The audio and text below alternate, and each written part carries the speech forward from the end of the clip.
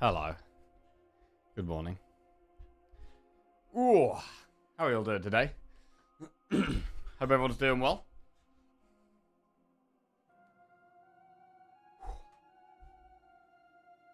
Just about making it in time today. Good morning, Thagrius, Madam Angela, Bad Lightyear, Bilus, Mats, Vapt, Felavis, Kapunkt, Torino, Good, Virtual Echo, Ender, Correct, Luke. Morning, guys. Right.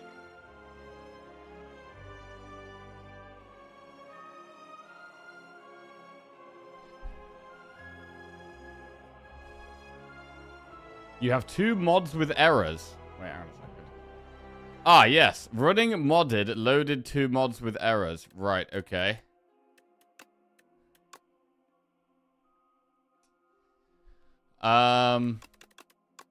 So there has been a patch. I guess we'd better look through the patch notes to start things off. They changed how mods work. So the mods that I use are just for the overlay. Is the overlay... Well, I guess you can't see if the overlay is working to run a game, actually. Maybe that's not working.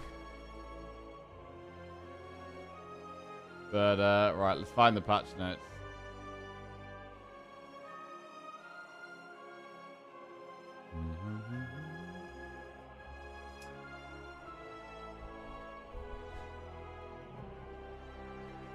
Okay.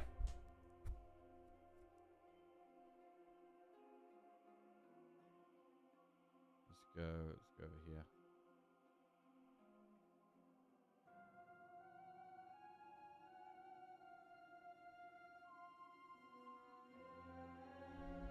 Right. Aeon animation, it looks like. Right. For all you beta testers... Oh, God. Okay. Still waking up. Still waking up. How's everyone doing this morning? I needed a lion this morning, really. Compact took a huge hit. The streamer client mod has not been updated. Shit. I'm screwed.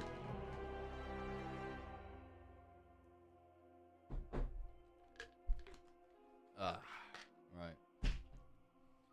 You sort the border on your cam. Sorted. Right.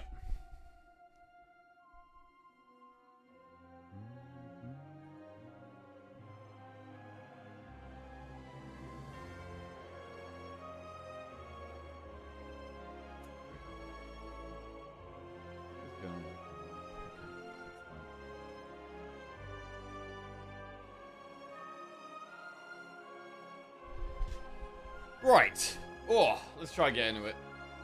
Oh, it's a sunny day outside. It was very windy yesterday. Not so windy today.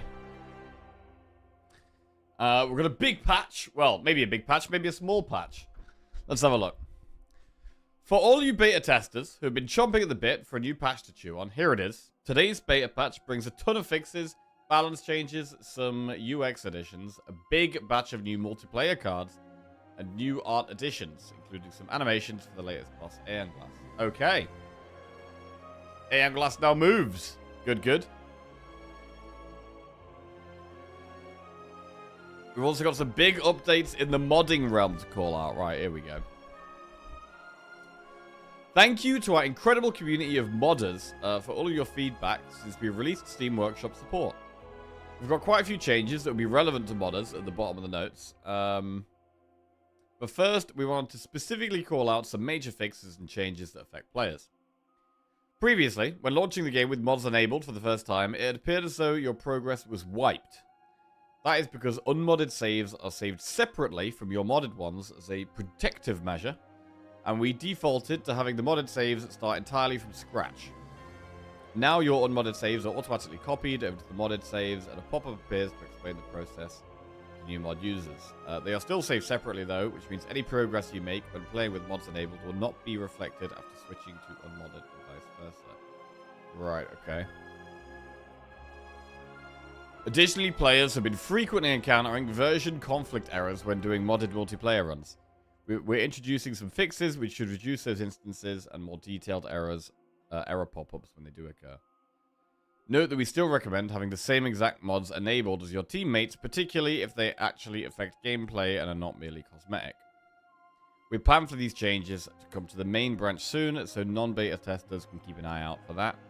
For more info on modding and playing with mods, check the patch notes for Major Update 2. Now it's time for the rest of today's patch notes. Right, okay.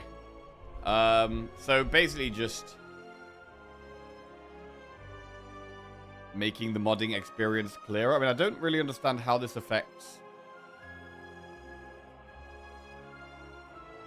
my current mods I've got enabled. Gonna have to work that one out, I think. Gonna have to work that one out. Okay, content and balance. General. End of turn orb passives that now trigger before doom. This means that if a player would die to self-doom from Neurosurge, but also has an orb with an end of turn passive that would kill the last remaining enemy, they will now win the combat instead of losing it after ending their turn. Okay, nice. Just one of those like small quality of life things that you don't really think about, but maybe very occasionally could make the difference between winning and losing. That's good. Buffed Torchhead Amalgam. Oh, here we go. So, Queen is stronger. Torchhead Amalgam, obviously, from the Queen fight. Increased damage at Ascension 9.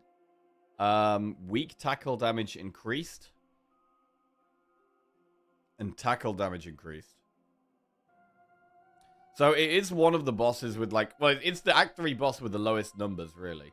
So, I think the numbers being increased on this is probably a good thing for the overall balance. Queen is arguably the easiest of the Act 3 bosses. And some of the numbers are a little small. So there's still weak tackle, which is doing 16, right? Instead of 15, it's just one more damage. But then this is quite a big difference. From 19 to 22 is quite a big difference. So that tackle is going to be it's quite a significant change in terms of damage output.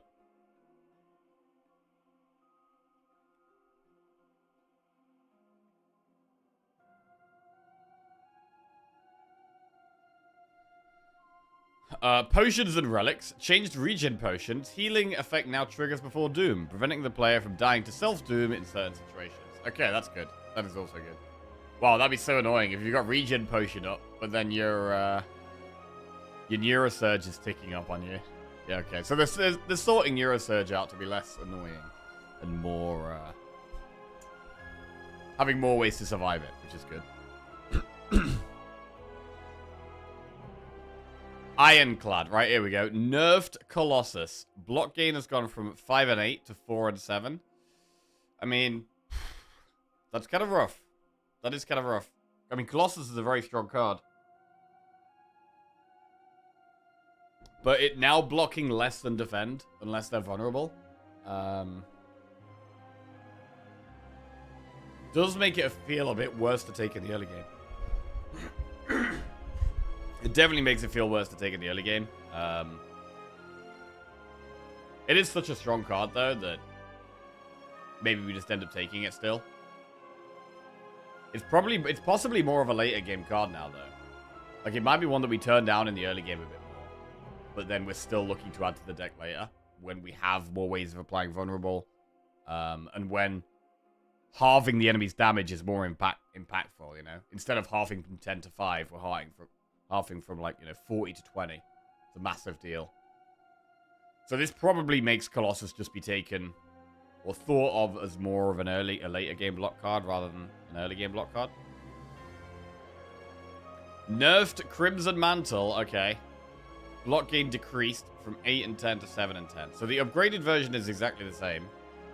But unupgraded, it does now block 1 less. And it was a very strong power. It was a very strong power. So, I mean, it's probably still strong. It's probably still strong. But this does make it potentially a bit more of a priority upgrade. The upgrade is more valuable now. I think this kind of makes sense. Because having, like, a rare power that, like, you're not really interested in upgrading is a bit weird. And it was a power that I would pretty much never upgrade. So, giving more of an incentive to upgrade it, I think is good. And buffed Hal from Beyond. Damage increased from 16, an upgraded 21, to 18, an upgraded 24. significant number increases there.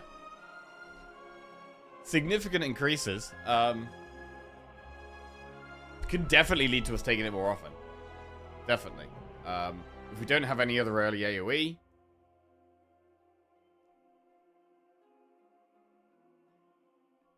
So yeah, I think we'll probably take this more often. Especially if we don't have AoE already.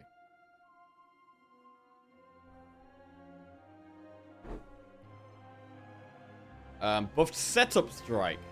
Strength gain increased from 2 to 3 to 3 to 4. I mean, setup strike's just such a weird one. Because it's like in the early game with Ironclad, it's like you want to bash, then play the damage card. But like bash, then setup strike just doesn't really work. It's just not really a card that is... Like, its effect is hard to get off in the early game.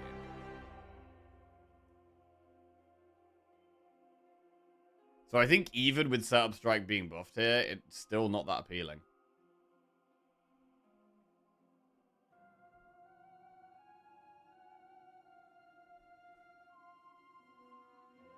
Setup strike plus early seems kind of busted. I mean, maybe if we've got like an early multi-attack card or like zero cost cards, it could become better as well. But it's... it still just seems bad because you're trying to do bash strike. And bash setup strike isn't great.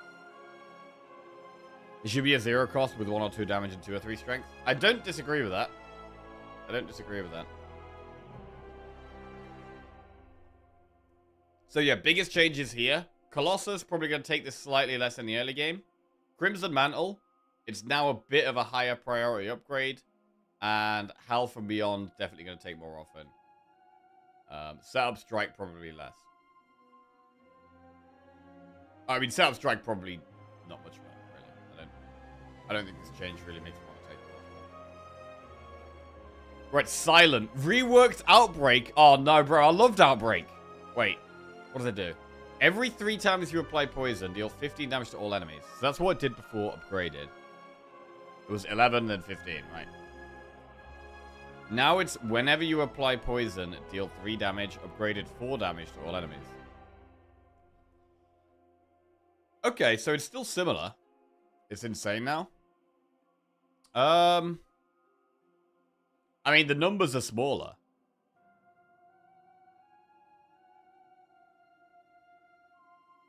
Right? The numbers are smaller. If you apply poison 3 times, you're doing 9 damage instead of 11 AoE, and upgraded you're doing 12 instead of 15.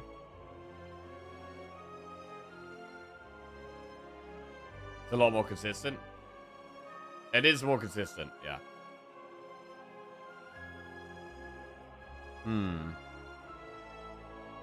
I don't think I like it, though. I would prefer just bigger numbers on it. And it being better with the things where you're proccing poison multiple times. I'm not sure if I like this change. If you fumes an AoE fight, it's crazy AoE. I mean, it's less than it did before, though. With fumes, it's just like a nerf, really.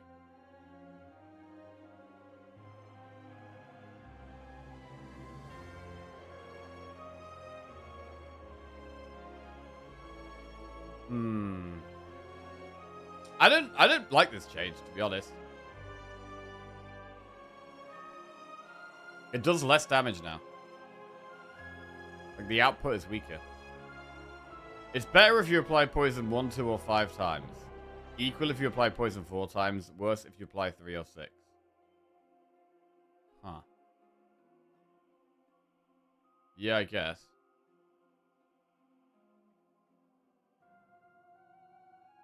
Interesting. Well, I mean, it might still be... It's definitely still worth giving a go. And if we're playing a deck where we're applying poison a lot, i.e. with Fumes, or with Envenom, or maybe we've got Balancing Flask,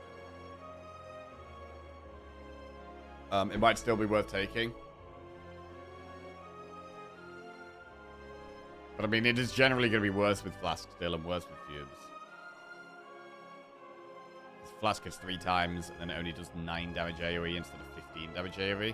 11 damage AoE, or 12 and 15. I don't know. It's probably still worth trying. It's worth trying. It's going to be a little bit more It changes the dynamic of the card a little bit. And it's still going to be good in AoE fights. So that's the purpose of it mostly, right? To be strong in AoE fights, and it's still going to be that. So yeah, it might still be alright. Right, buffed Anticipate. I actually think Anticipate is pretty decent. I've been taking it a bit more lately, and it's been upgraded. The upgrade has been upgraded. So it goes from 2 dexterity to 3 to 2 to 4. So it's massively a high priority upgrade. Doubles in strength upon upgrade is really, really strong. Hello, yet another idiot. How are we doing? What's going on? So yeah, Anticipate more significant now. Good with backflips, good with dodge and roll. Buffed Flick Flack. I think this kind of needed to happen as well. I've almost never taken Flick Flack since it's been at 6 damage. Goes back from 6 and 8 to 7 and 9. Definitely slightly more pickable now. Definitely slightly more pickable. Nerfed tracking. Here we go. Instead of weak enemies take double damage from attacks, it's now weak enemies take 50% more damage from attacks. This is a huge nerf. This is a massive nerf. I mean, it's a massive nerf, but tracking still might actually be good. It actually still might be good. I mean, weak enemies taking 50% more damage from attacks still sounds really strong. How much energy is tracking? It's 2 and then it upgrades to 1.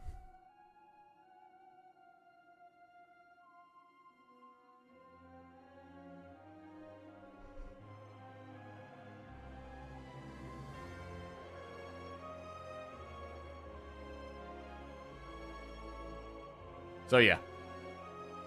Absolutely, it's a card that absolutely needs an upgrade. If you've got a lot of weak in the deck, and you're a physical deck, it's probably still worth taking. If you're doing like shivs, you want a bit more scaling, it probably is still worth taking.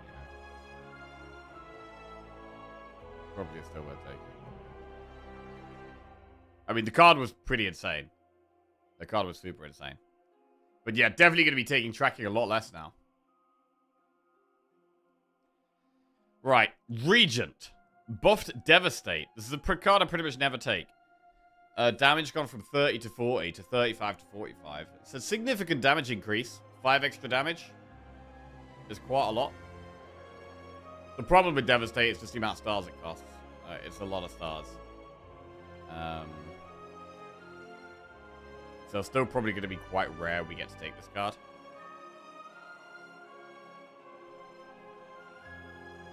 Divine Destiny. Star gain increased from 6 to 7. Wait, Divine Destiny. That's a relic, right? It's a relic where you have 6 stars at the start of combat. You now get 7 stars at the start of combat. So it allows you to play 7 stars. That's quite good. Devastate with Void form. It was fantastic. Oh, damn, yeah. Yeah, this is an ancient relic, I think, yeah. So it did go from 3 to 6 stars, so now it's 3 to 7 stars. It's significant. It is significant. It's a nice change. It's going to be just easier to play more star things. Allows you to play 7 stars straight away, which is really good in any AoE fight as well. Most people I play with love Shiv builds over anything. They all hate the tracking nerf. Yeah. Shiv decks are pretty strong. Could still be strong, though. I mean, we've still got accuracy. We've still got knife trap. Tracking can still give you more damage. Nerfed guards. Okay, so minion sacrifice. Now, instead of blocking 8 and 11, block 7 and 10. Wow, this has been nerfed a few times now.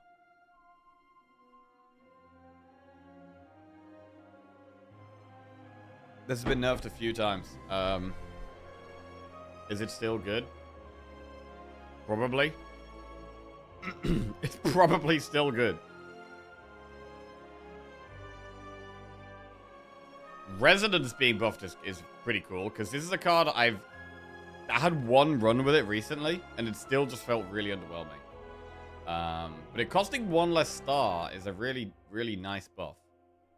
That is a really nice buff.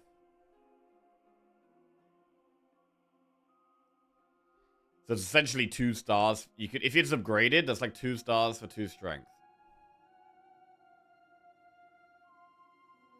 So Resonance might be worth thinking about a little bit. This is just helping star things a little bit. This is less stars. This is a star thing that does more damage.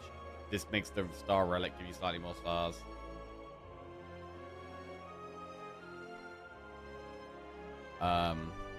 But yeah, I don't think these region changes are crazy. The biggest one is probably guards, because this is probably the one I take the most. So this being hit is going to hurt our block a little bit. Necro. Oh, Lord. Buffed Haunt. From 6 damage to 8 to 7 to 9. Alright, I really love Haunt. And I'm surprised it's getting a buff, actually. Surprised it's getting a buff. I think the card is already decent. So, definitely going to be taking Haunt even more often now. Buffed Reeve. This is a card that I rarely take, but did actually have in a recent deck, and it wasn't too bad. The damage has gone to 9 and 11 to 10 and 13. Specifically the upgrade there. 13 damage upgraded. I mean, even just 1 extra damage in the early game makes a difference. And buffed Soulstorm. So this is a massively underpowered card for Souls. Additional damage increased from 2 and 3 to 4 and 6. That's a huge buff to Soulstorm. I mean, I think Soulstorm was massively underpowered. Like, from using Soulstorm and, like, playing loads of Souls, and then it still barely doing any damage, it did really feel like a massively underpowered card. So this should bring it in line to be, you know, a lot more worth taking in a Soul deck. It looks like it's a lot more relevant now. OP now? I don't think it's going to be OP. No. Because I think you'd still much rather Haunt. Haunt is just going to be more, it's more damage per soul. The longer the fight goes, the more value Soulstorm gets, because you'll have more things exhausted. If you can play Soulstorm multiple times. So I think Haunt is generally still better than Soulstorm, but it's a very big buff for whole Soulstorm. It's a very big buff, and I do think it needed it. I like these changes. I like these changes. I'm not sure if Haunt needed a buff, but I think Reeve getting a small buff is good, and I think Soulstorm getting a big buff is good. I think these Necro changes are really solid. Right, Defect. Nerfed Compact's cards fuel token. It no longer draws cards. Wow. Okay, that's a huge nerf. The upgrade is changed from increasing card draw to gaining 1 extra energy. Okay, that's a massive nerf for Compact. Huh.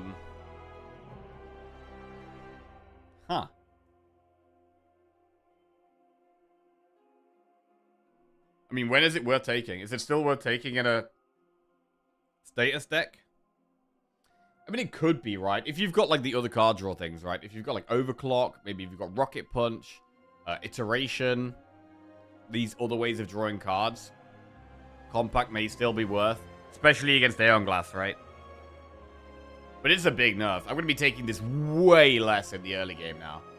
Probably very much more of a late game pickup at this point. When you know you've got loads of status things already, and maybe you know you've got Aeon Glass as a boss, then you can take Compact, but I'm going to be picking Compact a lot less now.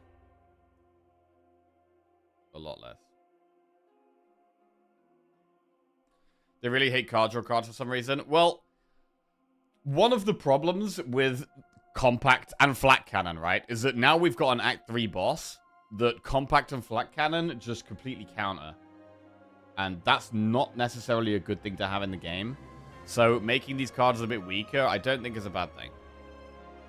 I think the main reason is probably due to Aeon Glass. And how effective these cards are at, you know, just negating its mechanic, basically. And if you have enough card draw, it might still be worth taking. But you need a lot more card draw now, I think. Like, you need status cards, and you need good card draw, and then you can take Compact.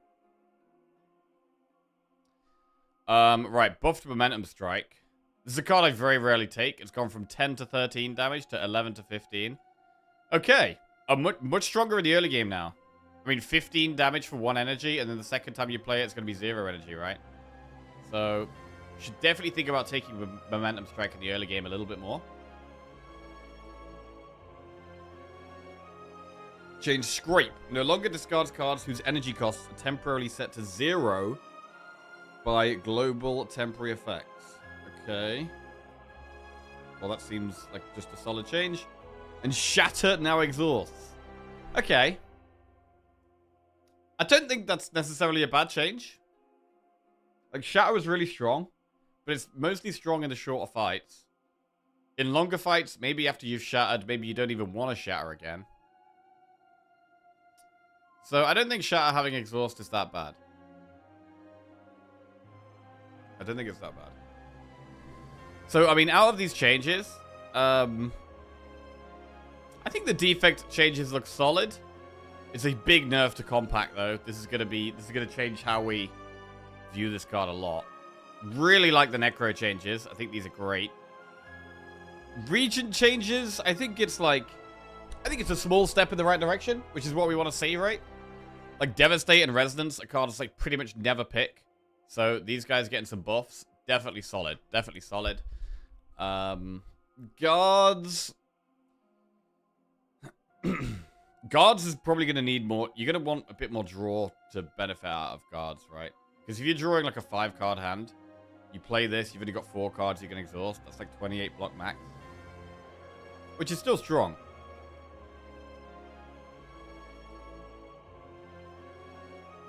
But yeah, guards didn't need another nerf. No, I didn't think guards needed a nerf really either. Because it exhausts. Because it exhausts now. It does seem that they're like nerfing cards that counter Aeon Glass, right? Like Guards is really good against Aeon Glass, and Compact is really good against Aeon Glass. So they're really affecting these cards that can deal with its effect. And I don't think that's necessarily a bad thing. Silent changes. I mean, I like these two. I think Anticipate and Flick Flack just tuned up slightly is good. I do think Tracking probably did need a nerf. I mean, it's a heavy nerf, right? It's a very big nerf. Like, you could have nerfed it to 75%. You could have nerfed it to 75%. Is 50% still amazing? Maybe 50% is still good. Good enough to take it a lot of the time. And the Outbreak change is a bit weird. I'm not sure. This one's harder to know what I think about it, because I think it's a card that... It's a card that I really like. And it feels like a nerf because the numbers are reduced. But you are able to get the effect off more often. So I think what it does do, is it does make it stronger in the shorter fights, but weaker in the longer fights. I think that's what it does.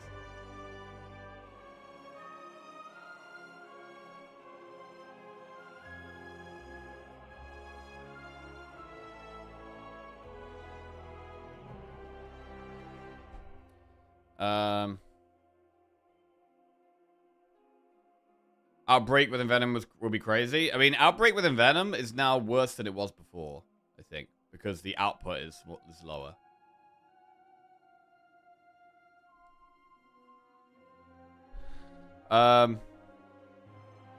Ironclad changes. I think these are decent. I mean, Crimson Mantle I would pretty much take every time I get offered it. Also, it seemed like a card that was pointless to upgrade. So the upgrade being more relevant, I think is good. Howl from Beyond is something I very rarely take. Very interesting to see the numbers on this one get bigger. Probably going to be taking Howl more often. And Colossus, going to be not taking it early game as much. Maybe taking it late game a bit more. Setup Strike, I'm still just think is pretty mediocre. And it's struggle to see myself taking it very often. But yeah, seems like overall pretty good changes. Some nice tweaks. And then Queen being more difficult, I think, was necessary. I think Queen was probably the easiest of the 3 bosses. So Queen doing a little bit more damage now, being a bit more scary is, I think, a good thing to overall balance. Right, and we got a bunch of multiplayer cards. Okay. Soulstorm is the MVP here. Soulstorm is the biggest buff. So the biggest nerf is probably... Well, the biggest nerfs are Compact as a huge nerf and Tracking as a huge nerf. I think they're the biggest nerfs. Compact and Tracking. The biggest buffs are Soulstorm,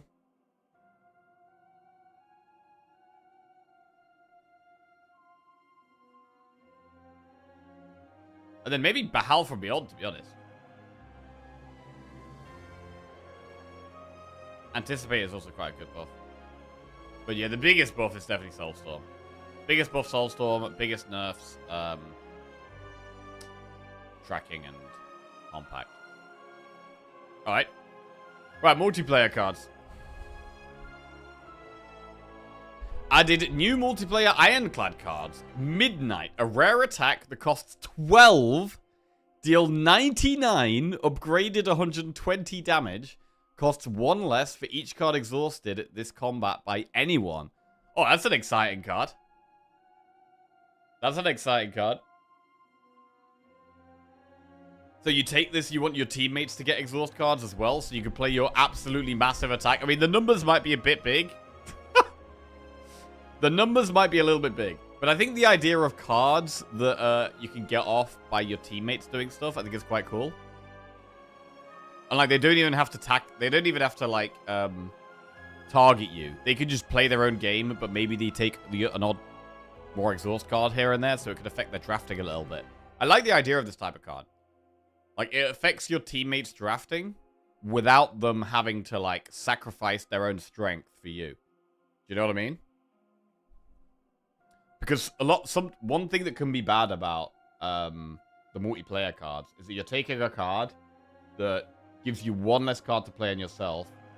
It's maybe only helps your teammate, and you also might draw it on the wrong turn. Like, if you draw something that gives your teammate more damage, but then they haven't drawn damage that turn, it's just feels a bit bad.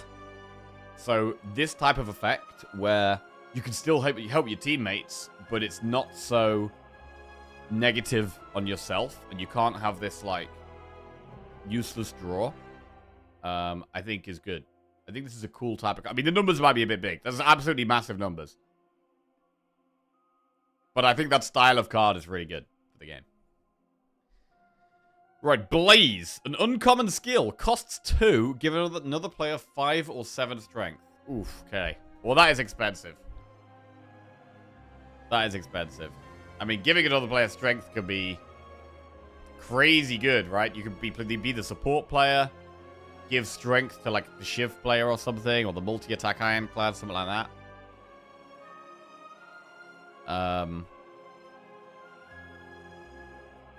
But you're sacrificing a lot to spend 2 energy to give someone else 7 strength. So you something to really commit to and play for.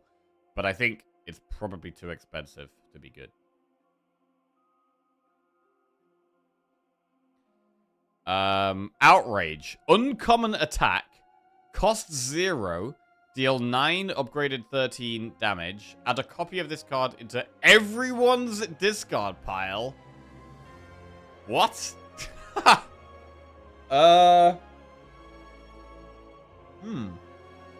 that good or bad? I mean, it's like a mega anger, right? It's like a mega anger, and you give everyone a mega anger. It's better if people have more draw. If you have more draw, you could draw these 0-cost damage cards and just do more damage. But it's a bit of a weird one. I mean, if you enchant it and you add a copy of the enchanted card to everyone's discard pile, that's kind of cool.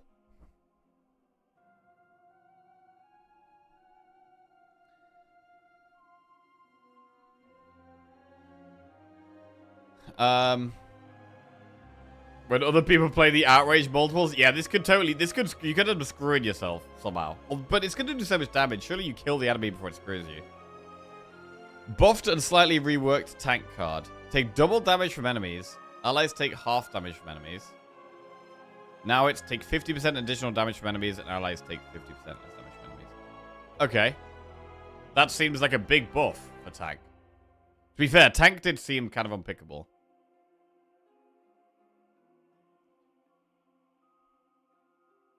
But, it seems a lot stronger now. You can play a support role without taking millions of damage. With Glam, it could be fun. Outrage? Bro, there's just gonna be like one person's deck that gets screwed by it, and they keep getting given more and more. They got no card draw, and they just draw all their outrages, and just lose. Added new multiplayer silent cards. Blade Symphony. Uncommon skill. Costs 1. Add 2 or 3 shivs to all players' hands. That sounds good. That sounds pretty good. The exhaust, so you're not clogging their deck up.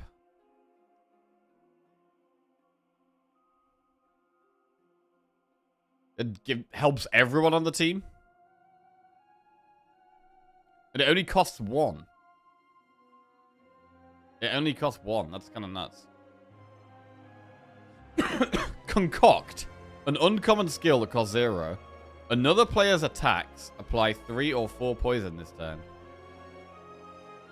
So that's another one you got to really work together. That can sometimes be useless. But if you've got someone who's playing attacks or multi-attacks every turn, it could be good. It says another player, so you can only target one of your teammates. But maybe a bit clunky. How often is it going to be useless? Uncommon skill costs 0. Retain. Another player gains 6 or 9 dexterity this turn. Okay. I mean, the fact it retains is pretty good. Retains and costs 0. Sounds decent. Sounds pretty good. Changed flanking. Here we go. Rarity increased from an uncommon to rare. Okay. Unless, I think this is a good nerf. It's an insanely powerful card. So making it harder to find is good, I think. Like when we were doing all the multiplayer runs for like the tournament. It's like, right, just get flanking. Find flanking. And it was, you know, not too hard to find sometimes because it was uncommon. What's flanking? It's a power that makes all your allies do double damage this turn.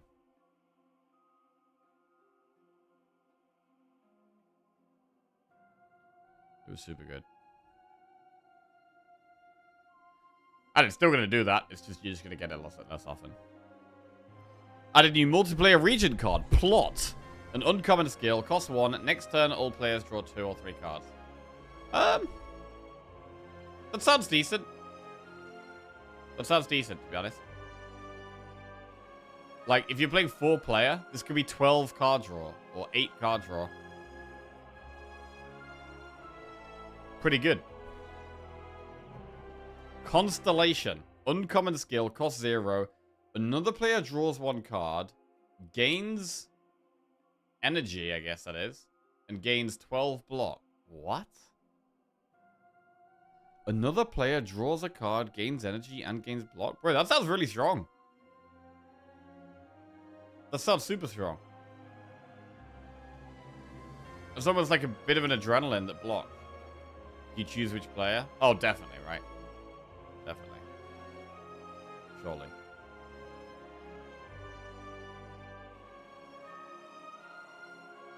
Necrobinder cards. Underworld. An uncommon skill that costs 2. Whenever other players deal attack damage this turn, apply that much doom. Fine. But it is cost 2, which makes it really hard to play. Is it strong enough for 2? Probably not. Soulbound. Uncommon power. Cost 1 innate. Choose an ally. Whenever you create a soul, add a soul to their draw pile. Okay, that's quite a cool one. That could be cool.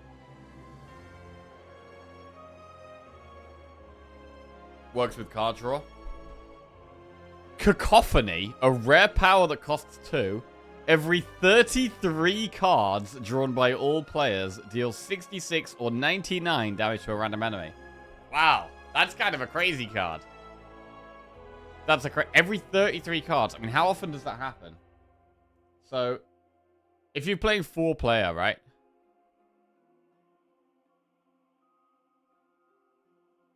If you're playing 4-player, you each draw 5 a turn, so that's 20. So it goes off every 2 turns.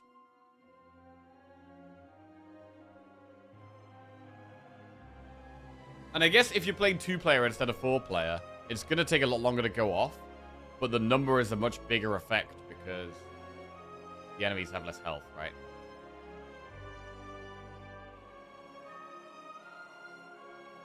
Alright, cool card. I like the idea of these big cards that are like hard to activate, but when you activate them, they can be very satisfying. I think that can be pretty, I think that's pretty cool. Change Legion of Bone card. It no longer exhausts. Okay, this is the one that gives Osti to for everyone. And added new multiplayer defect cards. Hibernate, an uncommon skill that costs 2. Channel 2 or 3 Frost. This turn, your Frost against all allies block. Yeah. It's okay. I mean, that's going to be like, what? 4 blocks for everyone, probably.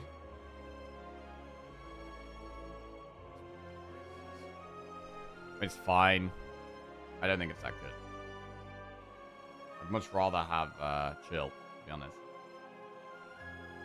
1 for all. A rare power costs 1. Everyone 0 energy attacks deal 3-4 additional damage. Ooh, that's a spicy one. That's a spicy one. So you get that, and then suddenly everyone wants 0 cost attacks more. Very good with Spite. Good with Shivs. So you can have 1 for all. Everyone 0 cost attacks do more damage. And then you can have the silent skill that gives Shivs to everyone. That's really strong. Good with Outrage? Yeah, it's good with Outrage. And it's good with Blade Symphony. It's good with some of these other multiplayer cards. Pretty cool. Does also encourage you to want to play more characters, right? If you're playing 4-player, you want to have a, you know, you want to have a defect. You want to have a silent. You want to have a necro. Like, I like each of these characters having cards that can synergize with cards from other characters, so it encourages you to have, like, a varied squad in multiplayer. Does anyone actually play multiplayer? I played it a bit. Bro, I think multiplayer is actually really good. I think it's really good. Imitation Learning. Rare skill, cost 1. Choose another player. The next 2 or 3 times they play a power, you play a copy of it. That's kind of cool. It's slow and strange, but greedy, and maybe could be insane sometimes. Changed Ignition card. Rarity decreased from rare to uncommon. Okay, that's the one that gives a plasma to an ally. I think that's good, actually. I think it's a good change. Add a new multiplayer colorless card. The Ball. Uncommon attack. Costs 1. Deal 10 damage. Increases card's damage by 15, brackets 25 this combat, and give it to a random ally. Bro, that's a fun card, bro. That's a fun card. It starts small, you play it, and it goes to an ally. So does it get given to their hand immediately when you play it? Or does it go into their deck? I don't know. Is it into their hand? Is it into their deck?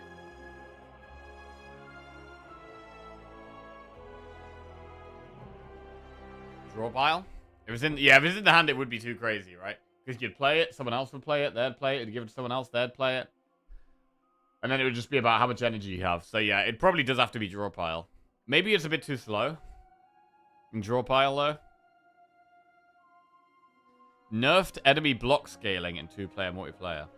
Interesting. Okay, so I do think the 2-player was the hardest multiplayer. Nerfed Beacon of Hope card. Cost increased from 1 to 2. Ooh, big nerf for Beacon of Hope. This was a really strong card, though. Yeah, it's the one where when you play block, all of your allies gain half the amount of block you get. It was crazy strong. So it's a lot weaker now. Playing it for 2 is a much bigger price to pay. The effect is still very strong, though. But yeah, definitely... it was kind of just an auto pick before. It's definitely not going to be an auto pick anymore. Right. I like these changes. Bro, the multiplayer changes look really fun. Like, a lot of these multiplayer changes look really cool. We might have to assemble a 4-player squad at some point. User interface and experience. Added a randomized button to the custom run screen, which randomly selects 2 good modifiers and 1 bad one. And randomizes the selected character.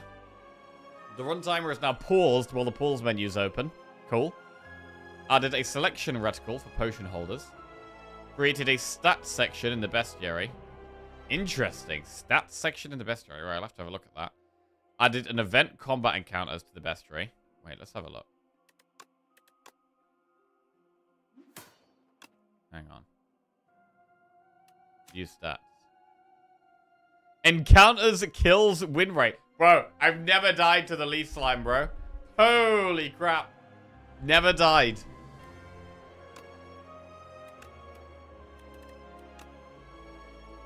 This thing has never killed us.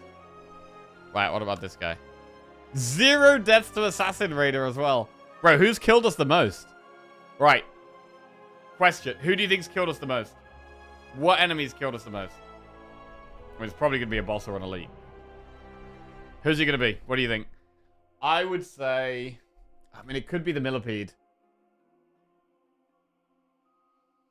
It could be the Millipede. I do feel like I've died to the deer quite a bit as well. Cockroaches, knights, Nimbit.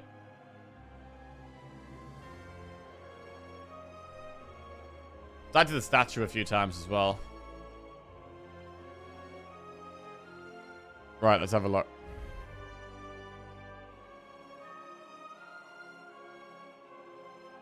Millie for sure. Yeah, I reckon it's probably Millipede.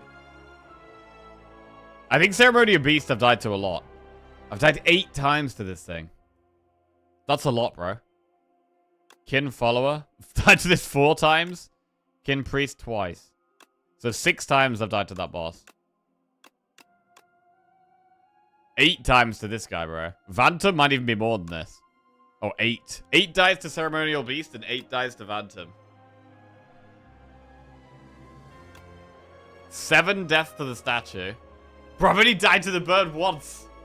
I mean, there has been runs where I've taken too much damage against the bird and then I've died shortly after, though. That's the thing about the elites as well. Like, sometimes the elites don't actually kill you, but they do so much damage to you sometimes that then you die shortly after. Frog Parasite 3 times. Wait, I've only died to the Regulars once. What? So statues killed us the most. I think that's not surprising from Overgrowth. And then Vantum and Ceremonial Beast are the same amount of times. With Kin Follower and Kin Priest a bit less. That's not surprising. Right, Underdogs. I think in Underdogs, I probably died to the fish the most. Probably the fish. Oh my god, I've died 16 times to the Gardeners? What am I doing? 16 times? Jesus, bro. I mean, I don't think I've died to this in a very long time. This must have been, like, near the start of our playthrough. I definitely died to this way less now. Is it multiplied by 4? Oh, that's an interesting point. Is it multiplied by 4? Maybe it's only 4 times.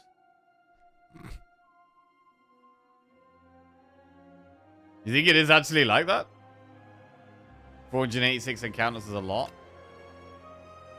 Oh, it is multiplied by 4.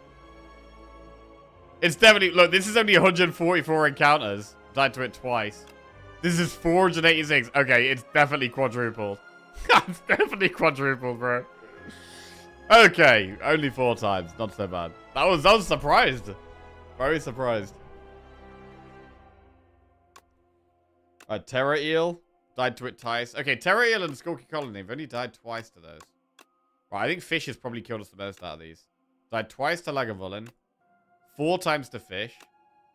Twice to Giant. So yeah, Fish has been the deadliest of these bosses. So the hardest... We've also died to the Overgrowth bosses a lot more than the Underdog bosses. Like, the Overgrowth bosses have killed us a lot more. But maybe Overgrowth is actually harder. I think that makes sense. I think Overgrowth is harder than Underdog.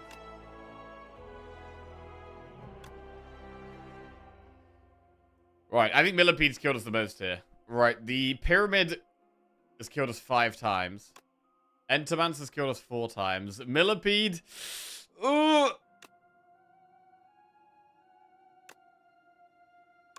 Only 5 times. Wow, that's surprising. Okay. I mean, there's probably been lots of runs, again, where it's done loads of damage to us, and then we've died shortly after.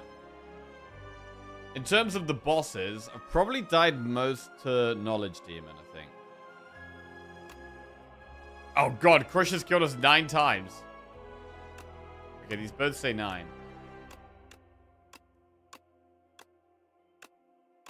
We've died 9 times to the crab, bro. 6 times to Insatiable. 12 times to Knowledge Demon. Damn, bro.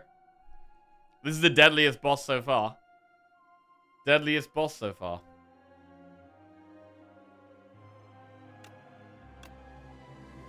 Right, and then we've got Glory. Bro, I've never died to the Knights. What? Holy crap. Bro, I've literally never died to the Knights. What? That's crazy, bro. That's crazy. Bro, I need to take Act 3 elites more often. I mean, I do dodge Act 3 elites a fair amount. But at the same time, I faced this 185 times.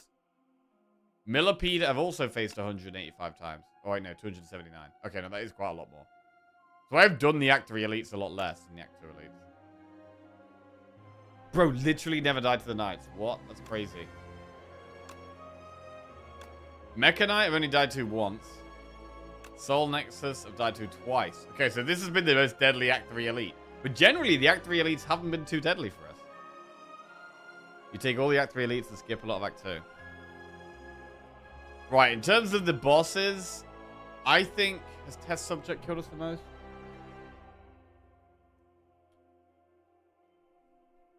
I mean, Aeon Glass has killed us a bit. Oh god, Aeon Glass has killed us 17 times. Damn. Test Subject has killed us only 4 times. Wow. Queen has killed us 15 times? What? Okay, so Aeon Glass has been the hardest. Test Subject has been by far the easiest. Interesting.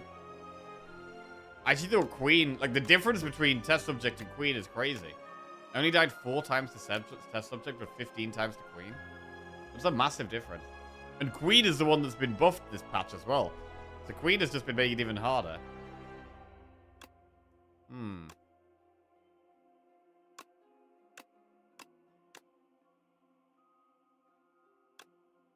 Is it counting phases 2 and 3?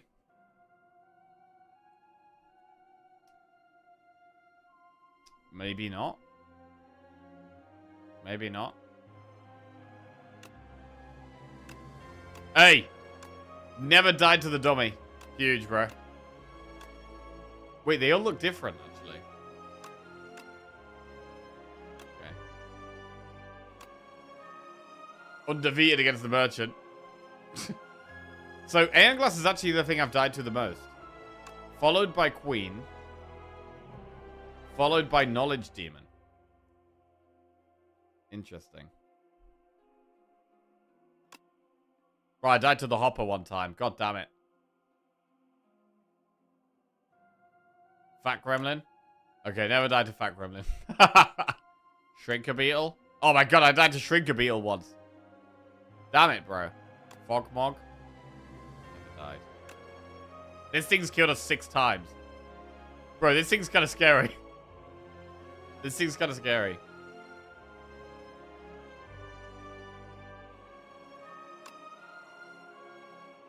I mean, it's mainly the Act 3 fight where there's 3 of them, right? There's 2 of them and the punch dude.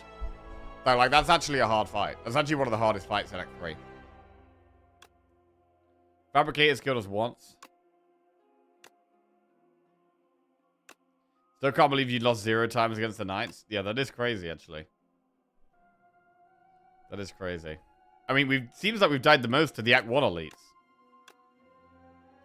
Which I guess makes sense because we do them the most often. Like, you don't make it to the Act 3 elites sometimes. Although, to be fair, we haven't died that many times to Bergodonis or the Frog either. It's mainly Bygone Effigy.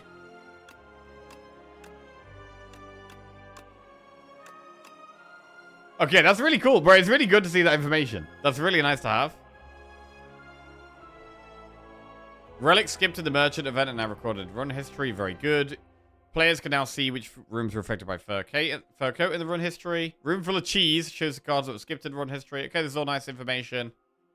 A controller input dead zones. All controller input dead zones have been set to 0.5, meaning joysticks should feel less sensitive and trigger buttons must be pressed in slightly more before the input is received. That's interesting. I wonder why that would change that. Hey! Oh, finally, bro. Pale blue dot power now counts down the number of cards that need to be played before it procs. Huge. Been wanting this for ages. Really nice change. Very good. Art. Added portrait art for Wither. Added Aeon Glass animations. Updated Gremlin Merc animations. If you kill Gremlin Merc before it steals any of your gold, Fat Gremlin now spawns without holding a bag of gold. Huh. Added epoch art for a bunch of the epochs. And then we've got Ord passive animation effects. Card removal effects. And exhaust effects. Okay. Sounds pretty cool.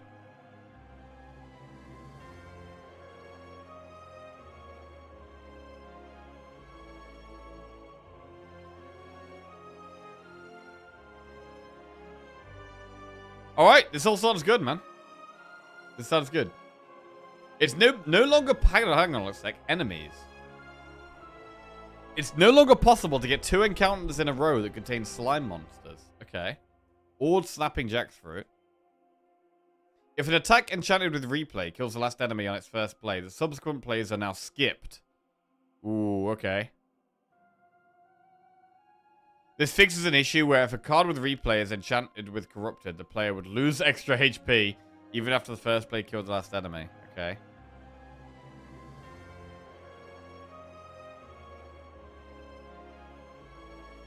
If the player uses thorns to kill a monster that spawns more monsters on death, the dead monster's attack wouldn't visually occur until after the new monsters have spawned. Alright.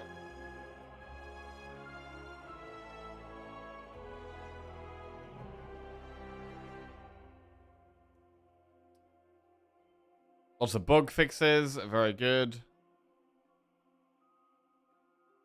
Fixed entropy, being able to transform curses into Ascender's Bane. Okay.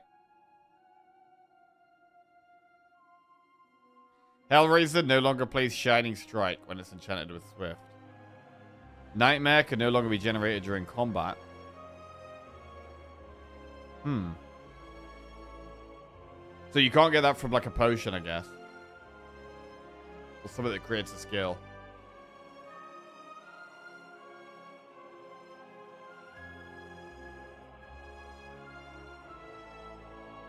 Fixed a crash that could happen when enemies die to doom.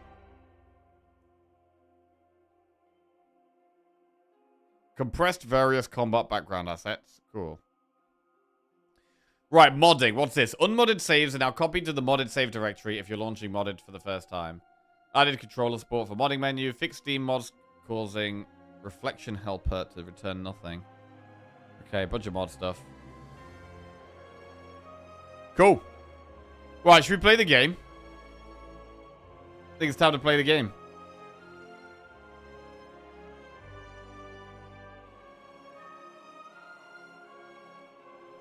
So these changes seem pretty good. Quite like these changes. The nerfs and buffs we've got to pay attention to. Slay the Spire devs are awesome. They have a solid team who genuinely care about the balance. Yeah, for sure, man. I've been really liking the changes so far.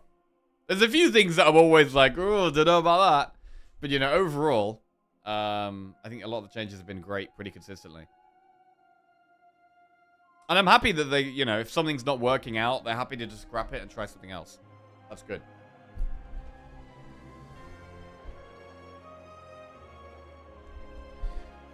Multiplayer with chat to test new cards weren't. Not today. It's so nice how detail-oriented they are. Yes. Here are the new Epoch artworks.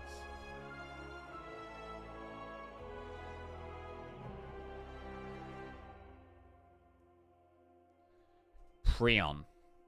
Nice. A void of nothingness. Oh. The Architect. That one's cool. Bro, there's a moon there. That's quite watchery, right? Why is that watchery? Tea? Oh, nice. Oh, I've run out of my tea. Damn it. Bro, there's nothing worse than picking your mug up to take a sip of tea, and there's no tea left. Terrible.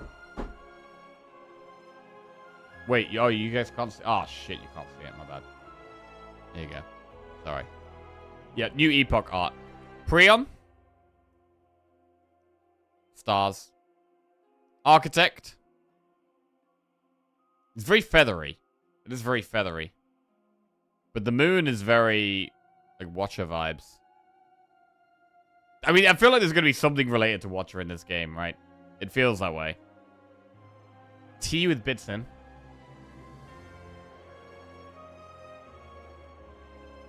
Whoa. Vaku the guy.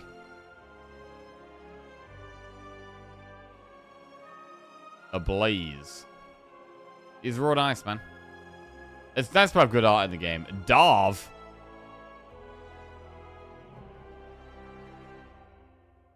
Arise. Okay, that looks like the architect's eye. The architect wakes up from the longest of slumbers. The sleep was poor. Know the feeling, bro. Okay.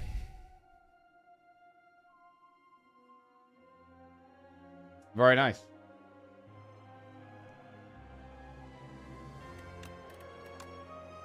So, we're starting with region today. We're actually on a massive win streak. We're on an 8 win streak.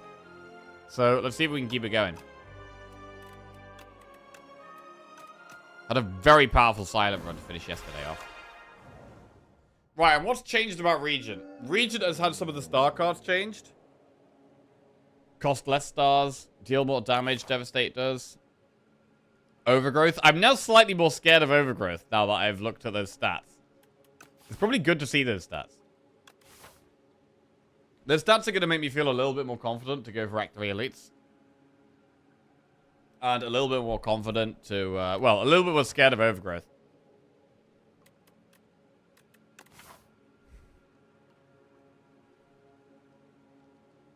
We could try that.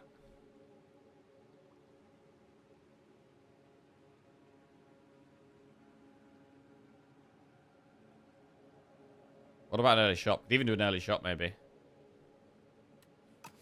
Right, let's do Leafy Poultice, see what we can get. Let's get a prediction going as well. I am invincible and convergence. Okay, that's pretty good, I'd say. Pretty good. I am convergent. Convergence gives us slightly more stars. I'm invincible gives us more block.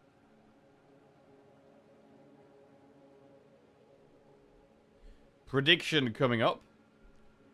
Will we win at the region run?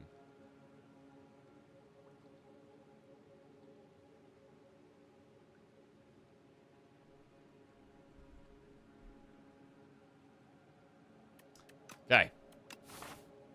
Let's rock and roll. We might go through this early shot.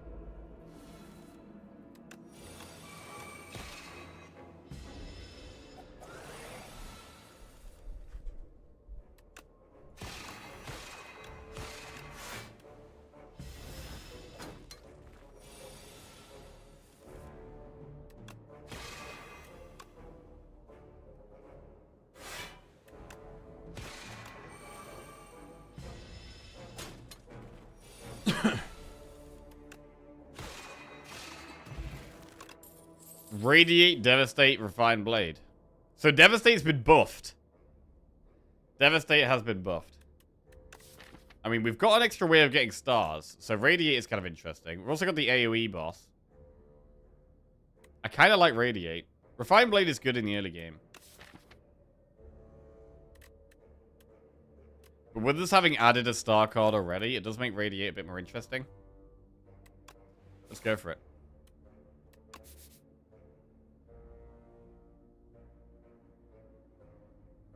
This is quite a lot of enemies to do. Is it worth, though? I think we're probably not doing a shop. I think seeing an early shop here is fine. Just want a little bit of early help. Overgrowth is hard, after all. Black Hole. Manifest Authority. We can't quite afford both of those. They're both very good. Discovery is strong.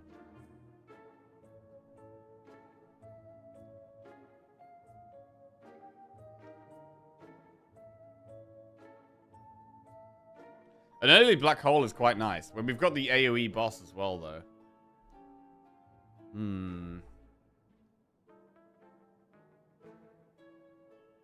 Manifest is on sale.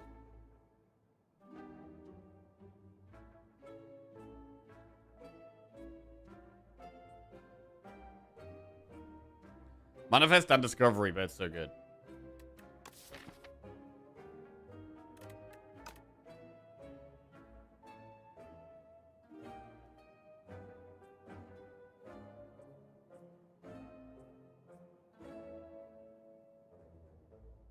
We could do Manifest and Glitter Stream, or Manifest and a Potion. But if we take Discovery, that's all we're getting.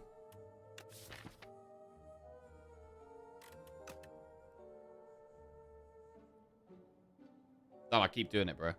Bro, I gotta put the kettle on. I keep picking up my tea. 1 sec.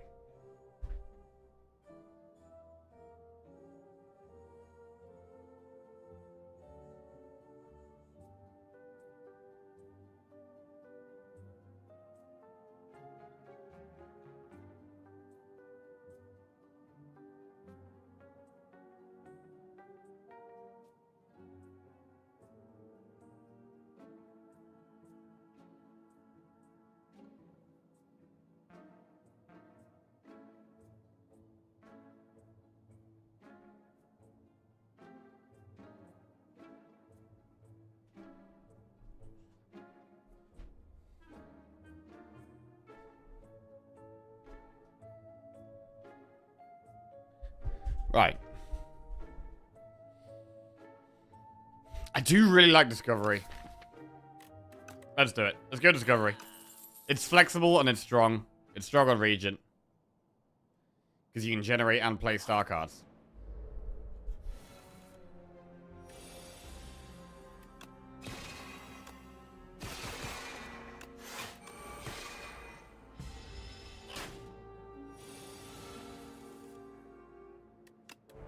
Sword Sage. Wait, hang on a second. Oh wow, the new exhaust animation is really cool. You see that?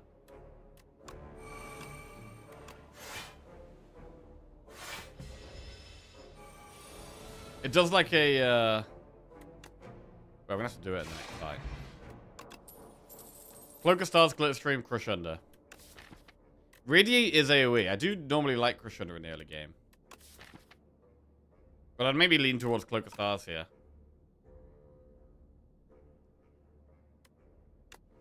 Let's do Cloak of Stars.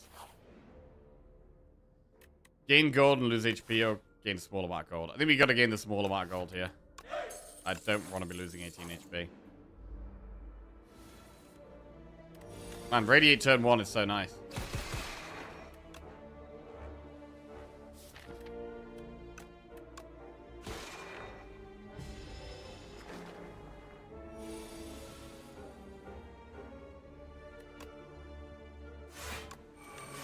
Right, so what's the Ascender's Bane? Yeah, bro, the animation's really good. It's got like extra flashy bits. Like it.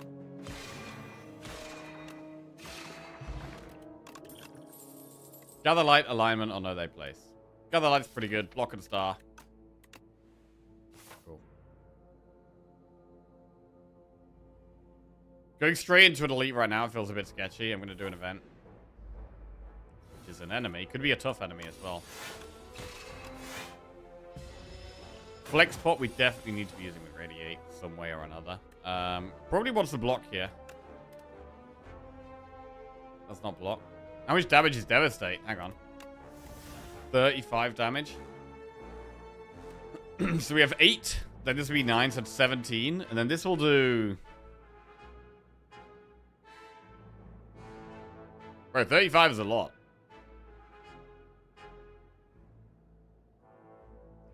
Do 52? Is that right? It's gonna do 52 damage? Half of 34 is 17. 35 plus 17 is 52. That's massive damage.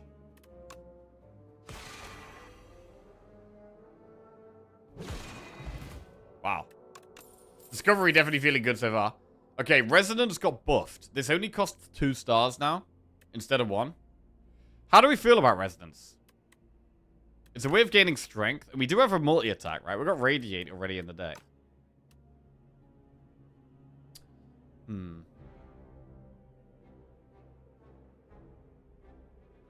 It still only gets us 2 strength.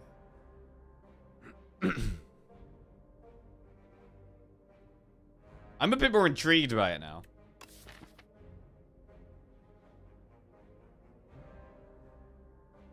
We don't really have a way of spending our stars at the moment, except these two.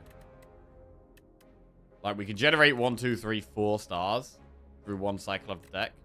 But we only spend 3. We also start with 3.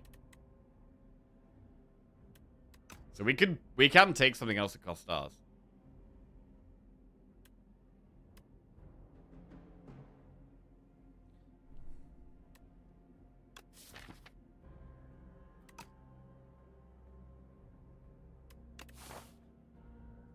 It's a bit weird, though. It's not very good against the statue.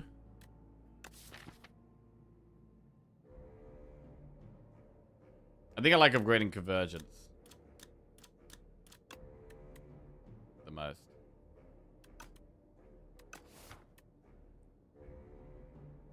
Bro, let's try it. Let's just give it a go. Let's give it a go.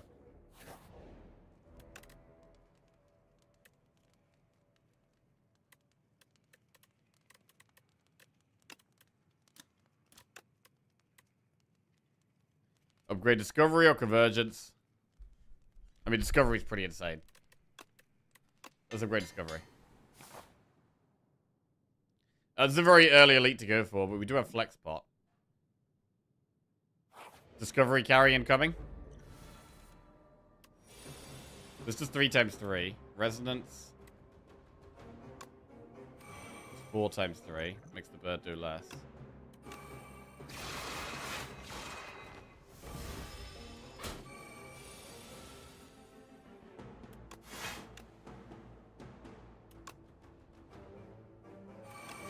Falling Star next turn looks good.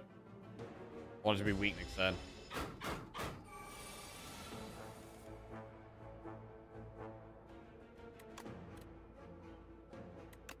Big damage.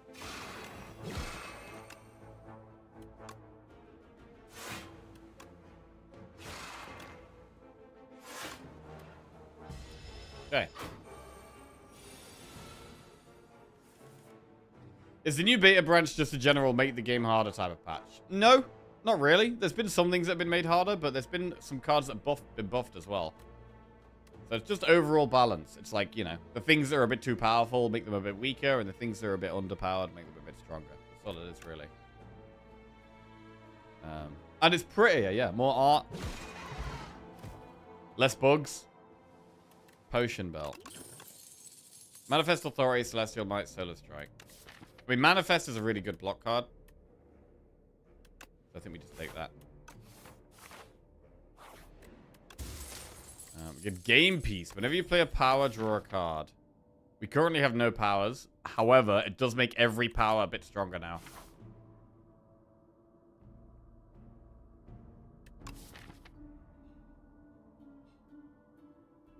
I want to upgrade Convergence. I want to upgrade Manifest.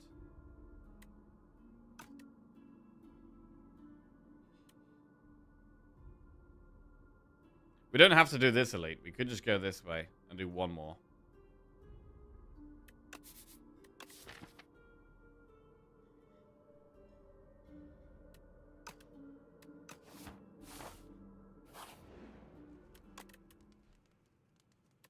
Can upgrade Manifest. Is Resonance takeable now? I'm not sure. We're going to find out. Sown is pretty strong, but to be honest, I do actually really like an upgrade here and a heal. This is a really nice event. I'm going to do upgrade and heal. Just upgrade Convergence. Like, we're not on mega loads of health, so I quite like that. And I mean, maybe we upgrade Resonance now. We're doing it, bro. We're actually playing for Resonance. Gain 2 strength, all enemies lose 1 strength. Okay. The statue would probably have been the hardest elite for us. So this is probably good to see this guy.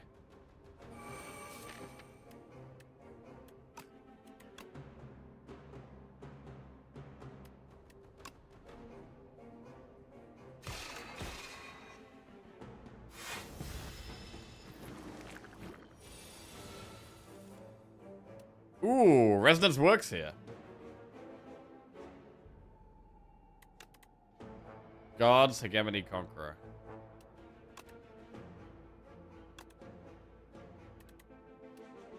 Guards can be really good later, but I'd rather just do damage now. Oh, wait, I should have played this first. Oh, that was a mistake. Yeah, I should have played that first. Never mind. Okay. Bolas. That's actually really good in this fight. We could use Star Pot now to activate Radiate.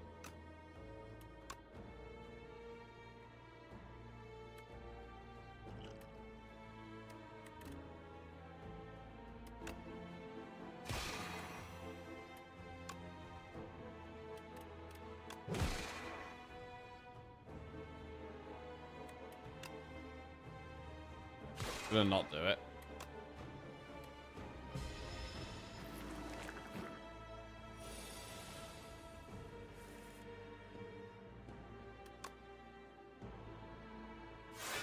Really good draw, actually.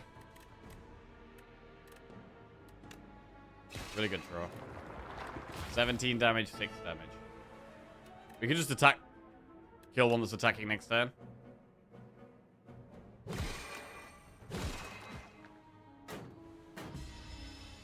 Morning, Tori. How are we doing? Oh, that's a bad draw. That's a really bad draw. I mean, maybe we do Star Pot just to play Cloak of Stars here. I would have liked to have done it with Radiate there. But it does give us 7 block.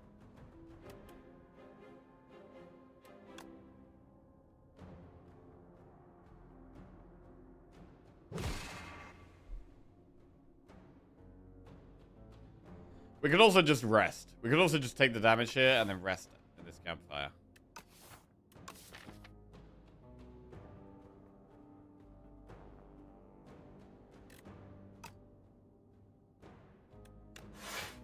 I'm going to take a damage this turn.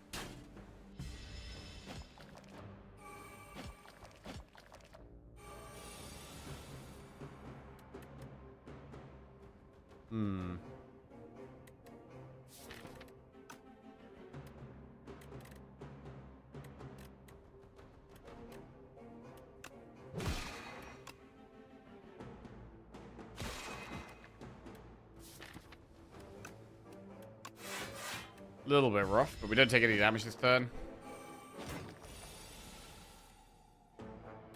Discovery. Guess gather light.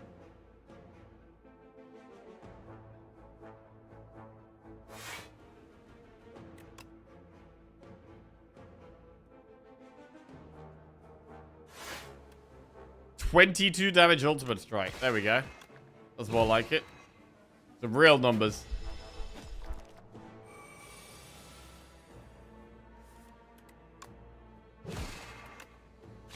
Okay. Not the cleanest fight. I'm definitely glad we dodged the immediate elite in the middle. I think that would have been a bit sketchy. Blood Vial and a weak potion. Pillar of Creation, Patter, or Glimmer. I mean, Pillar is better than normal because of game piece. And we've got Discovery and Manifest. We've got 2 cards that upgrade cards. Or create cards. So Pillar looks really good here.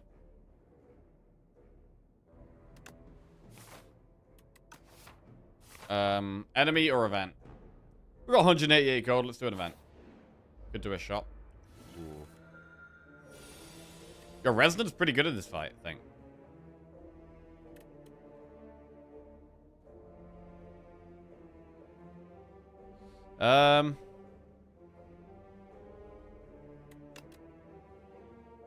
Glitter Stream. We'll make it so. Do Glitter Stream. Play it safe.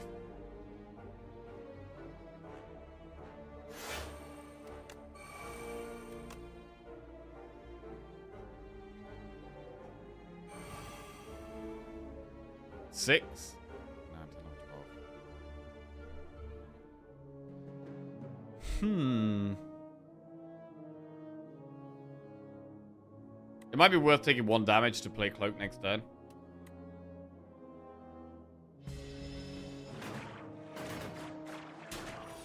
We get a bad draw. pillar. Pretty bad draw, to be honest. Radiate's going to be hard to make work. I mean, I am liking the Radiate. Radiate does feel really good here.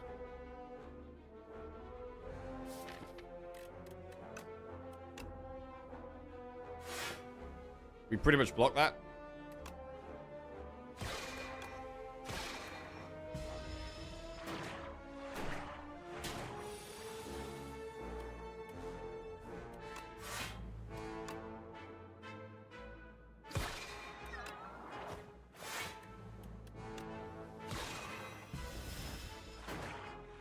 So creation plus stars seems to be the way we're going. So it could be an Arsenal deck. It could definitely be an Arsenal deck.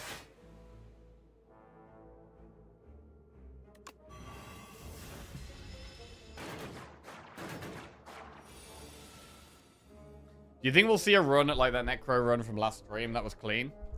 The last Necro run. Wait.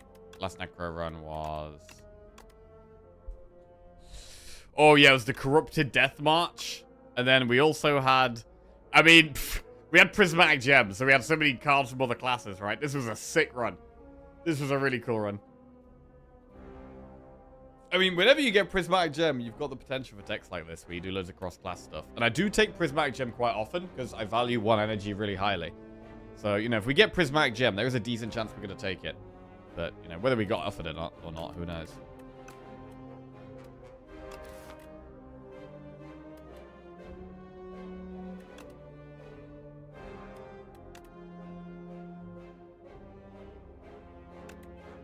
We don't currently block any of this. Oh, yeah, we do, because we create a card. Nice.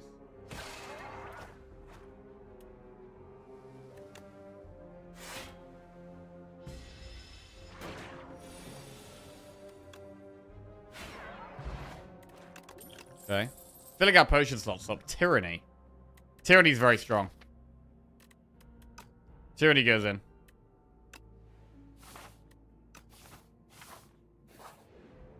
Right. Rest or upgrade. I would love to be able to upgrade here.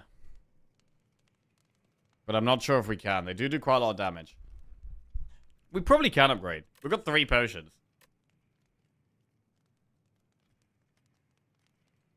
We could definitely use Blessing of the Forge to just buff up some block.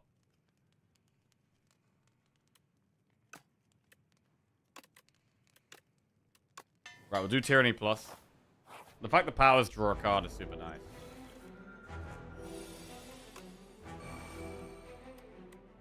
So Residence of Turn 1's probably fine here.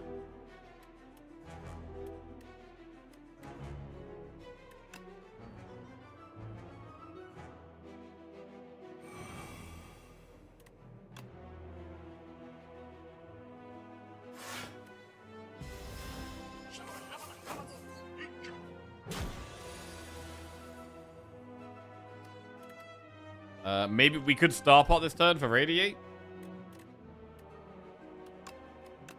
We could also Blessing of Forge this turn for just more block. I don't hate that. Let's do that. Splash!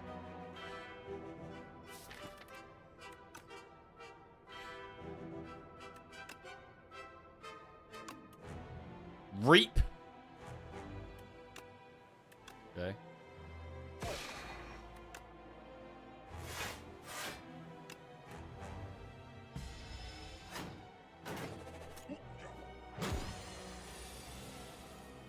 It's going to be expensive and hard to play, the Reap.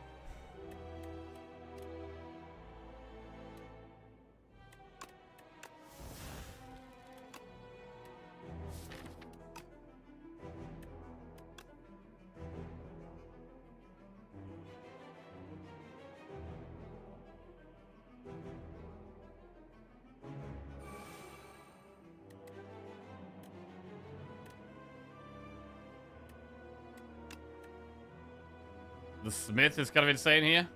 Or Crush Under. I mean, it's going to cost start. We can only Smith once. We're never going to be able to Smith again. I think I prefer the Crush Under.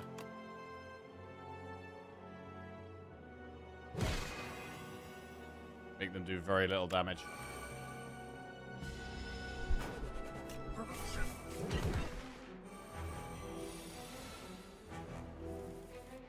Right, we'll exhaust an unupgraded defend now. No, we won't. We'll exhaust strike. Bro, we can just keep getting radiate off. 6 times 4.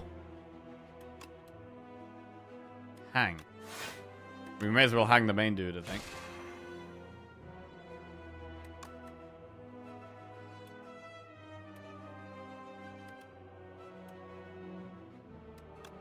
Manifest.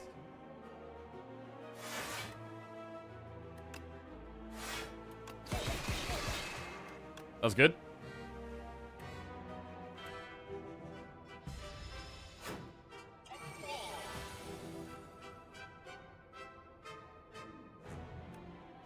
Don't need Crush Under as much anymore.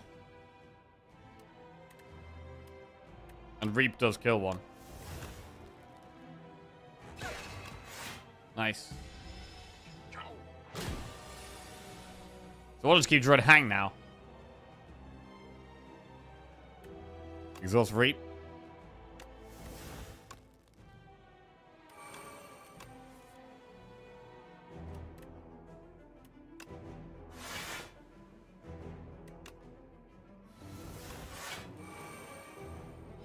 Sweet.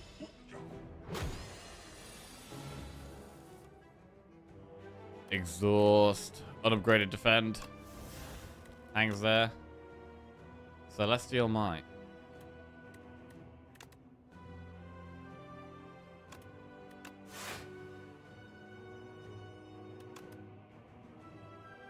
Leading Strike. Oh, that creates cards as well. That's cool.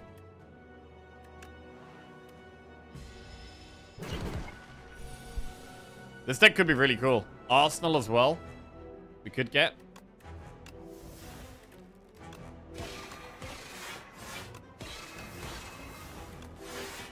Any cards that create other cards are really insane. Man, we're not able to get the radiate off as much as we'd like. It's been good when we can get it off.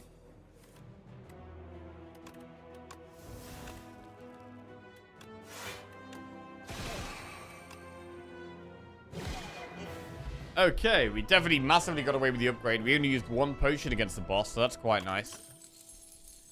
Decisions, Dying Star or Sword Sage? Do you miss Doormaker? No, I do not miss Doormaker.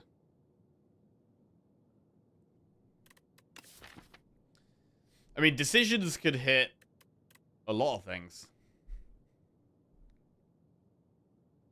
Decisions has massive potential, so I do like taking it. But we're going to need some more star generation, which we do already want. We do already want more star generation. Sword Sage doesn't make any sense. Dying Star's okay.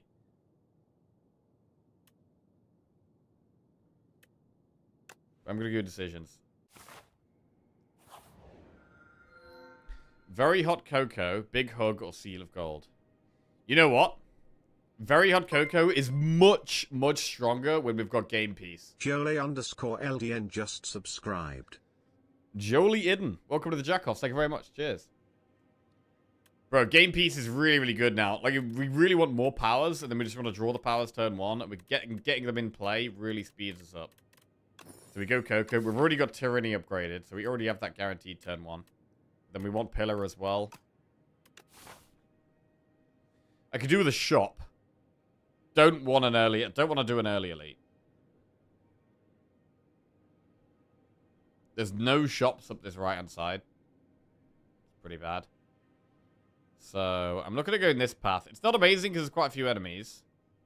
We could also do this way, but then we're forced into an elite.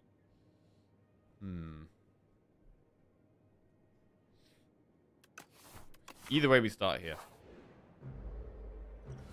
We're going to get Radiate off more often with all this card draw as well.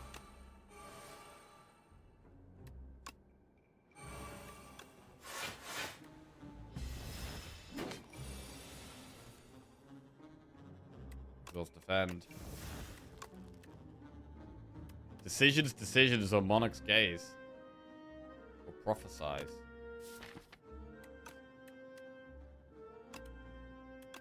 Decisions? On Manifest? Eternal armor, purity, jack of all trades. It's kind of crazy. Panache. Prowess. Convergence.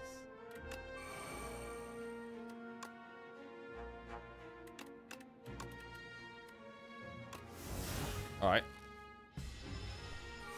This is kind of cool.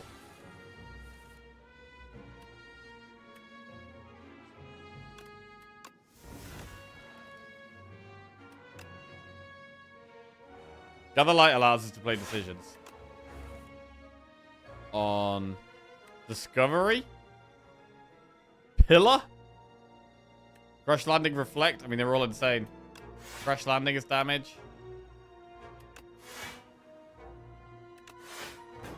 Oh, I didn't even get to play the Arsenal. Damn it.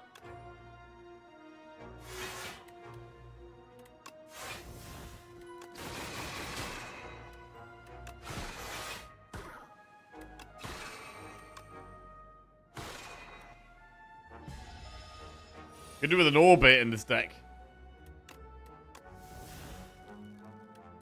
Definitely.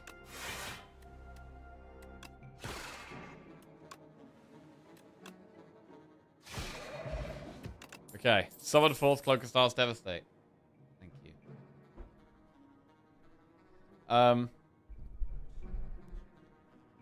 Another Cloak of Stars. I mean, it's quite good, but do we want it? I want it upgraded. Right, how do we feel about the early elite? We could go for the early elite with all our potions. Let's go for it. I'm feeling quite strong. Enchant an attack with Corrupted or choose a card to transform. Well, the Corrupted attack would probably be Radiate. Doesn't do that much damage. Maybe we just transform a strike.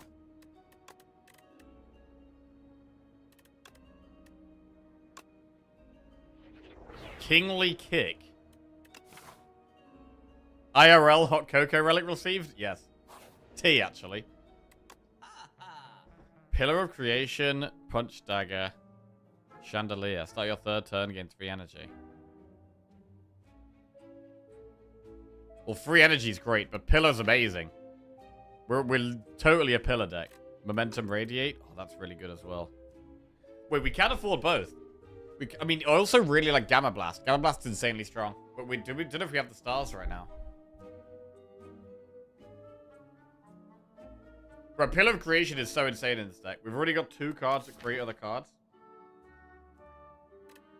We're totally we're turning it into more of a creation deck than a star deck.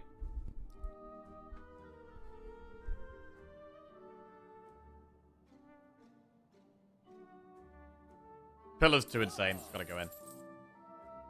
Right, what do we do now, though?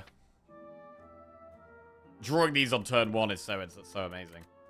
I actually just want more creation. Now, a double Pillar of Creation, I want more creation. None of this is creation. So we could Punch Dagger Radiate, but we are less of a star build now. We do have some star things.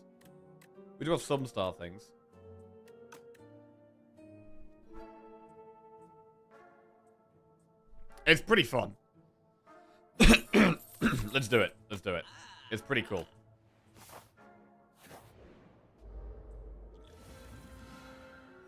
Right, Tyranny.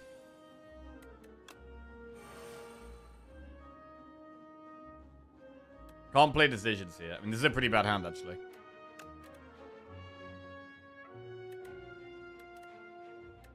There's no Pillar of Creation, so we could orbit.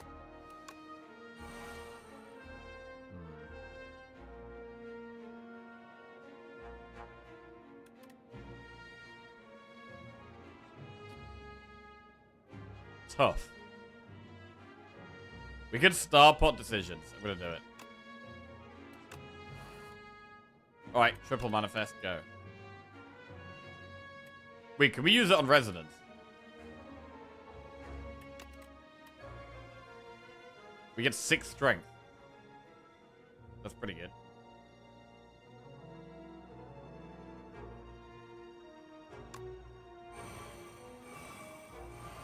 Wow, the enemy loses 3 strength. Seeker Strike.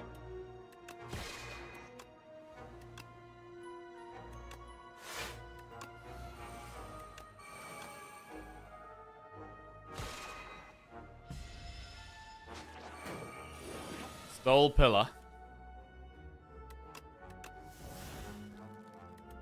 Radiate is pretty active right here. 9 times 5. Really big damage. Shout of the Stars, Glitter Stream, Spoils Battle. Do we take Child as well? I guess we do. Child and Pillar. Bro, we're getting all the powers. We just want to draw as many of these as turn 1. Like, because of the game piece and the Hot Cocoa, we just want to get as many powers in play turn 1 as possible. That's 1 power? Just 1 power.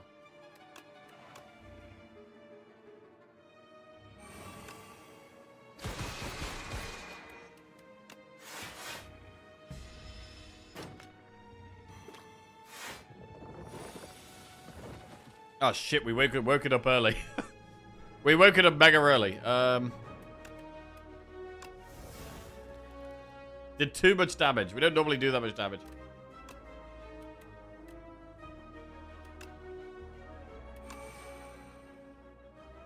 Dying Star's pretty good here.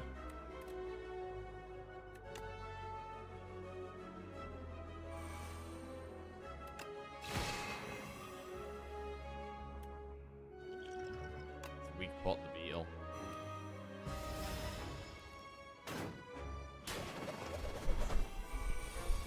Six block per card created.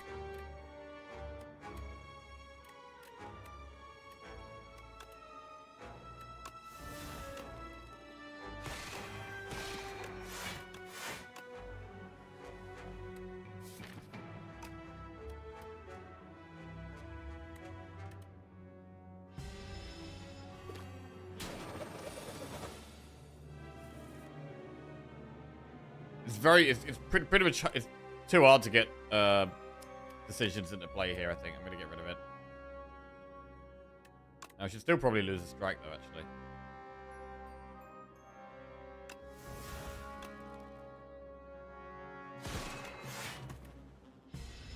Okay.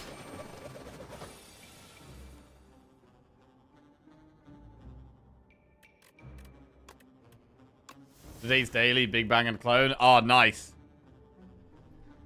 Oh, I forgot to put that in the title, actually. That was our most recent YouTube video. It was a Big Bang Clone. Bro, Big Bang Clone is super fun.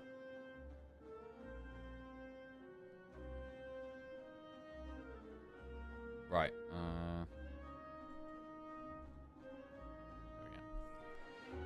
Okay, Radiate 10 times... Well, we're not gaining any stars this turn.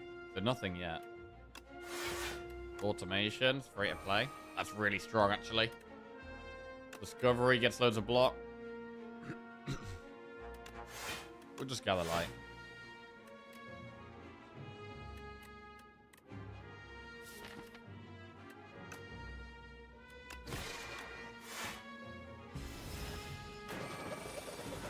Spectrum Shift would be amazing in this deck.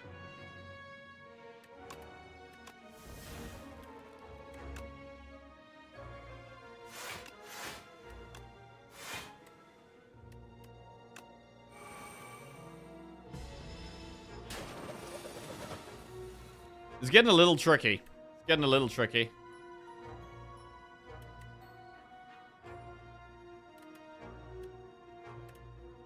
Exhaust Falling Star because Kingly nearly gets us there. And then we can do Gather Light.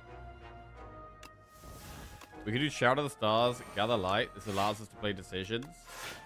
We then discuss decisions on Discovery and create loads of stuff. Create this to play for free. That to play for free. That to play for free. Boom, boom, boom, boom. Very nice. So if we can get decisions off, it does get insane. But we need more stars to be able to get it off. Possibly do want to upgrade Venerate. I don't know if these are worth taking, really. We're gonna skip. Right, who we got? We got the B-Man.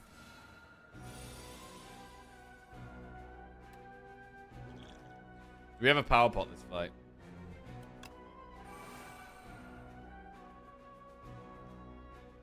I mean, with Convergence and Venerate, we do get to play decisions next turn, which is really strong. Reflect works well here.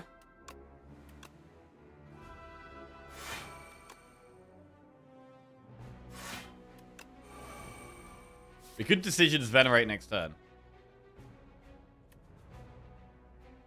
We don't have to play... Oh, no, we don't. We can't do that. No, we can't. Play it now. Save energy.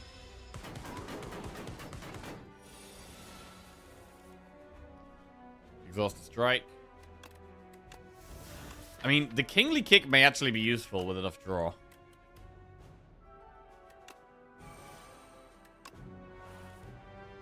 Decisions Resonance. Wow, that's pretty crazy. Makes this guy's multi-attack way less scary.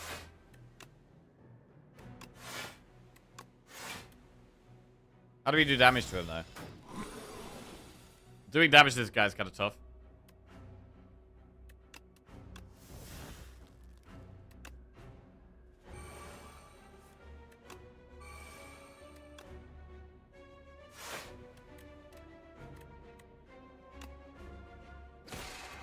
Play one Radiate.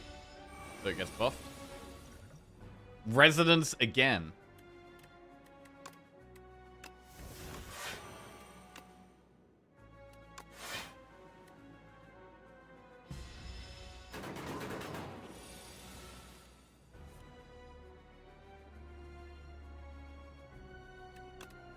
Don't really want to exhaust anything there.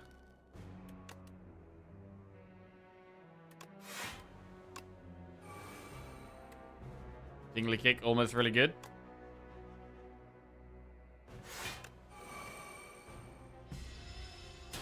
We've got 8 strength.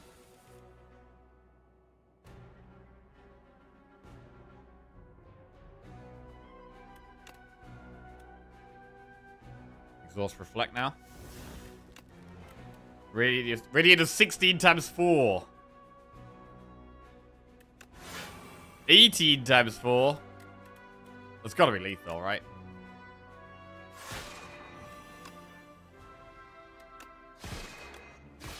Comfortably lethal. Alright, pretty good fight. We got a strength spot and beating remnant. Parry, photon cut, collision course. That's a skip. We do want powers, but not parry. Not parry, I don't think. And the best upgrade is... I don't know, I really do like these Pillar of Creations. Seem to be the core of the deck right now. Toad works well with all the orb slots. Do we want to do 2 elites or 1? I mean, I really like just getting the powers up.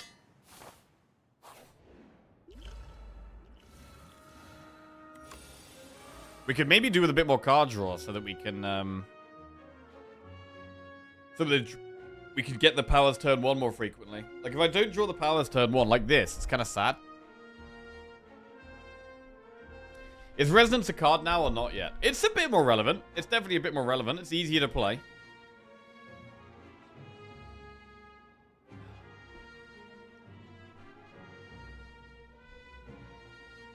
This fight could be quite tough. I'm a bit scared here.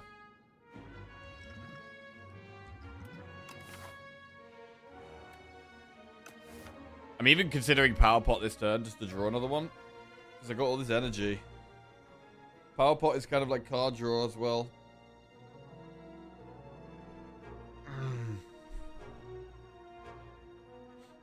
Tyranny exhausts a status card. That is true. That does help a lot. Patch command to point to the old one. Ah! Thank you very much.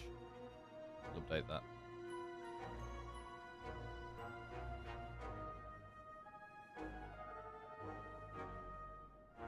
Done.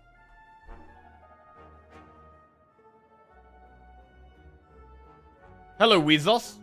I do read YouTube chat occasionally. I read YouTube chat probably once every 2 hours, maybe. I think I need to read it a lot more often. I read Twitch chat probably once every minute or 2 minutes. And then YouTube chat once every hour or 2 hours. Right.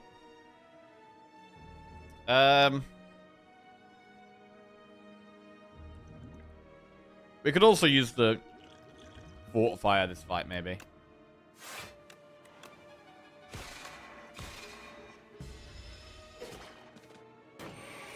Yeah, the Tyranny is super strong here. Just removing one of those is amazing.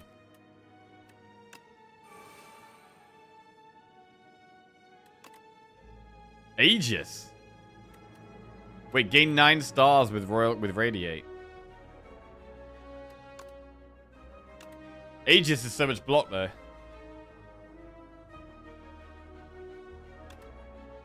Nine stars. 9 times 3, 27. Still not lethal though. We'll do this. It's also draws.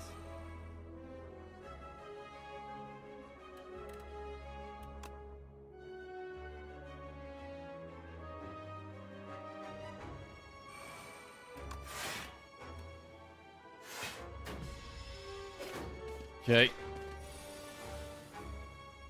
Tyranny just completely carrying this.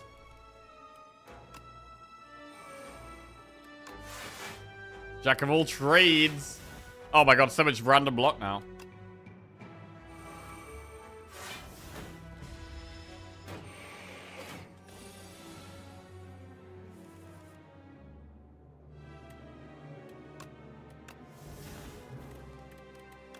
Resonance, reduce their strength. Radiate is 10 times 2. 10 times 4. 10 times 5.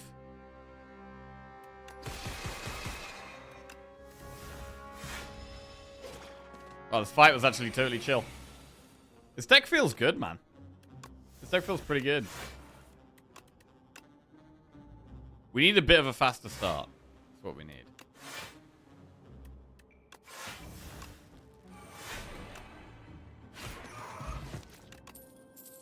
Another manifest. We're purely creation stuff here. Right. 1 elite or 2 elites here. There's still plenty of great cards to upgrade. Upgrading Manifest is really good. Upgrading Shout of the Stars is good. Upgrading Decisions is good. Venerate actually might even be more important than Decisions, because just to be able to Venerate into Decisions is quite a big deal. So I'm going to do just 1 more elite. And I do actually really like the Venerate upgrade. Right, we get an event. We get a relic. It's Akabeko. That could be very good with the thing. Radiate, maybe. And then we will do an elite. Turn 1 Radiate, maybe? Okay, Tyranny.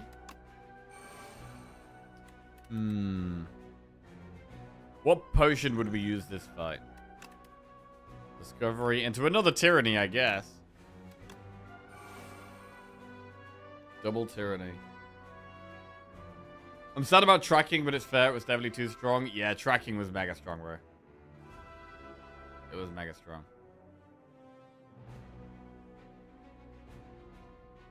Can you make YouTube play a sound if someone comments over there or the browser? Oh, I possibly could, actually. That's quite a good idea. Maybe could do that.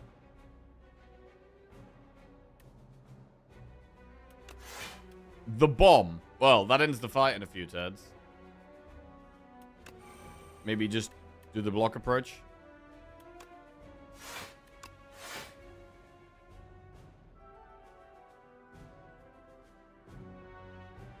How much do we block here? 12, 19, 28. We probably should Falling Star.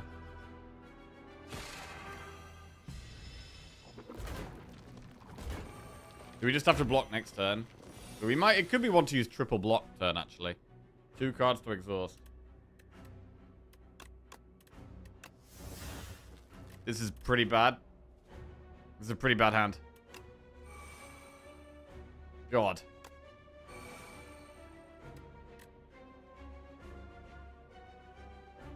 Why don't you use Stone Potion? I mean, there's no point using it unless it's killing something.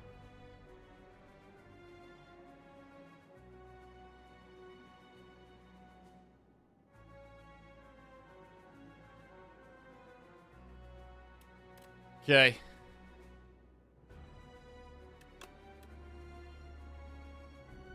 You take 20 damage max. Yeah, that is true.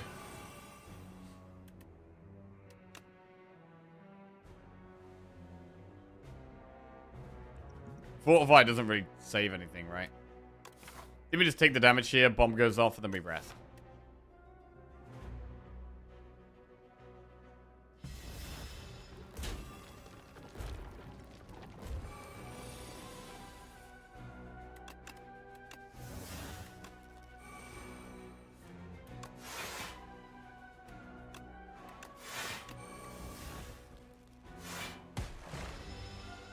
Oh, wait, they still want to kill.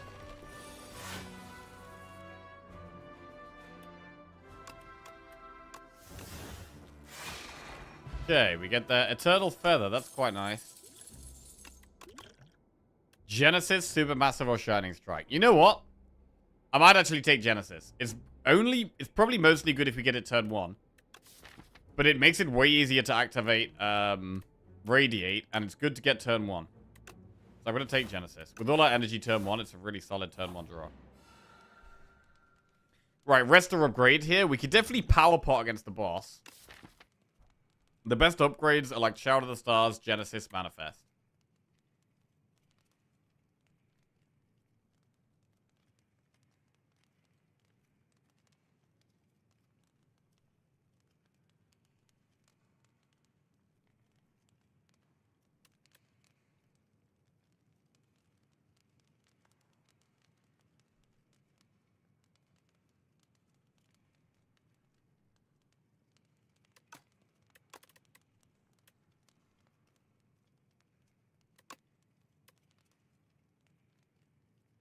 We're going to upgrade Genesis.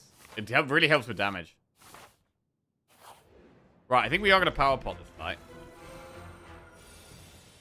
Tyranny turn 1. Power pot. Tyranny, Sword Sage, Furnace. Well, it's probably just another Tyranny again. Not the best start. Manifest. Dramatic Entrance. Manifest again. Don't think we can play the Gambit.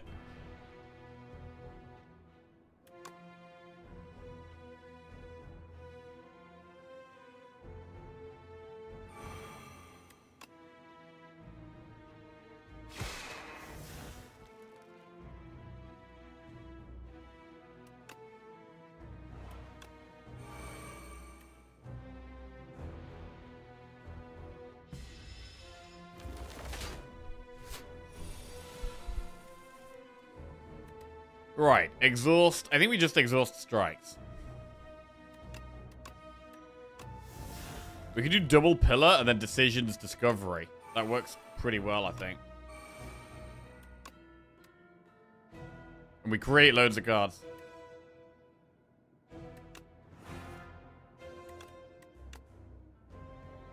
Big Bang or Manifest? Big Bang. Have you ever played Gambit? I have. I have played Gambit. We had a sick Gambit barricade run that was really, really strong.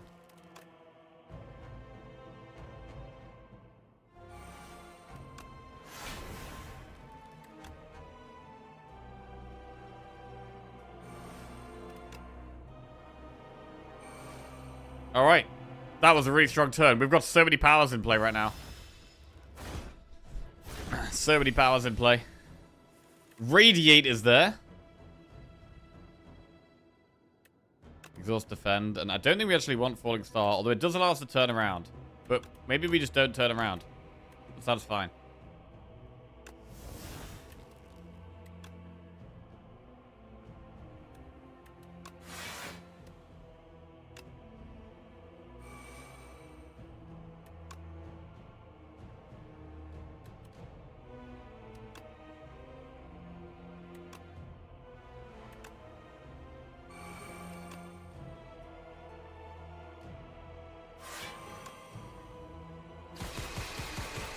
There is a new exhaust animation, yeah. It's pretty nice. Pretty nice. I'm going to exhaust the Gambit. And the sword. I'd rather create the sword again rather than play it.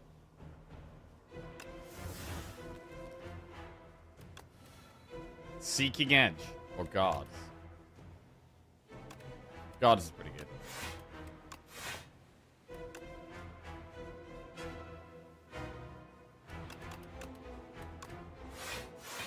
Just creating the cards gives us loads of block.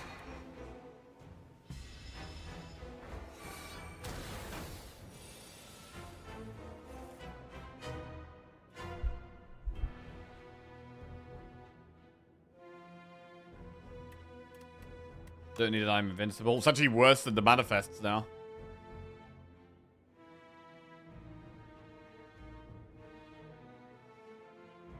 We're going to keep creating cards because we've got to keep exhausting cards.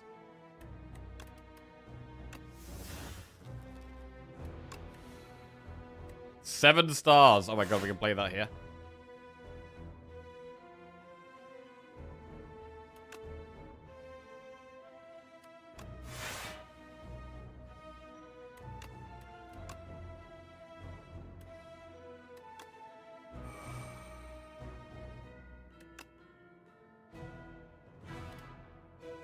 Spectrum Shift is amazing.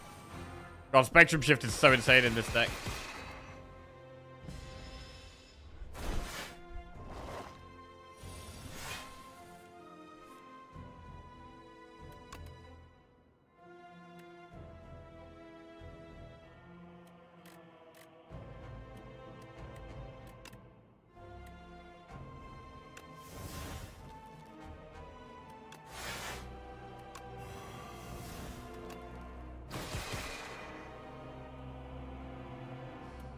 I should have played Resonance first there. Never mind.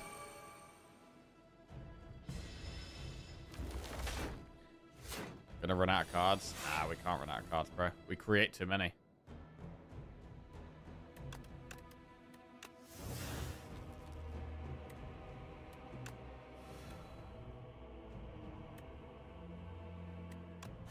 Damage for each skill we played this turn.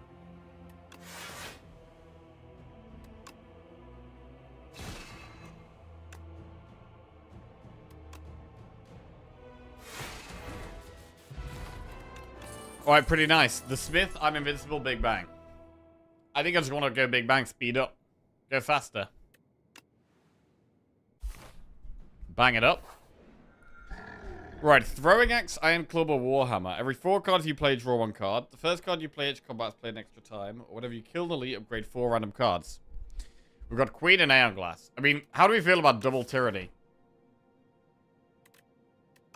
It's good against Aeon Glass. I don't mind Iron Club. But maybe we're drawing and creating enough. I mean, also, if we get one of the other powers turn 1, if we get like Pillar of Creation, we could probably just play that. Genesis? Double Genesis? We could do double Genesis. Elite, Campfire, Elite. Thoughts on the new patch? I think I like the changes. I think a lot of the card changes, the nerfs and buffs look solid.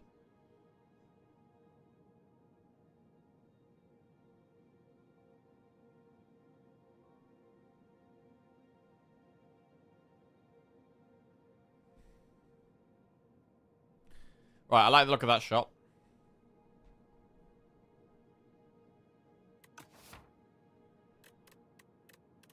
Go to Throwing Axe.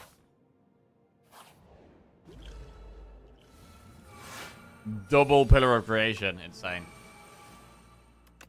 Triple Pillar of Creation. Ethanolo just subscribed.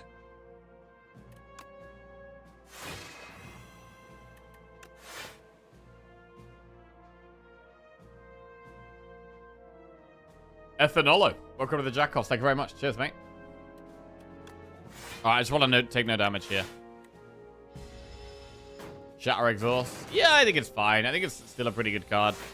Better in the shorter fights anyway.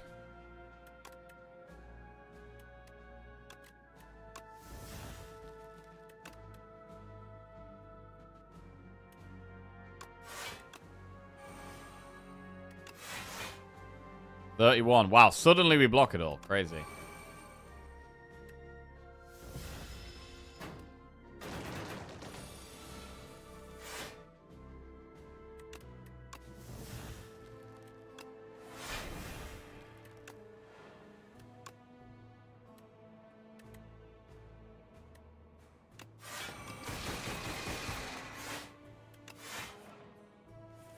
Right, this deck would absolutely love Arsenal.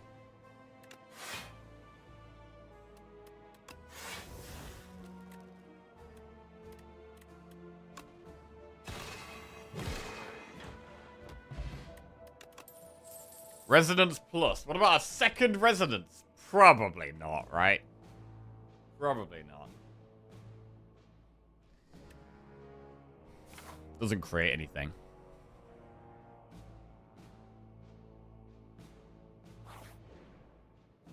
Oh, no. Bridge. I don't want to lose Pillow Creation. Cloak of Stars. We could lose Cloak of Stars. I think we just lose it. I don't want to risk. I don't want to risk losing anything worse. Or losing too much health.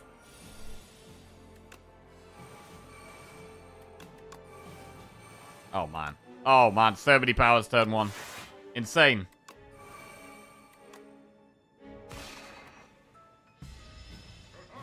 We could definitely do with an orbit in the deck. Like, just... We don't have orbit.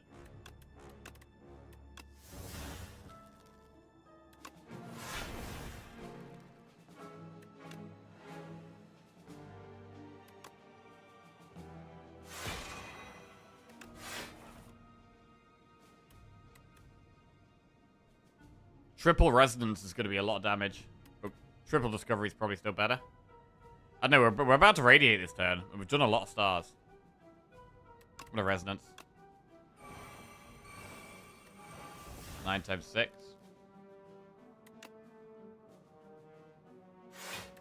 9 times 7.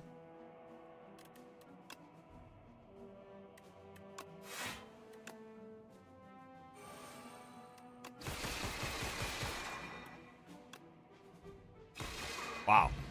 Big damage. We got loads of strength there. Stardust plus Manifest Authority Kingly Punch. Again, Manifest amazing in this deck. Stardust. Do we need Stardust when we've got Radiate with Momentum? I'm not sure if we need it. It might be better to just go and get another Manifest.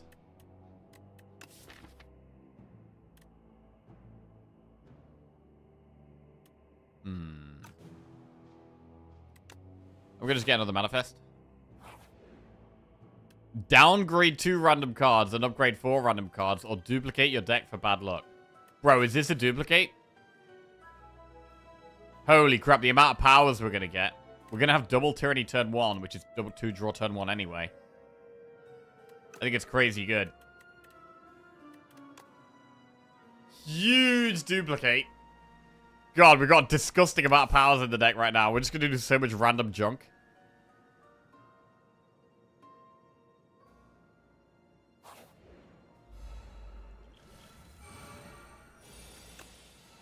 Tyranny gets played twice. 3 times there. We got 3 Tyrannies in play.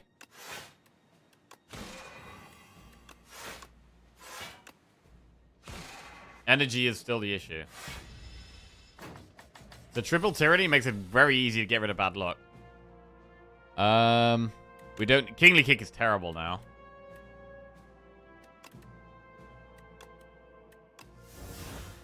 Do we have to ever have to triple block this turn? We're taking quite a lot. Oh, Big Bang's amazing.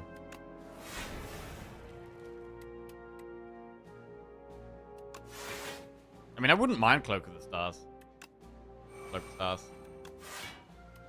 We can still draw bad luck on our turn. That can still happen. Drawing into it is very possible. Mid-turn.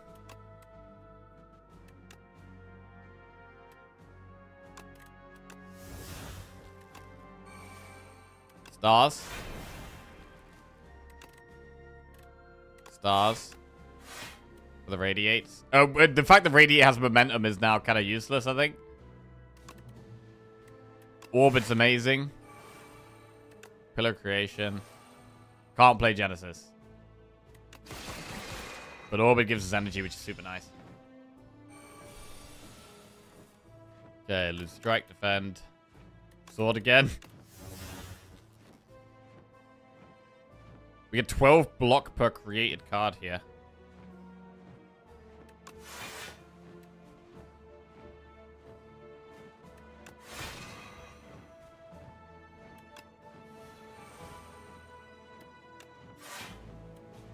Alright. 12 block per created card. There's the bad luck removed.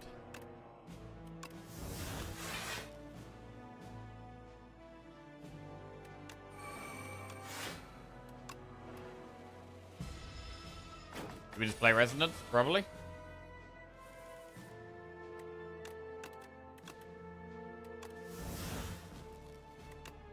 Let's go Big Bang. Double Resonance. I mean, it looks fine. totally afford that. Got loads of block for it. Mind Blast does 29 damage, okay.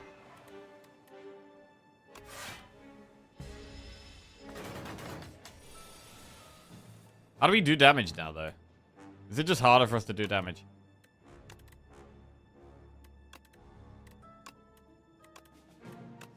We have to exhaust a lot of things that we actually do want.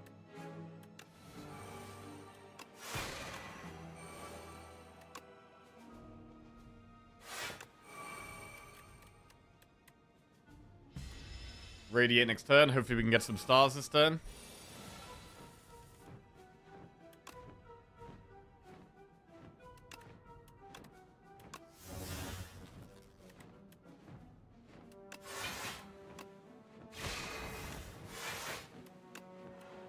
Twelve times 8 twice.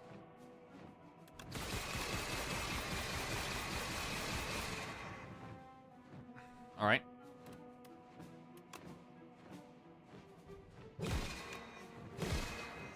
Rock. Okay, rock actually put to use. Shining Strike plus Spores of Battle Refined Blade. That's definitely a skip. Right, elite. Never died to these guys. Well, I'm going to say that every time we fight them now. That's it. That's it now. Every time we fight the knights, never died to them. Right, Tyranny. Decisions.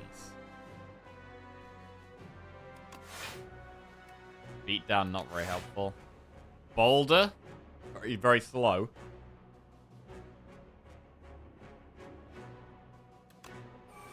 Probably still do it.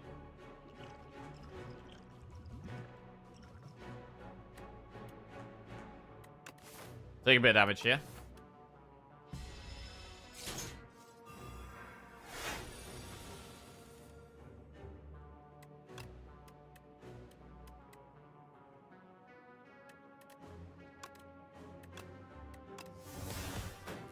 Teeny boulder. Need to generate stars somehow. Prowess. I'm taking 34 damage here. Quite a lot. We will prowess. But what do we do with the rest of this? Like, I'm going to use Fortify here. I'm kind of scared. Bit of a slow start. A very slow start. We've got very few powers in play.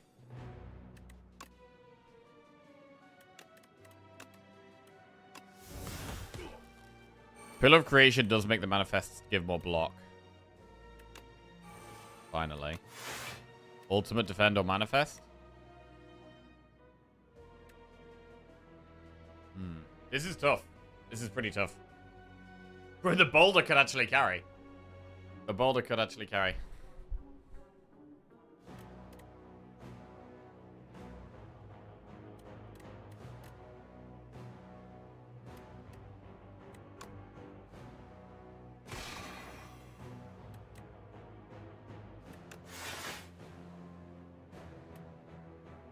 Alright, not amazing. Could be a big damage turn incoming. 20 and 12 there. 3 cards to exhaust. Well, I don't want to exhaust Big Bang. Convergence is useless, so we can get rid of that. It's very hard to play decisions here.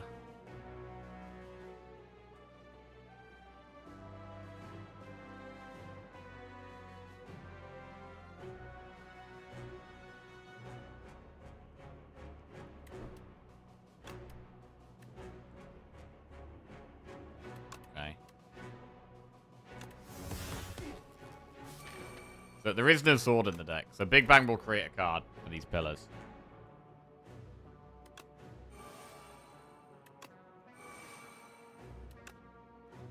Discovery creates a card too. So now we get a lot more block. I mean, Resonance isn't terrible. They only lose 1 strength though. We should Discovery, really. Bulwark or Void Form? Void Form can be amazing, but only later. Bulwark is just simply better right now. Let's do Bulwark. We blocked so much of that now. Alright. Come on, Boulder. Right, huge damage incoming.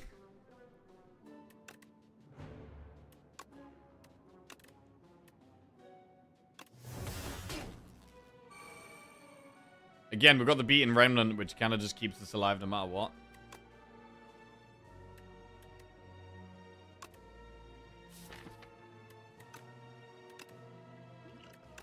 Begone is 12 more block.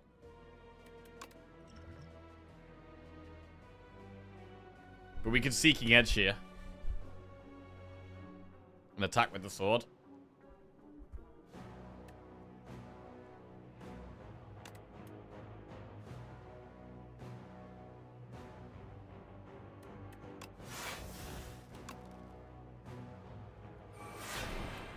Oh, Big Bang's great.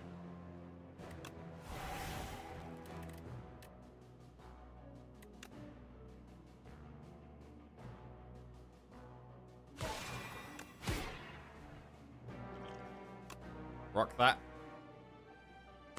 Alright.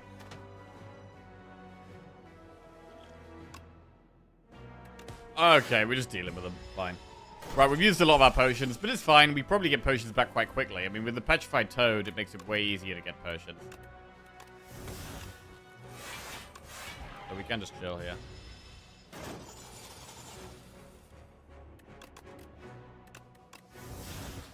Okay, rock flattens them. Tuning fork. Parry, glow, know they place. Maybe know they place is fine. If we've got loads of card draw, know they place seems fine. Glow's okay. Go know they place. We get a relic. We're on scales. Right.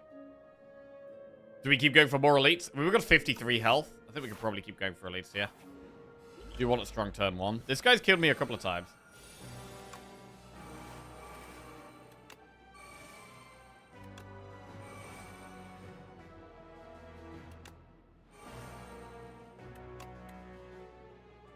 Not great.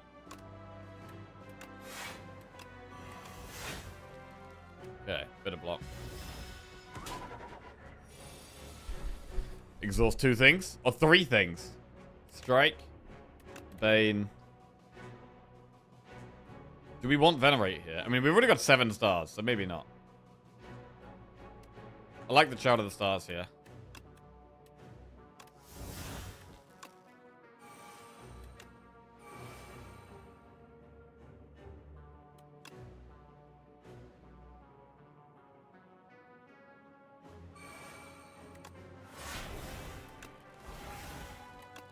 Convergence is solid.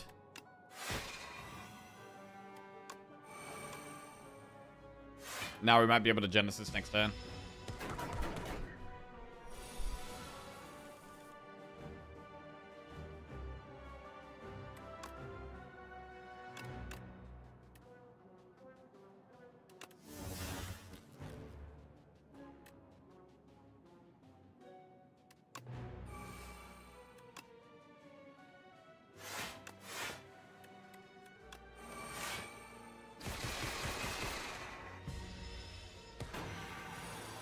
Still not blocking loads here.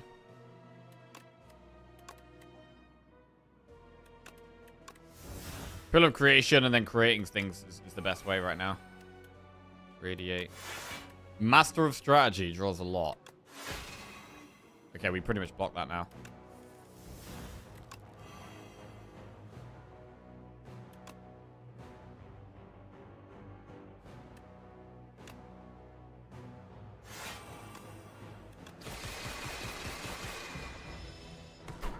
Any bad luck? There's the bad luck. Lovely. I really like getting the bad luck. Oh my god, we can decisions. Decisions.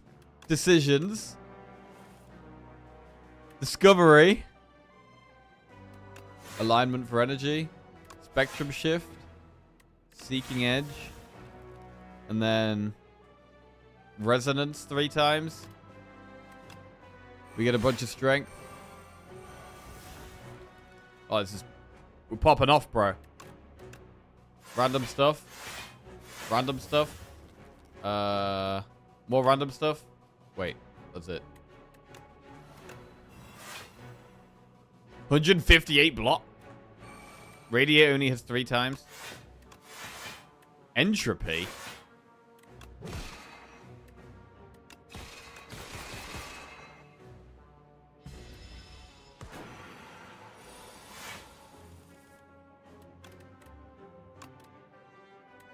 Strong. Very strong. Elite goes down. We get Vajra and a power potion. Love that. Reflect, glow, or glimmer. Reflect. Probably reflect. Campfire. Right, we're back to full health, so we can go for another upgrade. Do we upgrade Manifest or Big Bang? Do we want Big Bang in our starting hand? Thing is, we already have loads of energy turn 1. So it's actually nicer to draw Big Bang on a non-turn 1 turn. So I don't want to upgrade Big Bang.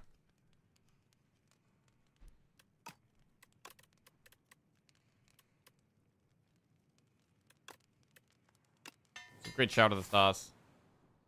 Right, one last elite.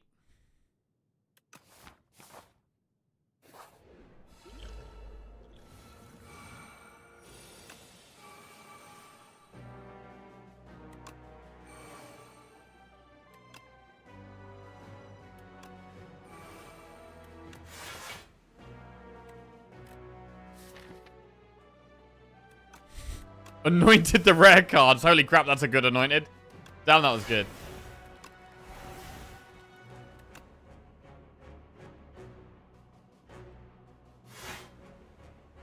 We actually can play decisions here.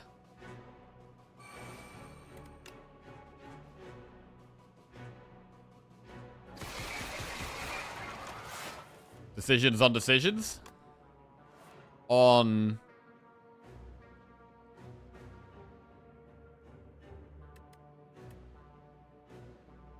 Convergence.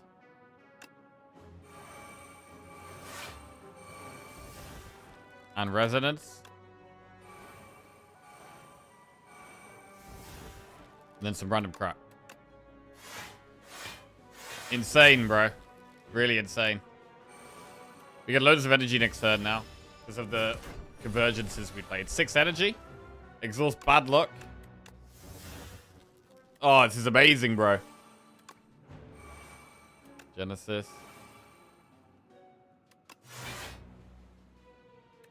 Automation. Oh, we retain the hand again. But we minus 2 burns. Wait, we're going to retain the hand one more time as well. But I guess retaining Reflect is fine.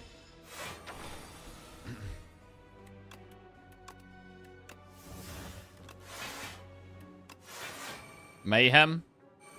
Play something for free each turn.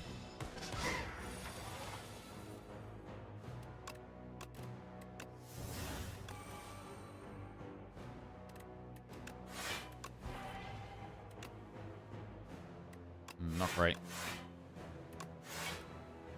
10 times 10. 10 times 11.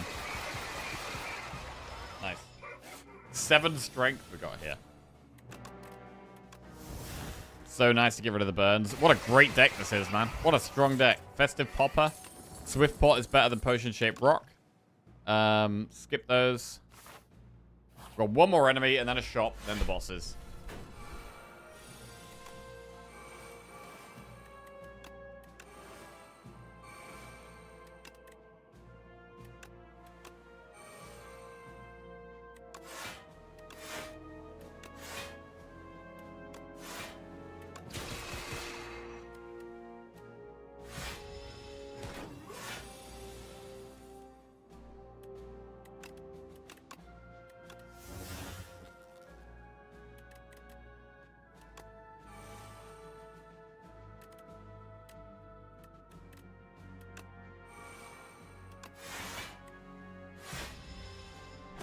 Cool. Get rid of the crap that we don't play. Keep playing the powers. Nice.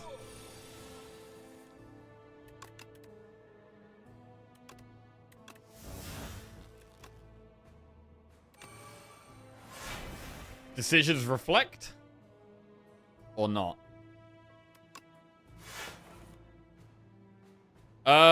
No point doing it on Reflect. We do it on Convergence, I guess. Makes more sense.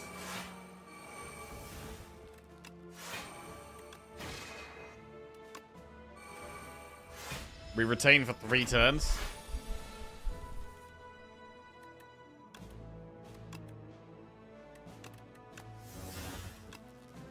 Radiate does 6 times 11. 6 times 12.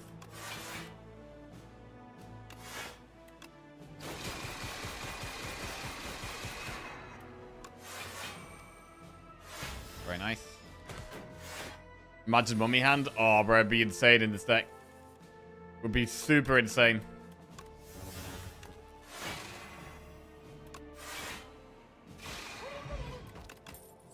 Charge, Crush Under, plus no, they place. Does charge really help? I don't know if we need... We don't really need charge when we've got double Tyranny. I'm gonna skip. Another Child of the Stars. Bag of Prep. Cards containing minion deal double damage and gain double block. Bro, Bag of Prep's amazing with our turn 1. Makes our turn 1 even more consistent. And I mean, we should probably take Entropic, bro. Deck looks so OP. Bro, deck is really good. Deck is very good. We'll swap Potion Shaped Rock for Entropic, bro. And then what do we do with the rest of this? Child, remove. Do we really need Child? We've already got 2 of them.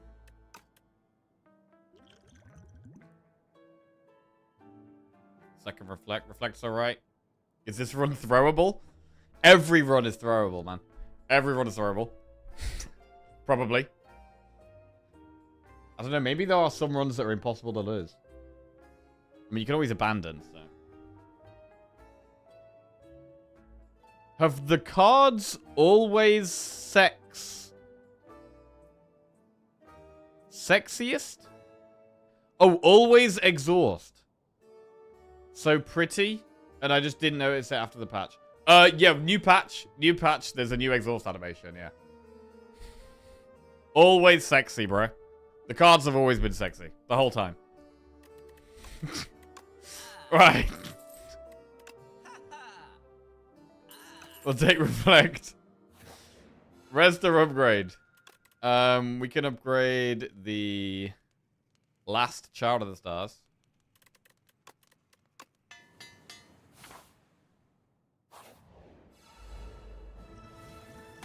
Right then. Do we want to pot in this fight? I mean, in this fight is a good one for Swift Pot. So Swift Pot could be used in this fight. Bro, it does more damage turn 1 now. It's scarier now. Queen is definitely scarier now. It's hitting harder turn 1. Gonna hit harder turn 2 as well.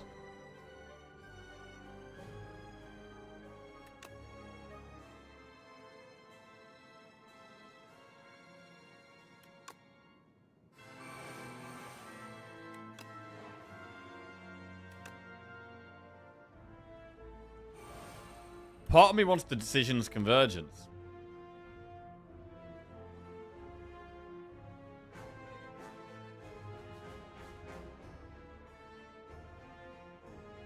Retaining is really good in this fight.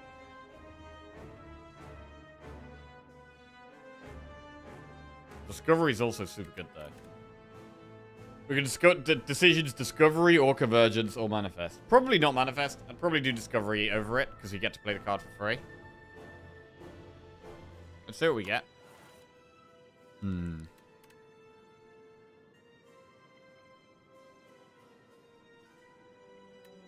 Let's do Discovery. Arsenal is insane. The Smith? Actually, it's probably Dying Star here. Right. Aegis. Wow. Oh, I don't get to keep that. Shit.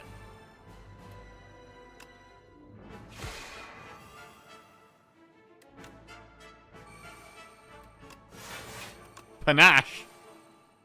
Huge panache.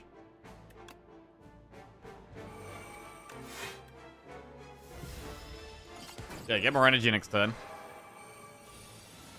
There was a bit of a hand space issue, yeah, but we can sort that out, I think. Right, what do we play now? I mean, stars are good. But I'm looking at Pillar of Creation Manifest, to be honest.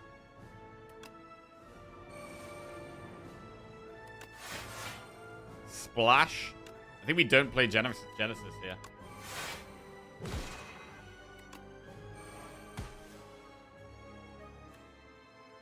Yeah, we only got 2 stars.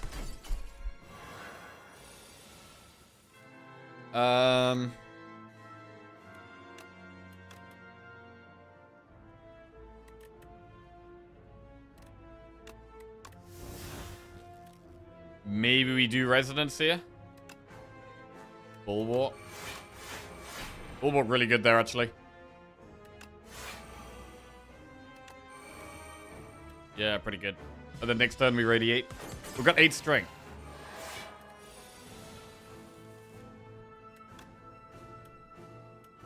Such a nice fight. We could double Radiate. Doing 8 times 5. Nice. Splash. Helix Drill.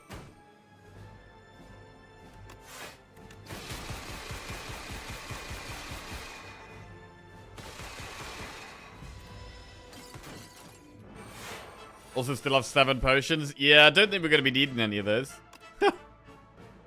Don't think we need any of those.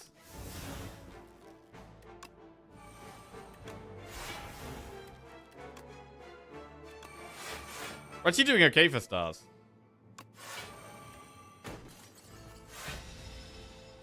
Oh, it's gone. 6 times 5. That's a natural 6 times 5 without it even being weak.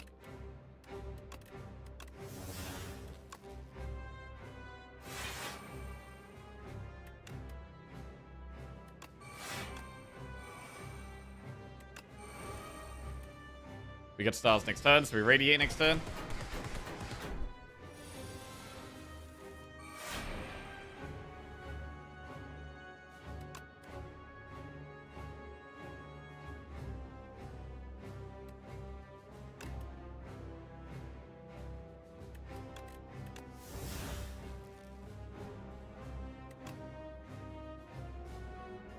Venerate Decisions is nuts. Oh my god, we could use it on Venerate. Or Resonance. I'm just going maximum star gain here so we can Radiate for loads. 17 times 14. 18 times 14. That's some numbers. Big. And now we have Iron Glass, who's going to get absolutely destroyed. We Power Pot first. We could end on Void Form. I think double Tyranny is enough. Exhausting 3 is not really necessary, right? Exhausting 2 is already enough. So we probably Shadow the Stars first.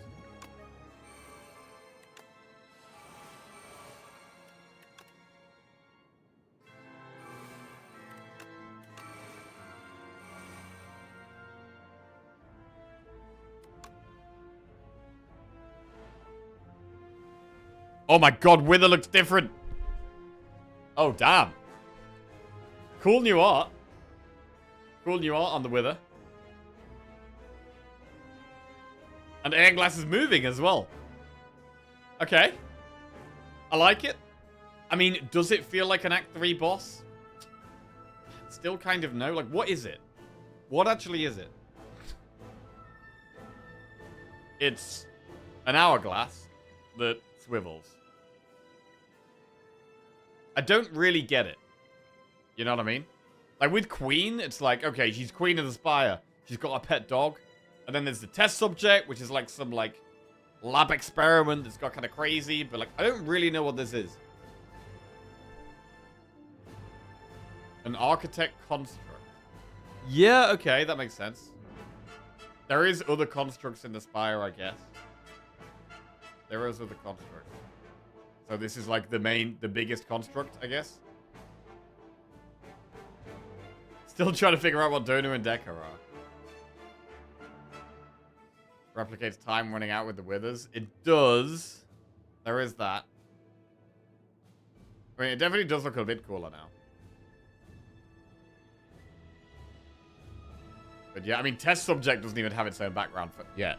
So I'd expect Test Subject to get its own background before Iron Glass.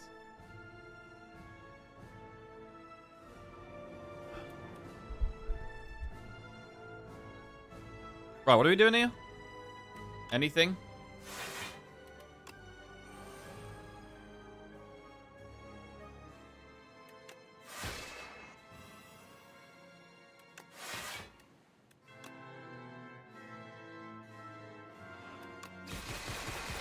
Right, Void Form actually pretty insane here.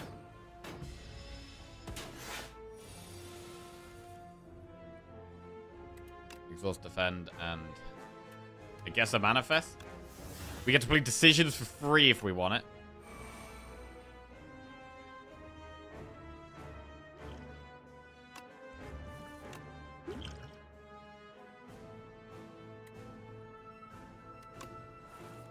Decisions on decisions.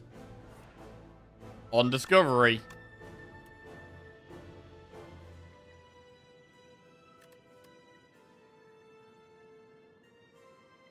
Supermassive or hidden cache.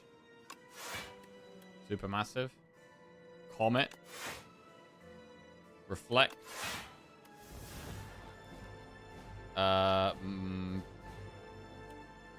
Manifest again. Okay, we just generated so much random crap now. I don't even know what we're doing. What are we even doing? We just make it perma weak.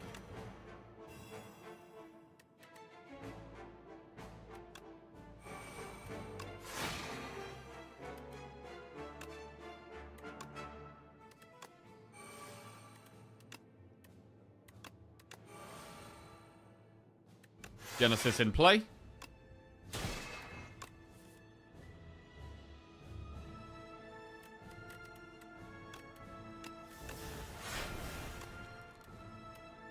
Alright, we're chilling. So many powers in play. Do need to do damage at some point. But not yet. Don't need to do damage yet. Play Kingly Kick for free and Resonance for free. Resonance for free. Kingly Kick for free. Big Bang. Venerate. Good flex pot with Radiate this turn.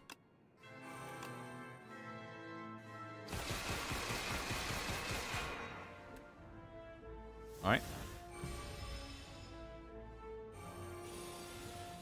We're never going to get to exhaust Withers.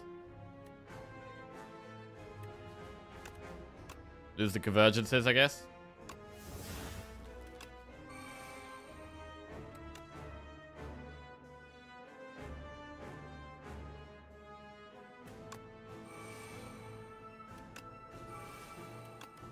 Discovery Spectrum Shift.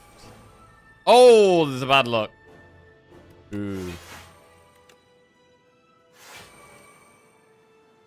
Okay. Drew bad luck at the wrong time. Choose a card to add to our hand. What do we want? Comet. Sounds good.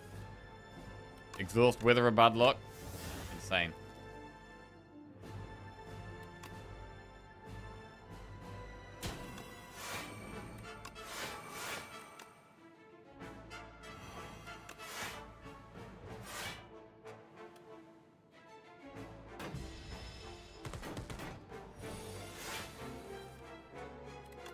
Exhaust double Wither.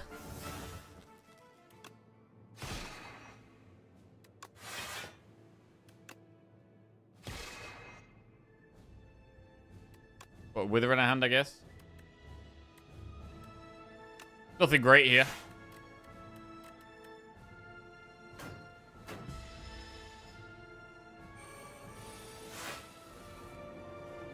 What do you think about the Resonance buff? I think it makes it a lot more playable. I still think it's probably bad, though. Most of the time. Like, I don't know if it's really been that impactful this run, to be honest. It's done okay.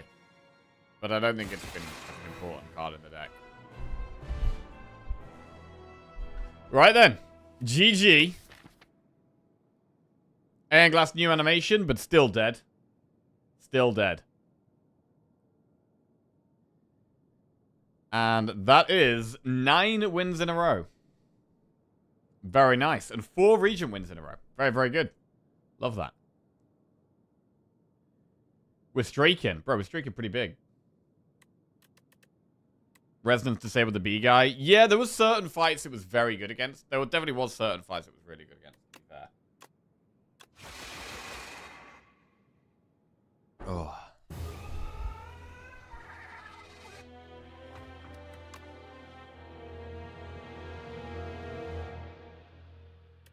Wow, that's a lot of things. We had a new record a few days ago. Our new record was 18, which we got last week. Yeah, last week, our record was 17. Last week we hit 18. Then we lost it. So we're trying to build it back up. Trying to get 19. 19 is the goal, bro. 19 is the goal. Right, I'm going to actually just be right back. I'm going to be right back about 5 minutes. And then we will play some Necro to try and make it 10 wins in a row. Try and get double digits. Right, be right back, guys. The BRB screen. There it is. BRB.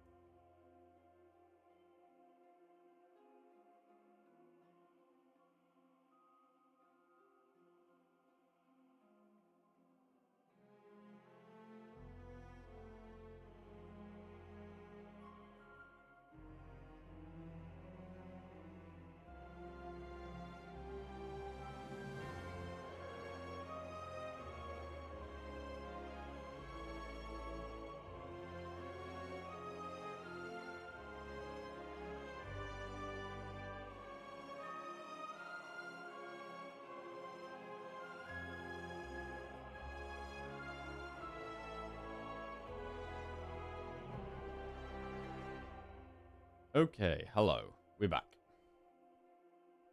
Right. Necro time. And this would be for 1, 2, 3, 4, 5, 6, 7, 8, 9. This would be for 10 wins in a row. We can get this. Big one. Soulstorm time? Yeah, the Souls cards really got buffed on Necro. And I already like the Souls cards, to be fair. I did already like the Souls cards, so... I still don't think Soulstorm is mega... It's got a big buff. But I still don't think it's going to be mega insane. I think it needed a big buff to be relevant. Or pickable. I think it needed a big buff to even be pickable, to be honest. Hello, Dread Gamer. How are we doing? Oh, we got a raid. Oh, yo, thank you very much for the raid VM service. Damn, I was AFK, but we're back. Right, Necro it is. Nutritious Oyster, Arcane Scroll, or Nial's Bones. We've got Overgrowth. Now, it's could be quite hard for Necro. Overgrowth. And I don't love this start. I mean, I don't love Oyster. I don't love Bones. I don't love Arcane Scroll. I mean, a random rare card. Do we really want that?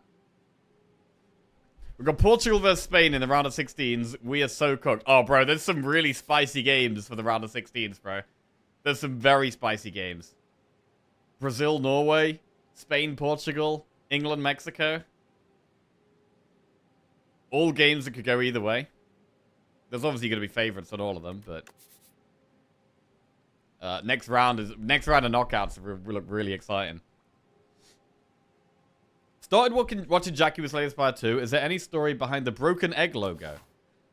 So when I first started streaming was about 10 years ago. I started streaming, and I got into streaming. I was playing Hearthstone, and I got into streaming by I basically was playing my own deck that I'd built called Egg Druid. And I was, like, beating a lot of the, like, professional players and, like, getting mega high ranks with my own Egg Druid deck. And, that's basically what we got into streaming. Got me into streaming. Lots of people were, like, asking for my deck list. And, people kind of recognized who I was, even though I wasn't, like, didn't know my face. I didn't stream. I wasn't, like, public or anything. So, I gave streaming a go. And, yeah, that's where it all begun. I love Jackie's deck list. Bro, my entire friends list on Hearthstone was just people asking for my deck list. That was literally it. Right. I mean, how do we feel about a random rare card? It can just be a bit of a curse early on. But Nial's Bones gives us a curse anyway. There is a shop on floor 2. So we could take Nial's Bones and remove the curse if it's a particularly bad one. We might actually go Bones here. I don't really like going Bones, but I think we take it here. I think we take it, man. Right, we'll get a prediction up. Will we win the Necro run?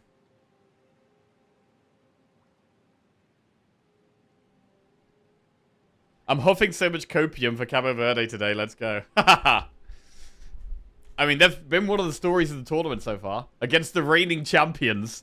So, yeah, I've got to watch that game, man. It's a bit late tonight. I think it's like 11 p.m. my time, but I'm definitely going to try and stay up and watch it.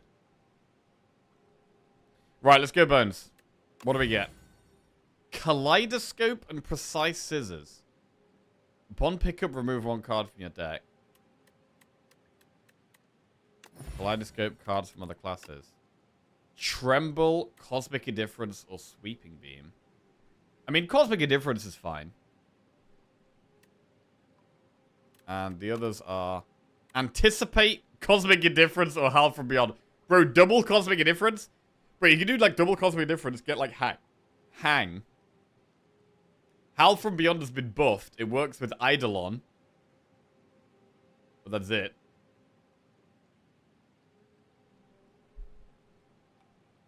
I mean, how do we feel about double Cosmic Indifference?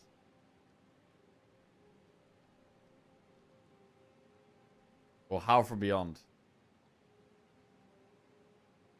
pretty garbage, bro.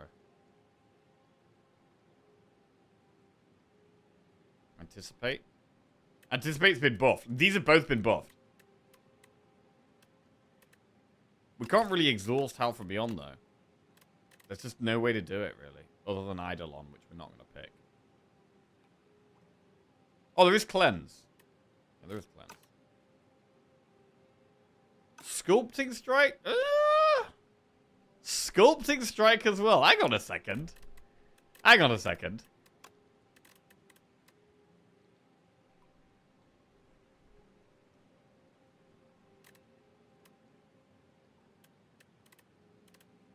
Doesn't Tring get end of turn if you're sculpting?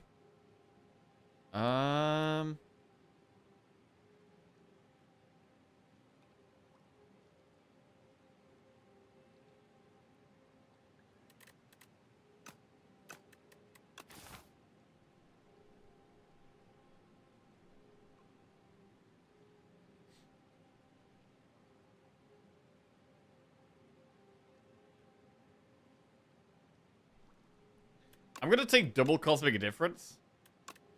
And we're going to try and find some stuff to put back on the deck, on top of the deck. With Precise Scissors a strike. Oh god, we got to get Normality. Right, that's got to get removed immediately. God, I really don't think the House Bones is very good. I think we did have to take you here, though.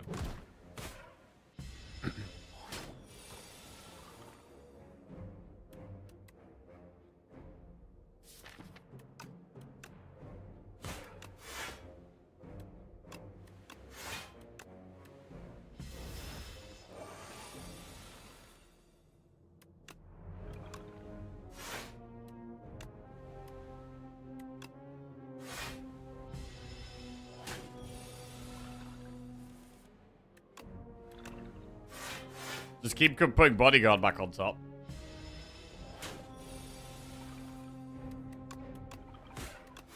Okay.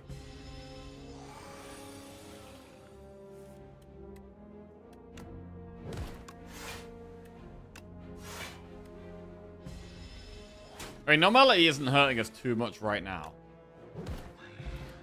But it will start hurting us later. Severance, Defire, and Feebling Touch. All pretty good cards. I mean, with the buff to Souls, I'm tempted to take Severance. We have already added block cards. Enfeebling is very unique. We are in Overgrowth, though. I would go Touch over Defy.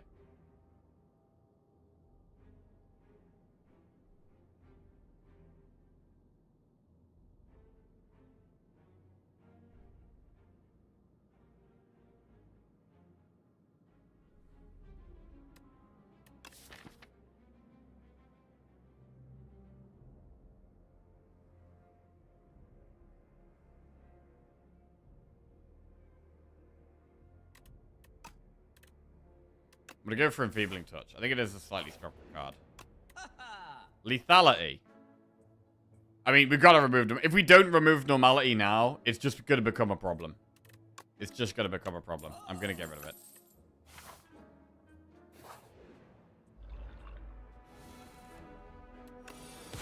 Yeah, deck is quite big and mostly just has like mediocre block things in at the moment, though. It's not...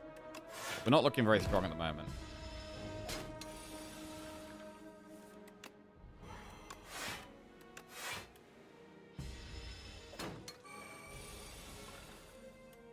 Cosmic does give us a lot more control.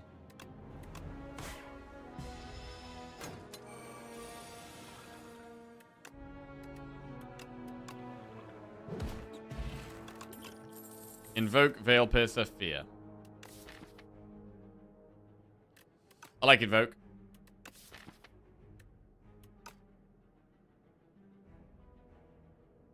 Take Invoke. Obtain the Sword of Stone or gain 117 gold and lose 7 HP. There's no way of doing a shop here. But I mean, how would we even use Sword of Stone? I mean, where are we going right now? Because I don't feel like we're ready to do an elite. We'll probably go this way.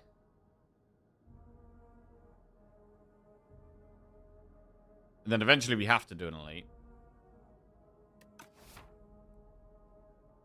I don't really want to lose 7 HP, so maybe we just go with the Sword of Stone so we don't lose HP.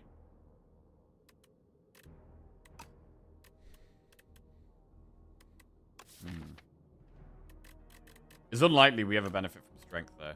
I'm going to go with the gold.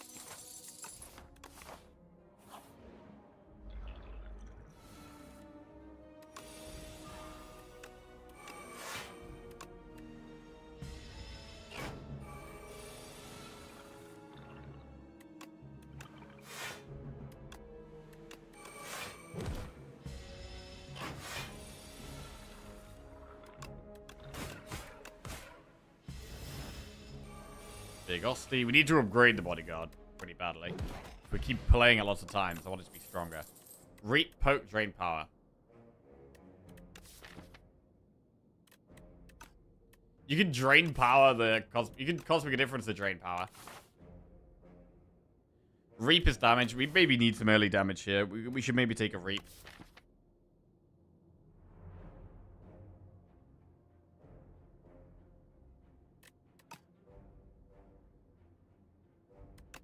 We'll take a reap. Just as an early game card. And we'll upgrade bodyguard.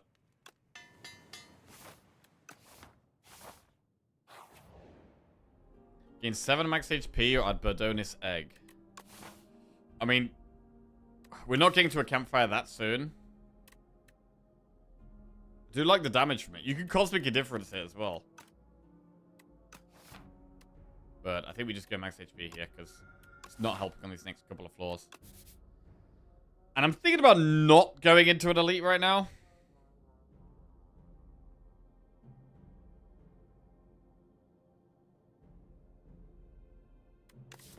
I don't know, the elite's quite scary. The bird is probably the easiest for us. We don't have AoE.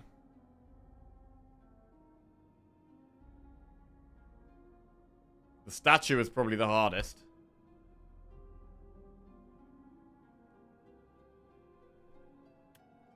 We do have strength pot.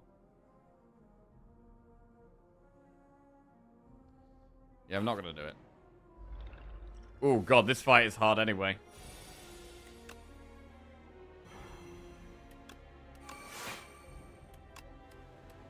Okay.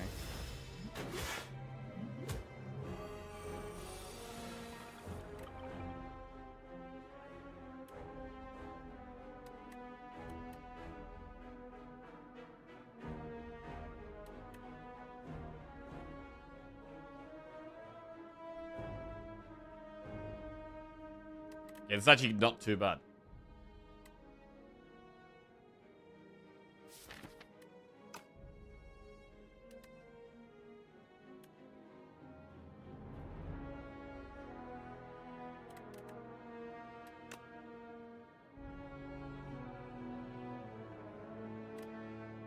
If we draw strike next turn, we can kill the middle one. This guy does hit pretty hard next turn.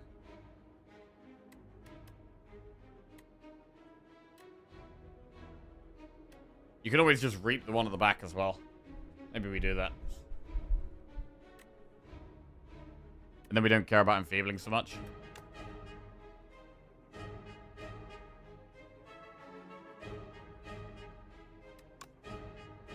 I'm just gonna kill one. I think just killing one is the way.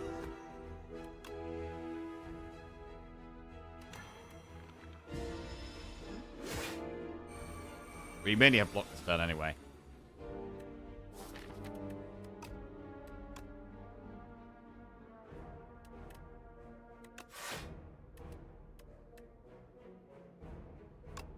They do less damage next turn, so it's a good turn for Invoke.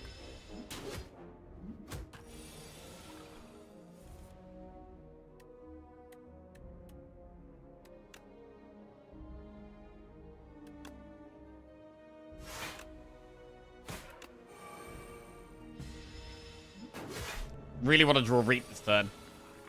Okay, did get Reap. That's really good. We get to kill one. Cosmic difference, Invoke. End. Okay, this has actually gone alright. This has gone okay.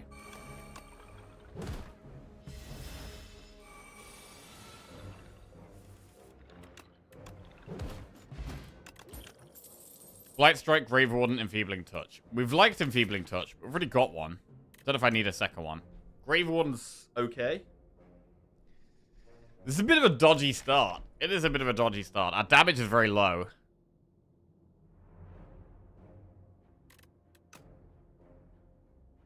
But Blight Strike isn't that great. I'm going to take a Grave Warden. Get a relic. Miniature Cannon. Upgraded attacks deal 3 extra damage. Okay. We don't have any upgraded attacks. That does nothing right now. If we go to the left, we have to do 2 elites. Are we okay with that?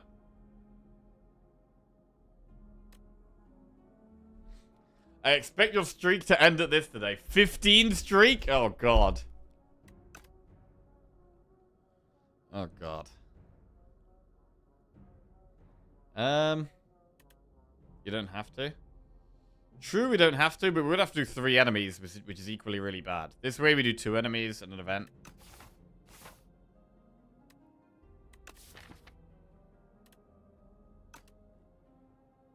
I'm going to do the elite now. Okay, we've got the squiggly boy. Enfeebling Touch could be amazing in this fight, but how do we even make it work here? We'd have to Cosmic it. Which we can do. We could Serum here. Enfeebling Cosmic. Get more energy next turn. Do we really want a Strength Pot? Or we could save that for the boss, to be fair.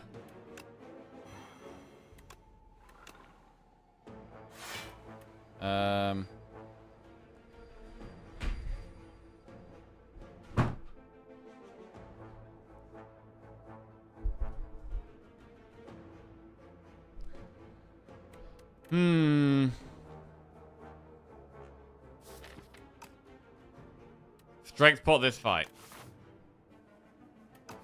Let's do it.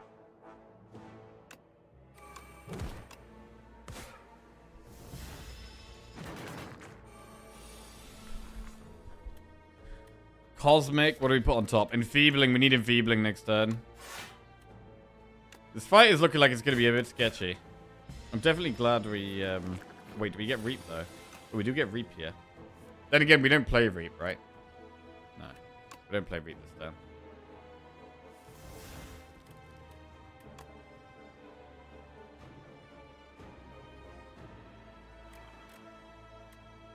Well, there's not really any point using Enfeebling. So we could just Reap next turn and take damage from one.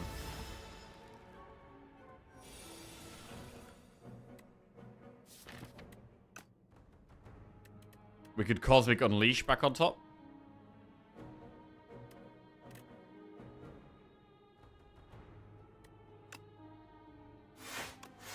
No, Cosmic Unleash back on top.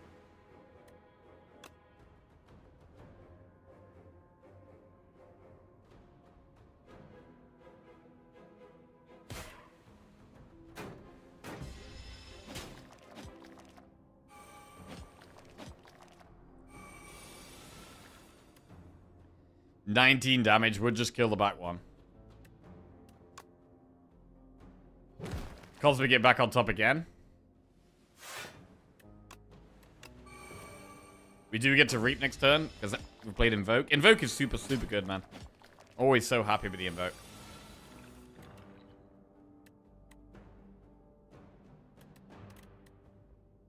Kill one. Kill two. Brave one. It's a bit of an awkward fight.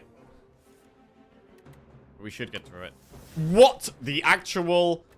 Jesus. Punished for playing the soul. That's unlucky. That's very unlucky. God, we're drawing incredibly bad.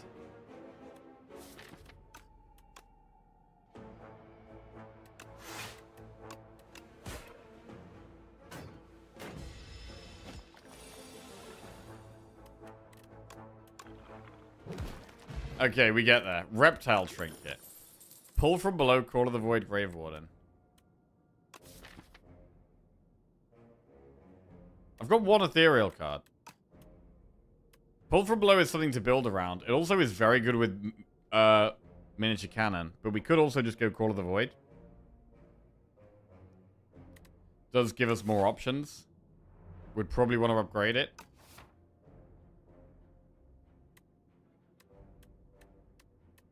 Pull would need a lot more ethereal cards for it to be good. We could still take coil and then still get pull later.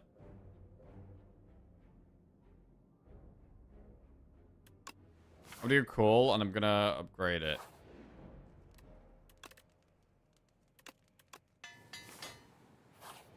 Alright, let's roll.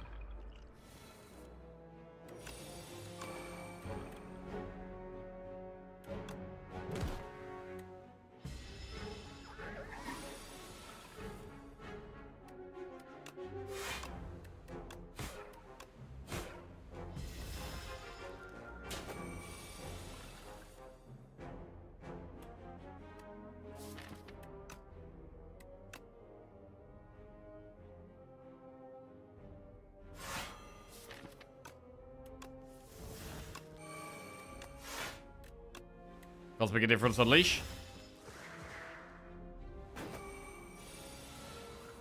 Spirit of Ash. Whenever you play an ethereal card, gain 4 block.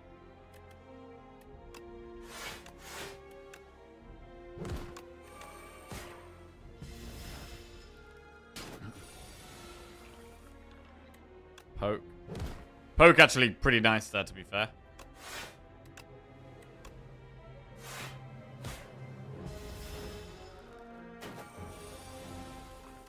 Time's up, not useful. Spur, Reap, Scourge. Do we want a Spur? Spur's okay. We've only got one of the summon card at the moment, though. It's a card that really wants an upgrade, and it does just chill for a long time as well.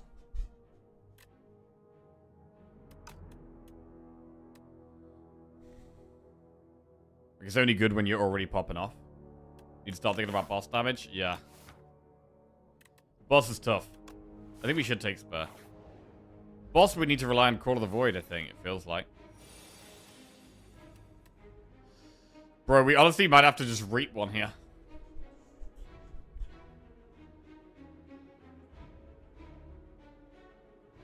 Take 9 damage and reap.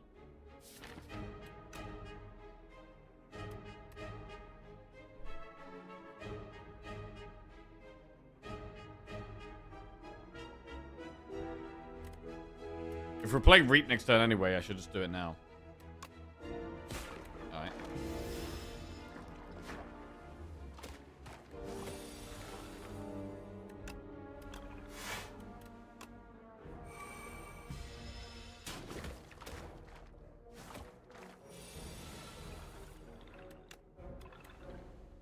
Very nice Unleash. Cosmic Unleash back on top.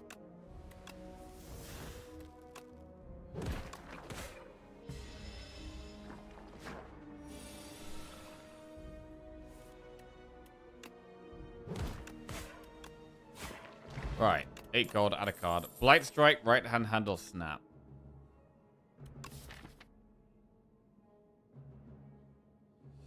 I don't think we snap here. I think this is probably a skip again.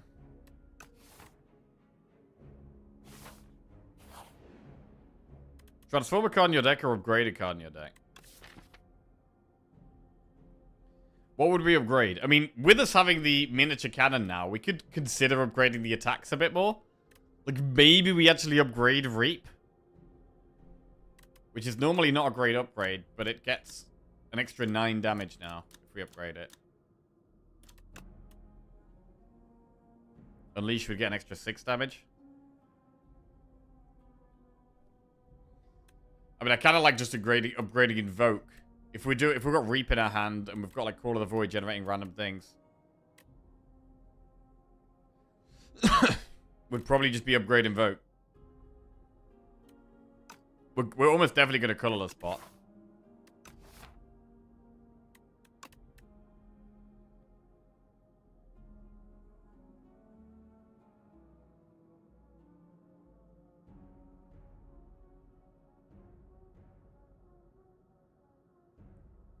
This is quite scary.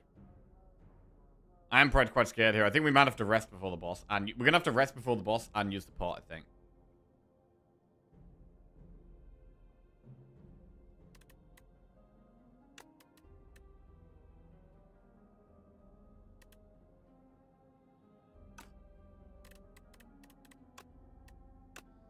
Right, we just need a bit more damage. So we're actually going to do... I've done a very rarely upgraded Unleash. But we're going to try it here. Feels like it's an easy win. We've got very low damage in this deck. Very low damage.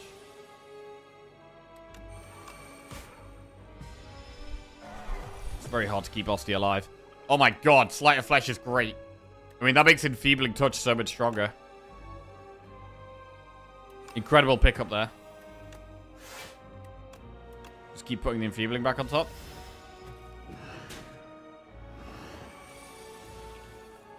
Reanimate is great, but we can't afford it. Really. Damn, needed more energy here. We could use Colorless Pot. Enfeebling Touch is better than Reanimate. But a Colorless? Eternal Armor is pretty good. You can do Eternal Armor Reanimate.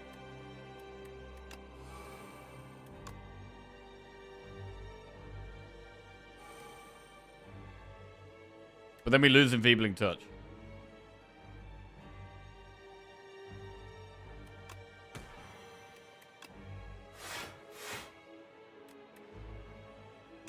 Right, I'm going to put Invoke back on top. We need some more energy.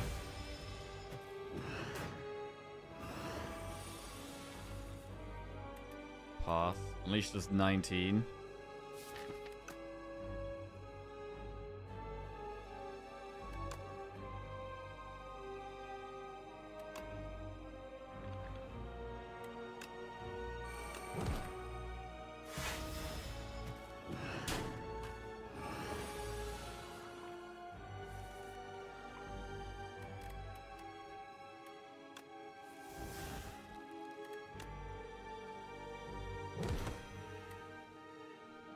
God. Unleash does 22. Reap does pop it halfway, actually. That's worth.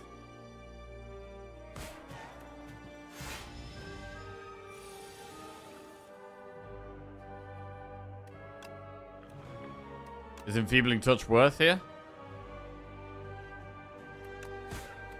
I mean, it's better than Strike, so yeah.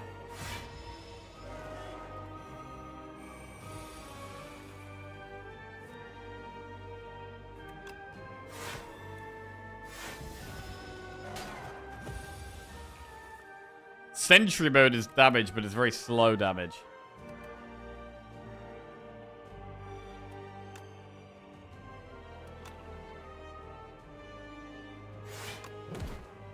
Unleash is huge. We can use Spur now. Or do we just play Reap for 27?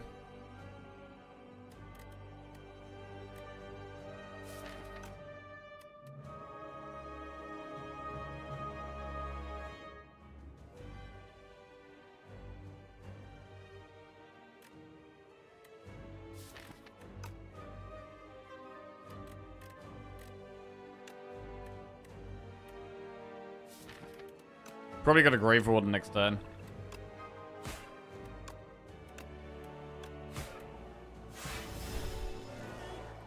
We'll lose the Enfeebling. Defi's good.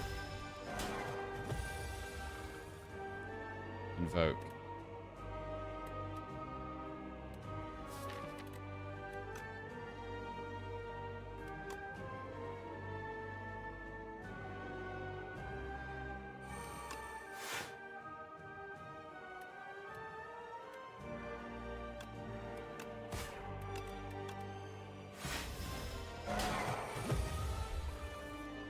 Unleash is quite a lot. What about High 5 Reap, though? That's 11 plus 40? 41?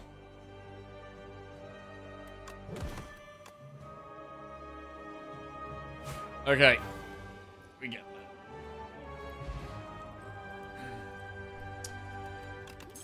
Right. Not loving this deck, though. Not loving this deck. It's quite slow. Time's up, reanimate or domain? Domain is good, but slow. I mean, same with reanimate. I think we should probably take domain.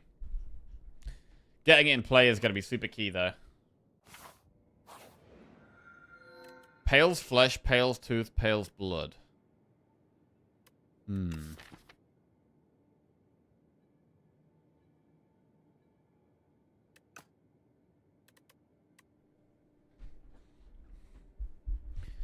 Got a lot of money for a shop.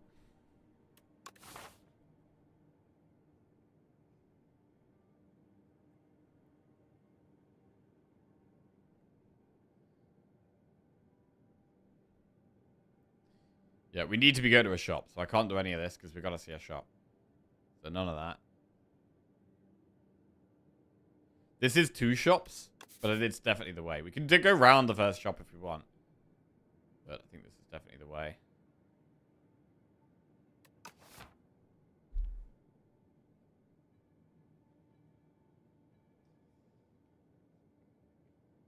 So because we want energy, Pale's flesh is more worth considering, but we do have energy once we've played domain. It does need upgrading, though.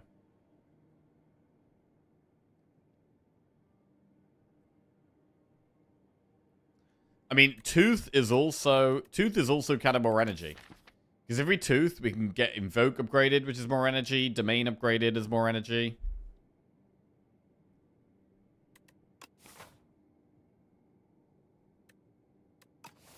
And we're trying to not do too many fights here. If we go up this left, we're actually not doing many fights at all.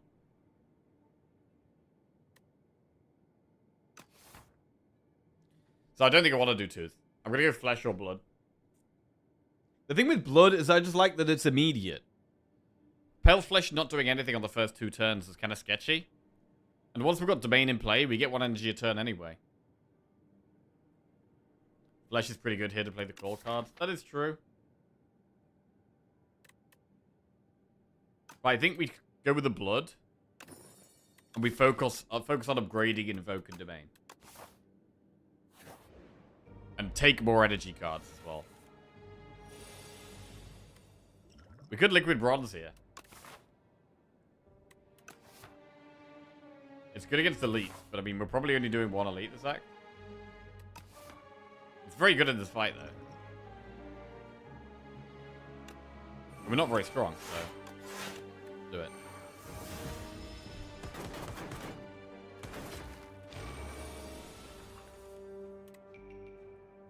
Haunt. Buffed Haunt.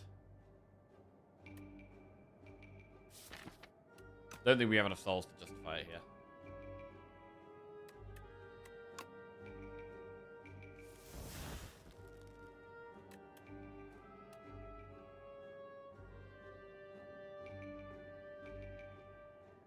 This isn't great.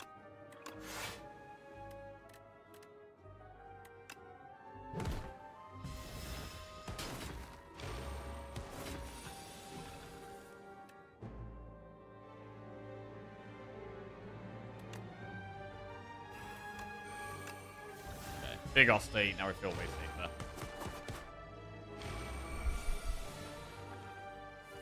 Deathbringer.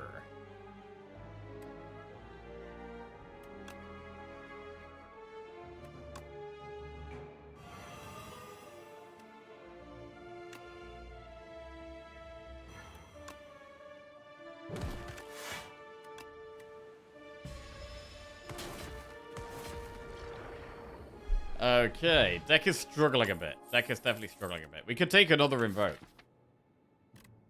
I think we need energy. So I'm going to take Invoke. T-Man. I do not want to give him any gold. So I'll go with the bad one. Heal 25 and add Metamorphosis or upgrade a card. Right, we will upgrade Domain. Very good upgrade. Much easier to play now. Well, a bit easier to play. It's still tough to play. We'll go through a shop. I pretty much only want energy. Happy Flower is energy. Sleight of Flesh is a way of scaling some damage, though. Ooh, Happy Flower's energy, though. But we could Happy Flower and then save the rest of the gold for the next shop.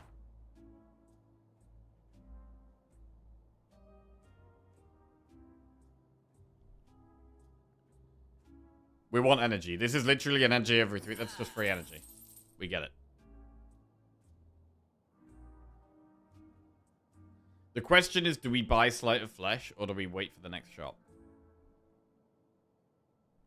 Sleight of Flesh can be our scaling damage. But then we can't buy a strong relic in the next shop if we see one. I don't think we take the sleight here. I think we look for the next shop. Because we know we're definitely doing the next shop. We're gonna move on. I wanna be able to have options.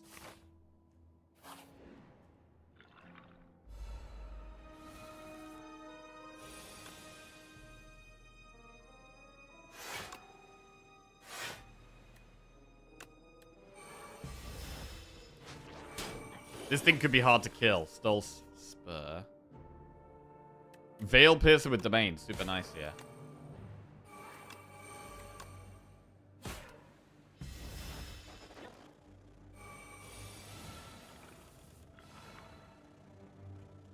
Soul.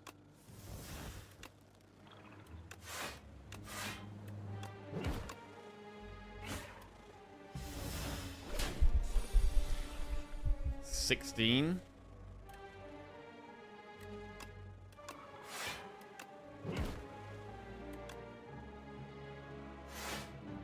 Unleash again, I guess. We try to kill it.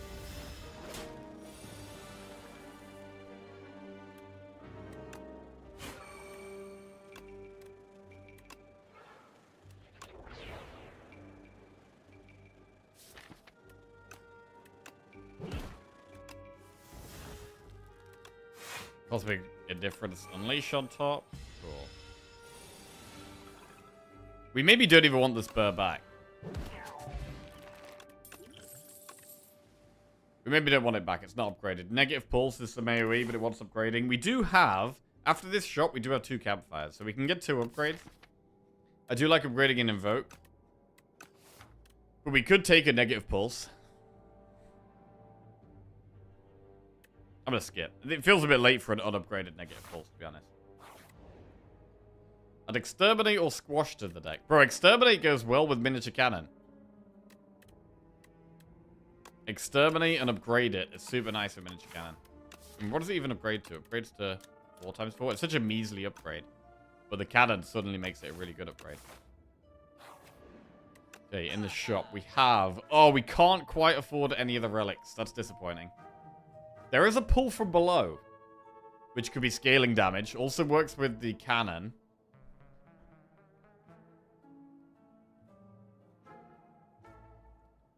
We could buy a block pot.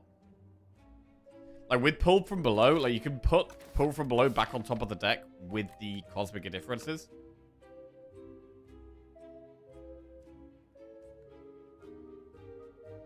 Right, we're going to take pull.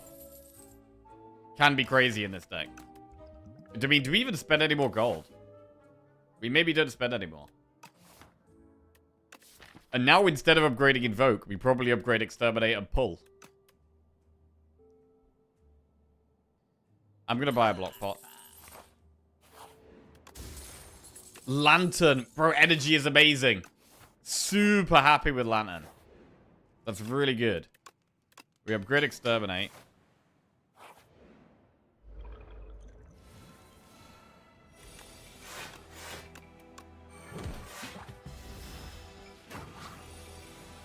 Love that we're managing to find some energy.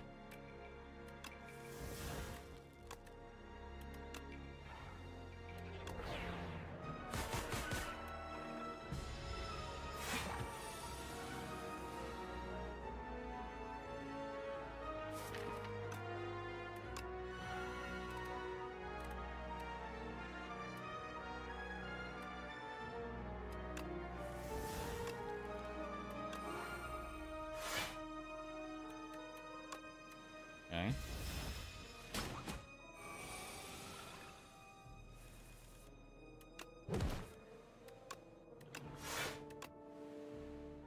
Keep putting bodyguard back on top. I'm not sure if it's even any good, to be honest. Hang. Cosmic Indifference to hang.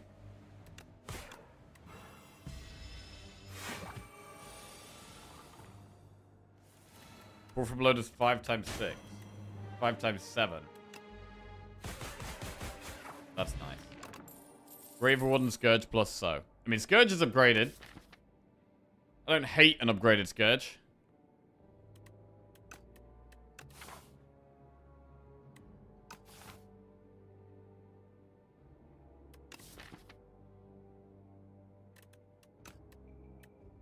Let's take it.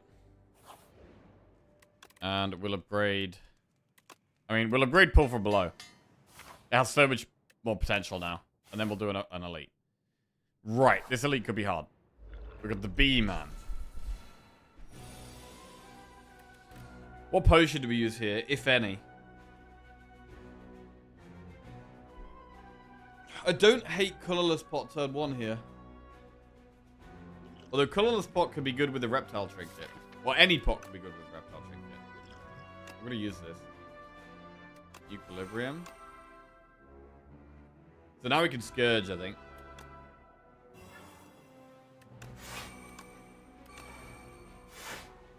Exterminate does 40 damage.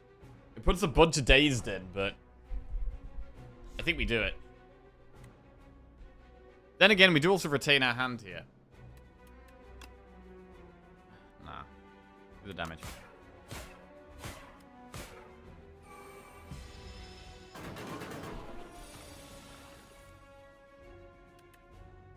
I want to play Domain, Pull from Below. It's very hard here. Very hard. Suddenly we get so much stuff. We're going to block pot as well. We're going to double pot.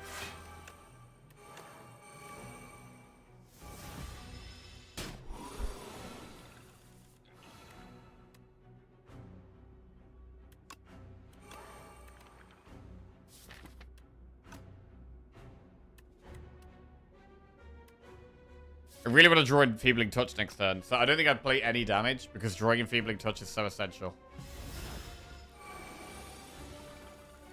Got it.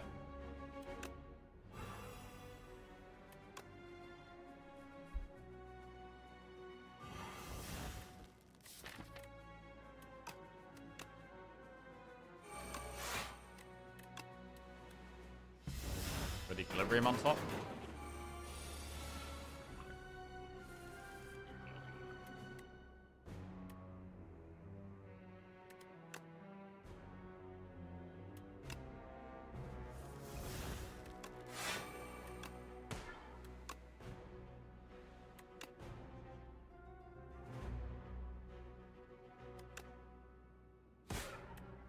Damage.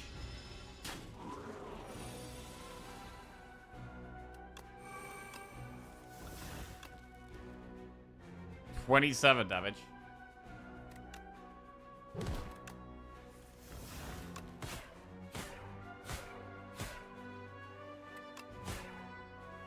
Very nice. Okay. Elites are kind of hard for us, but it's very nice to get one of them killed. Aubergine, not amazing. Squeeze, Defile, or Flatten. I don't think we take Squeeze. So we'll skip. Get one more enemy. We've only got 37 health. It's not loads.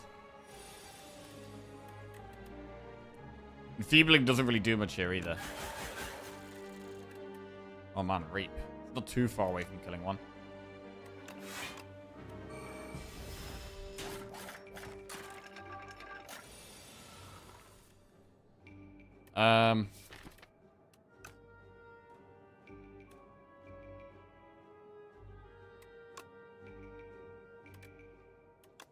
Cosmic Exterminate.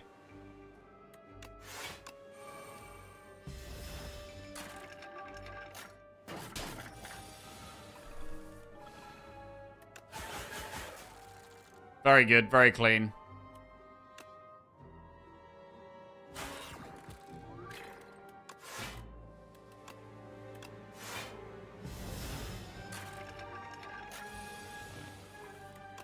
Nice. Pass, Defy, or Invoke. Well, here's some Ethereal cards. We definitely want some more Ethereal. Which one, though? Defy or Pass? We don't have a Defy in the deck yet. Defy is pretty good. Pass is good once we've got more energy. We're starting to get more energy in the deck. But it's probably still Defy for now.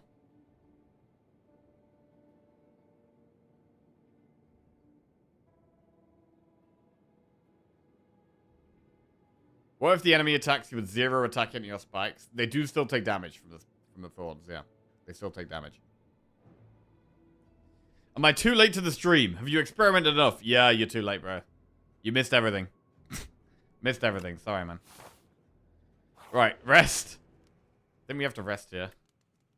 This fight could go long. It could be difficult as well. I do think this fight could be tough. We probably go with 1 less draw a turn because of Call of the Void.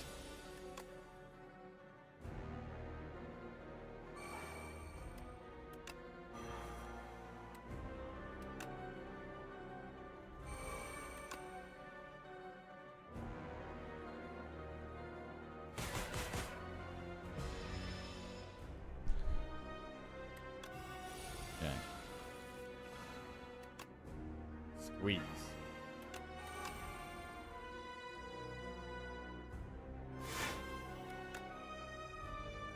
I mean, squeeze isn't amazing, but probably better to take 1 on Osty and do it like this. Domain is great, but the rest of the hand is just going to be blocking,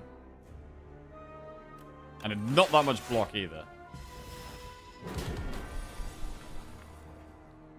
Right, Dance Macabre. Whenever you play a card that costs 2 or more, gain block.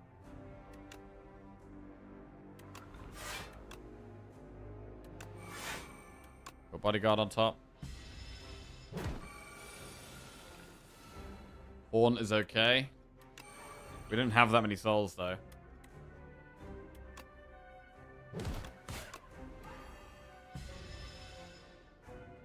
Right, at the end of your turn, take 7 damage, or you can't play more than 3 cards a turn. We do have 4 energy, so it might be Disintegration here. But I'm concerned that we don't have much block. Like, this is quite scary, to be honest. I think it does have to be Disintegration, though. Right, Defy is pretty good.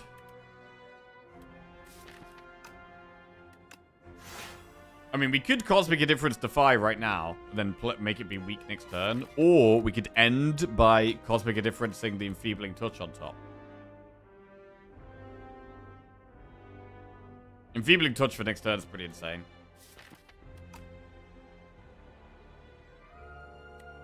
Let's do that.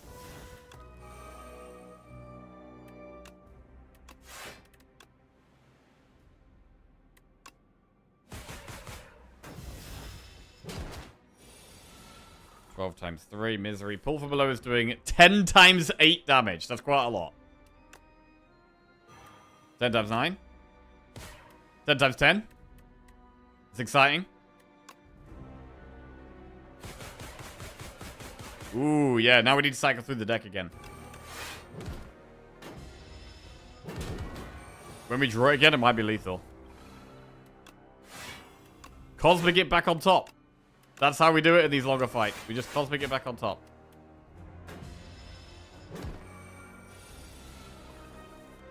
Ten times 12.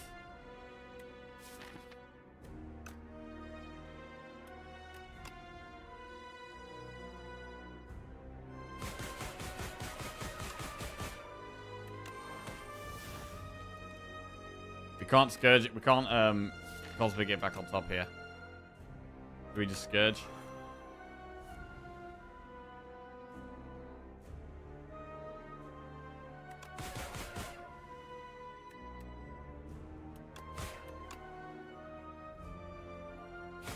Sweet.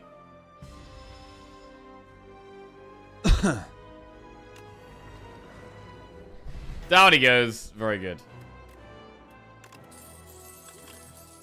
Seance, Soulstorm, or Banshees? So Banshees could be good if we're playing loads of ethereal cards. It needs an upgrade, though. Soulstorm is much stronger than it was.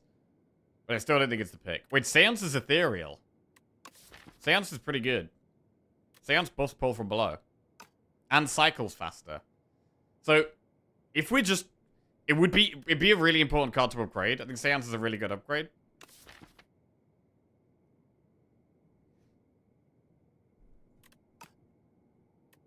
Banshees is good in AoE fights, but Seance is better if we're just playing for the pull, which I think we are.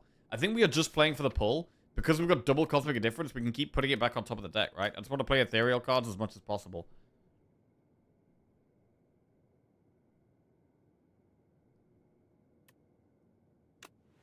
So we're gonna go Seance. Right, Empty Cage, Calling Bell, or Snecko Eye. Ooh. We've got Test Subject and Aeon Glass.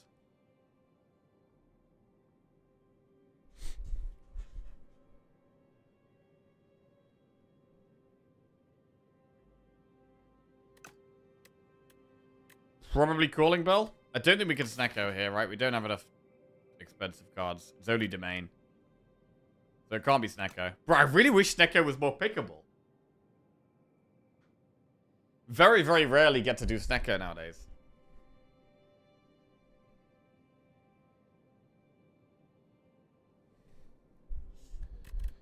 Empty Cage is good. Is it ever Empty Cage? It actually might be Empty Cage. If we're trying to do combo things, it makes more sense.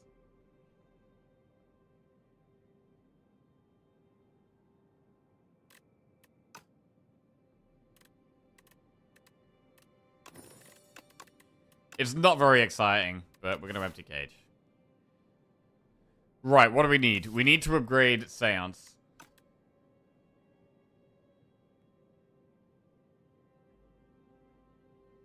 We could do this. We're going to need a shop. This path looks quite nice.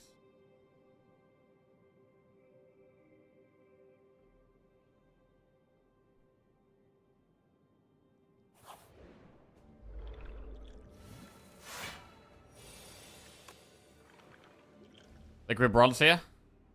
Bad start. Very bad start.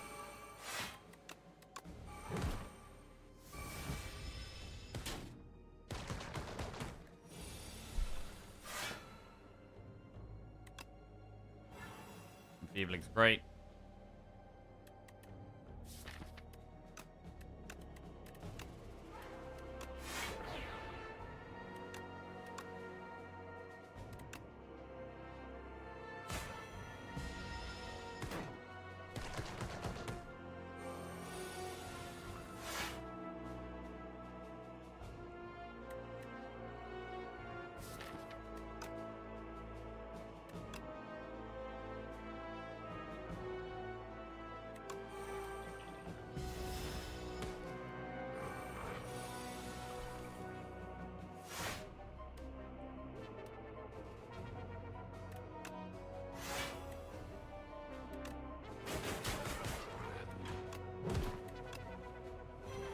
Pretty strong. Alright.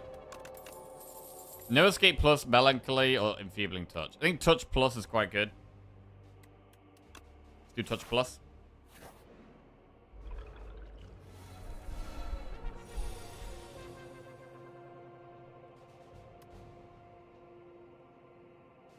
Good fire pot here.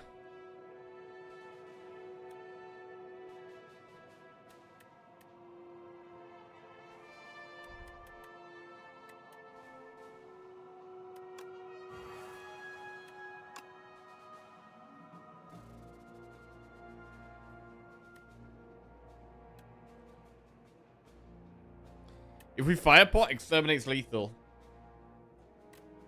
Although it's already 28. It's already lethal. Pretty much.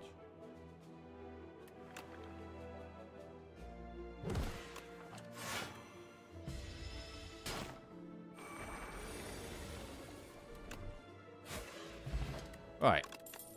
Light Strike, Defy, Defile. I'm liking Defy. I don't mind a second one.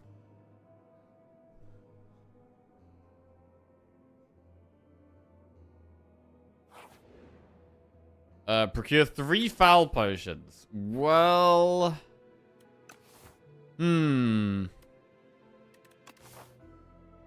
got to go... We're gonna have to go through an elite with no potions. Which sounds kind of scary. It sounds kind of scary. I don't think I want to do that. And we've only got one shot we're coming to anyway.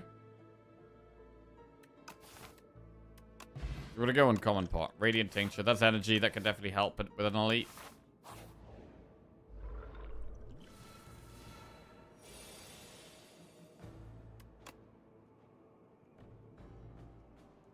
Radiant Tincture here. I mean, I want to play Domain, really, but I also want to Call of the Void.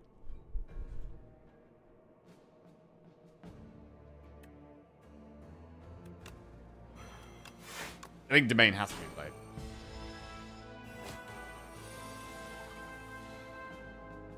Cost make a difference, the Enfeebling Touch. That's good.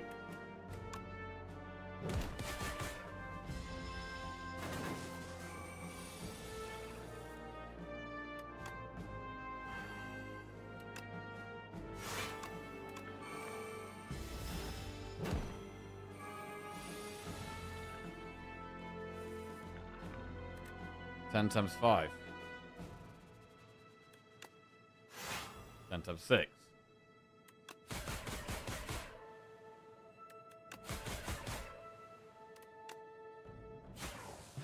Alright. Not bad. Reeve plus countdown on Belanclay. Skip. Ooh, we get an extra fight. Definitely not happy to see this. But we do at least get double power turn 1. This is kind of sketchy. I'm wondering if we could Radiant Tincture here.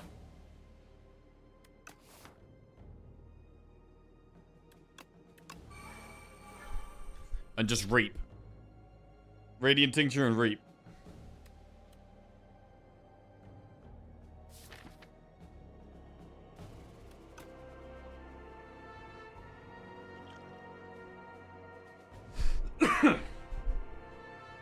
This is tough, man. Because my pull from below is going to do a lot less damage if we've got less strength. And so is my Exterminate. They are our two best ways of doing damage. So I'm actually going to use the potion. Because I'm not comfortable in this thing.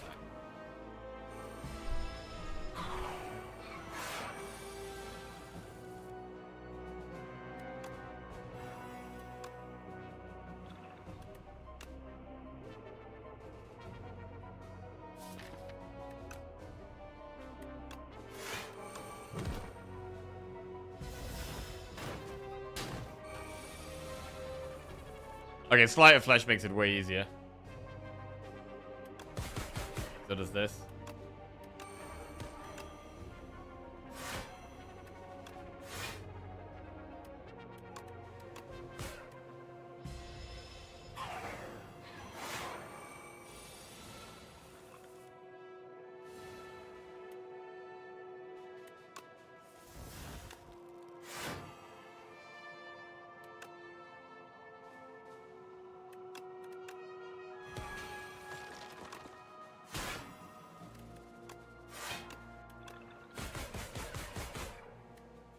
Nice.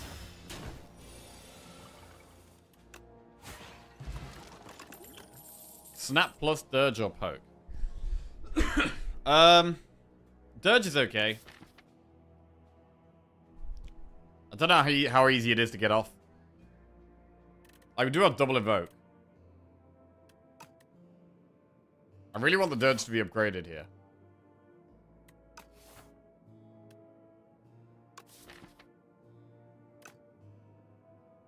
Snap gives you the option of retain pull. True, only if we draw them together though, which is probably not going to happen that often. It's more of an early game pickup, I think.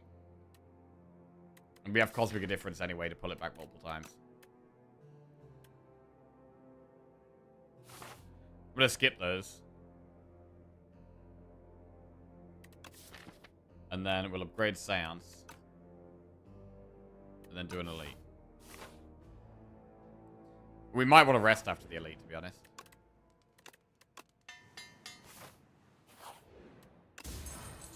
Strike Dummy.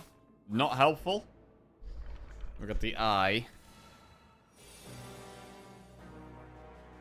And Defy.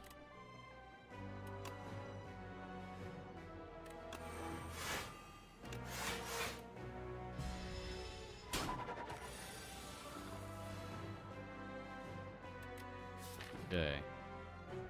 We can stay on Susender's Bane.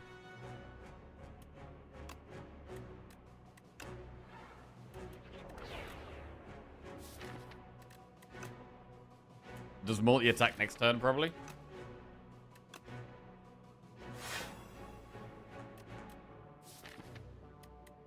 Should probably still Cosmic Defy back on top.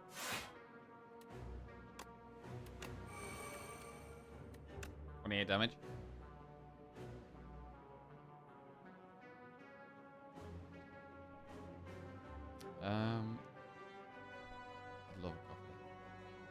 Not decaf. Not decaf.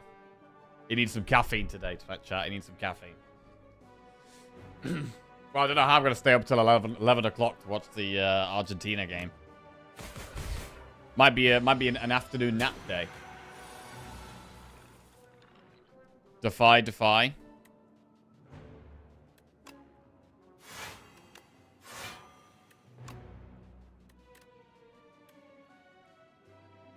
Should really be playing Domain here.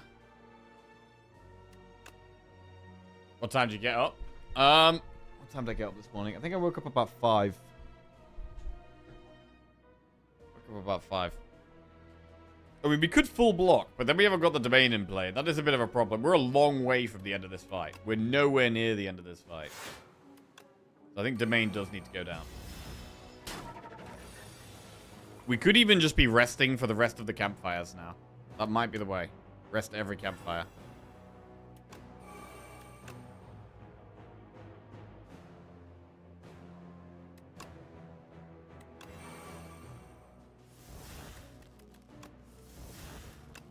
Seance to strike.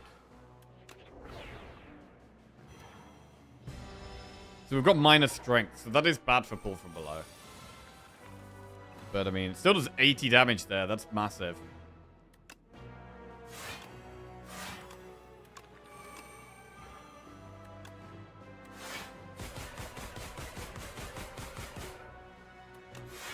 I'm going to Cosmic the Enfeebling Touch back on top. It's just working very well. 34 damage.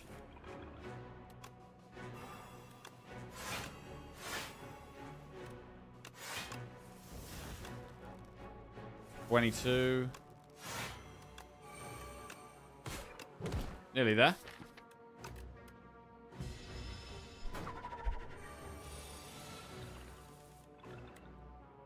Six times 18.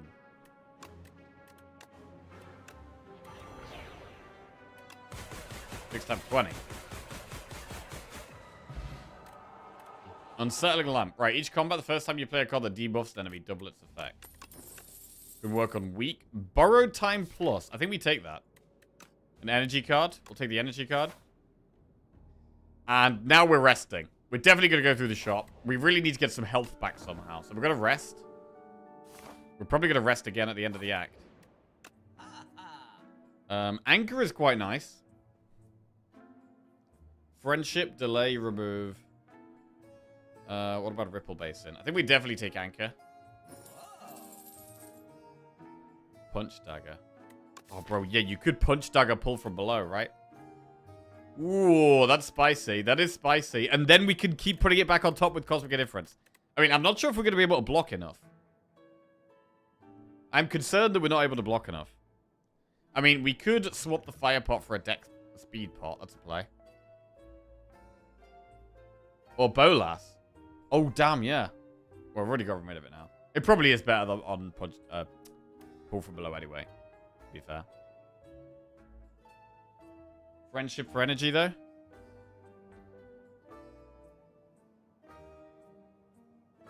Is delay bad now? Delay's good. Delay's pretty much always good. Wait, we could put on Exterminate instead.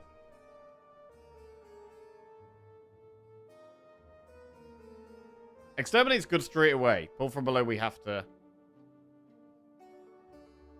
play ethereal cards.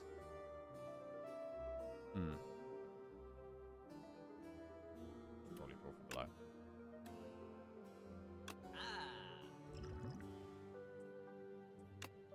I'm gonna go for a more defensive potion. Right, really need to try and take no damage if we can, please.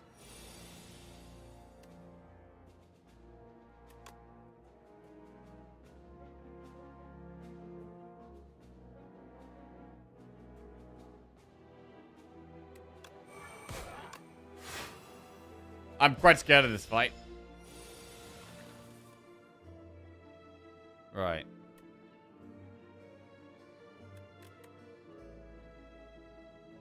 Quite scared of this fight, indeed.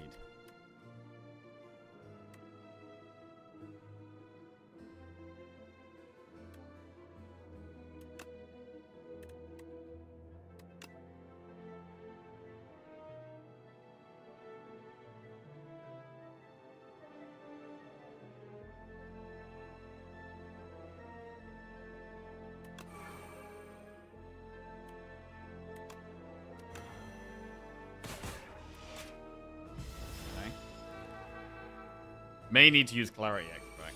Get the AoE card. Oh man, Exterminate is so insane here. It's so insane.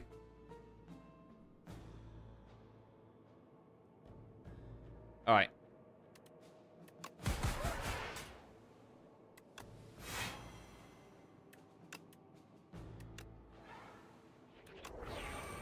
Nice.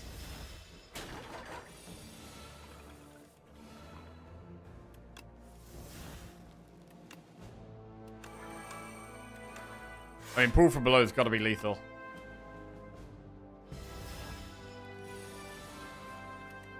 $22 times 7? Oh my god, it could do loads of damage really quickly. Poke plus reanimate or flatten. I mean, normally I would just insta-click reanimate, but do we even want it here? Do we even want it here?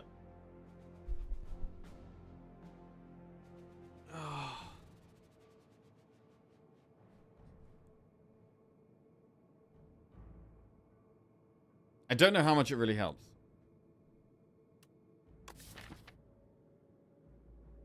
Only works for borrowed time.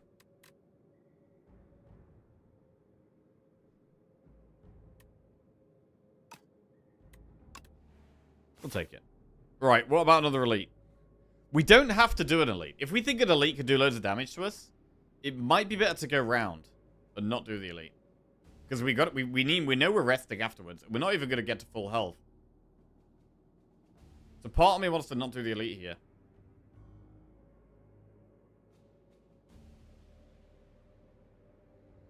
I think the knights could actually be a problem for this deck.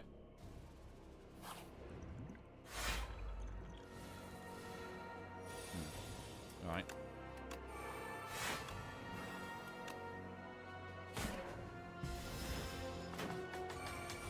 Three times 6. Enfeebling Insane. Bro, we could reanimate, borrowed time, enfeebling, reanimate. What a play.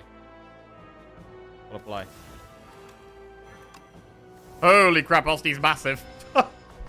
We're chilling.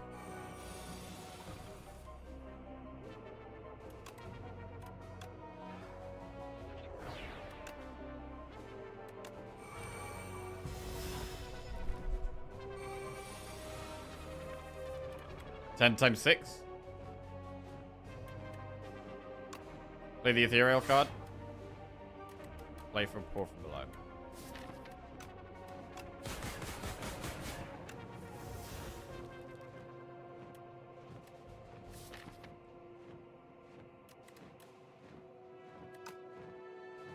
I think because make a difference, pour from below again.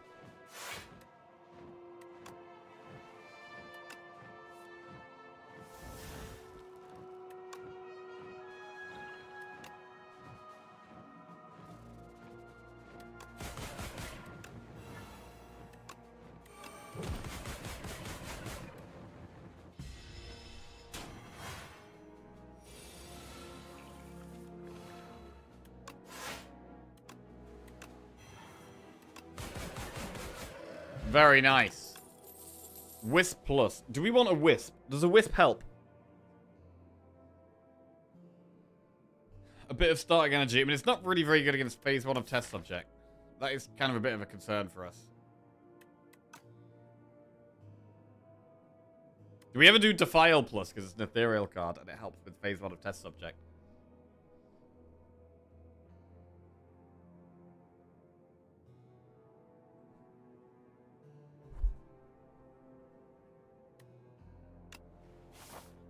I'm going to wisp, and then I'm going to rest.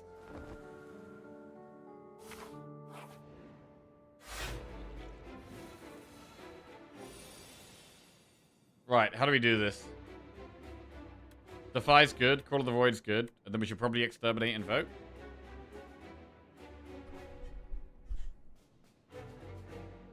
We could... When would we use Clarity Extract? This fight or next fight?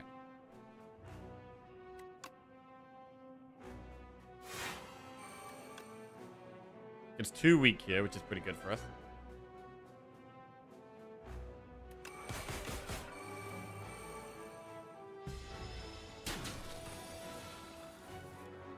Pour from below does 10 times 1.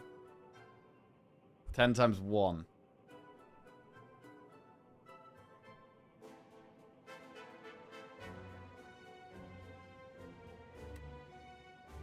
We need to be playing Domain, really.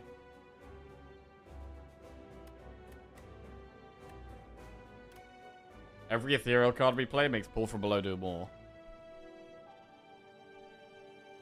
We do get 1 extra energy next turn. We could reap it next turn, potentially, if we do enough this turn. Thank you.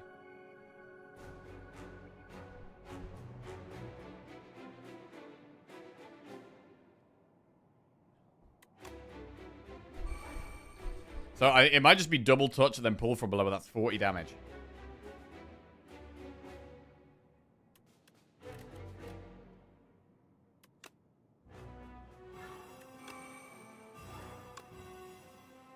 And then all we need is like an extra 13 damage next turn and we should kill it.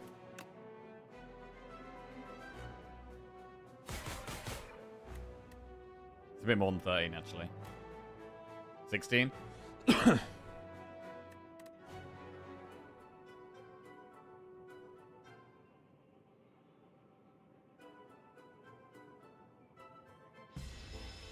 We haven't played too many skills. Bone shards. So wait, what do we have here?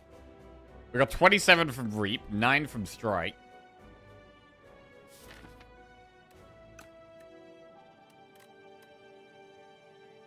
I think we have it with bone shards.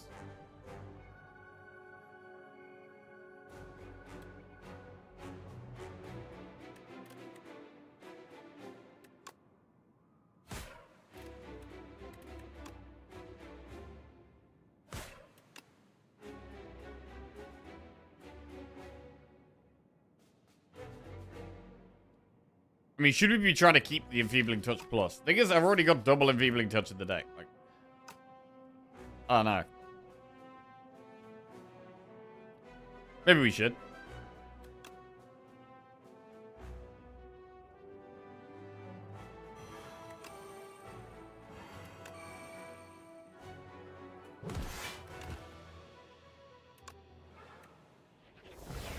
We could have done Seance first to keep the Defy, right? Yeah, that would have worked.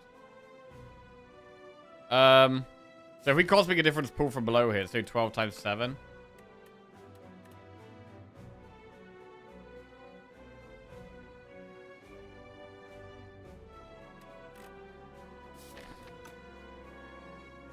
Soul is our next card.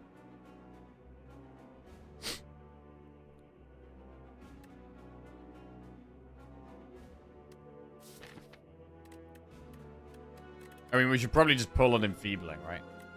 Cosmic. Enfeebling plus. Scourge. Enfeebling.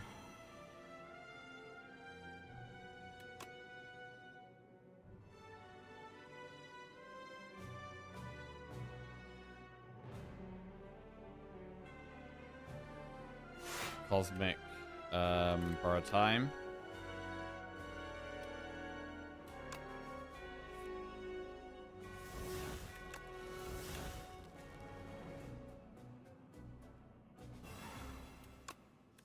Alright, pretty good. Well, the game Jinx, how are we doing? 15 times 8. 15 times 10.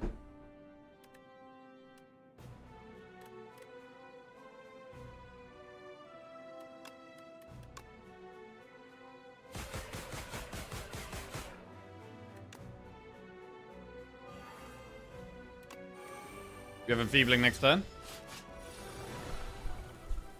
Oh wait, we can't even use it. Seance to defend. Can't play any of those. Alright, whatever. End turn.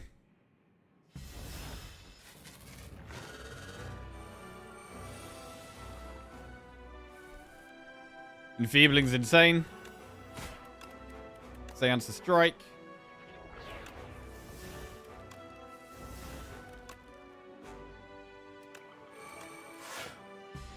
And hopefully get the good card. Any good cards? There it is. Pull from below. 20 times 15. 20 times 16. Very nice, bro. Very nice.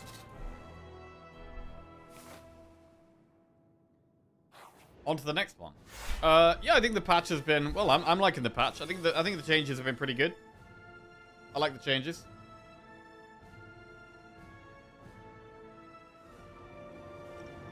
Right, do we Clarity Extract turn 1? I think we maybe do. It's not the best starting hand. I wanted to get the powers in play. Enfeebling.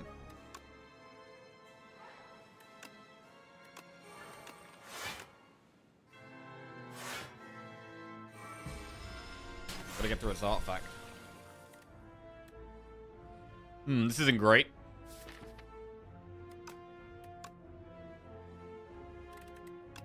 Seance of Strike.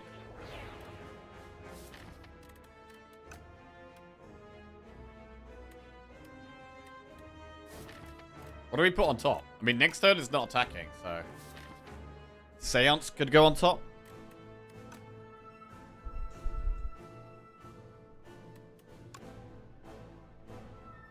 Do we have a speed pot this turn? Cool wither rot? Yes, we have new withers. Do we speed pot? I'm thinking about it. I'm thinking about it.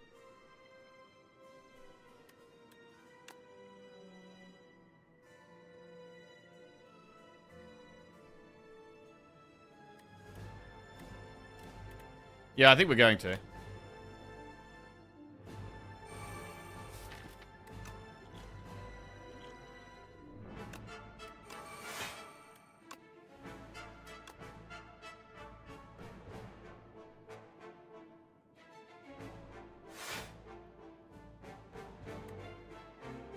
And then we'll do Invoke just to speed us up again. The Seance for cycle through the deck. Invoke for more draw the following turn. Double Invoke. We can Seance... I mean, we don't really need the Reap, right? We can Seance the Reap. Do we need Unleash, maybe? Maybe we don't need that. I mean, a lot of our good cards are at the bottom of our deck here. Domain's at the bottom. Souls are at the bottom.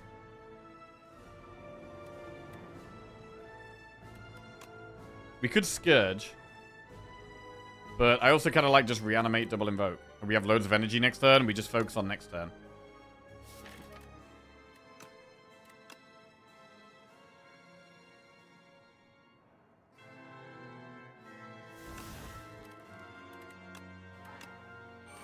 Do that.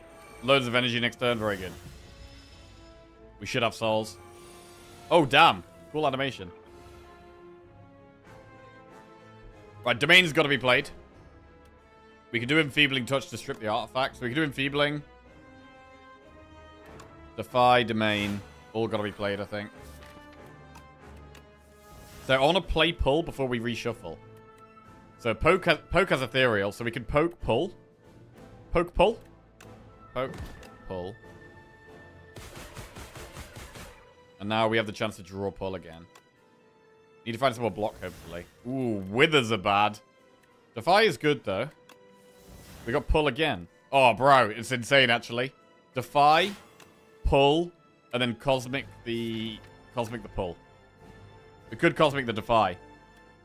But we're definitely good at Cosmic the Pull. Because it's proper scaling now. What about Wisp Unleash for 40 damage?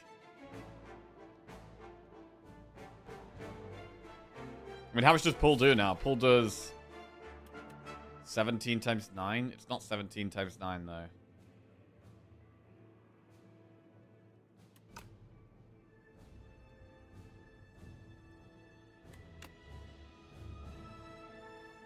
I think we can do it. 40 damage.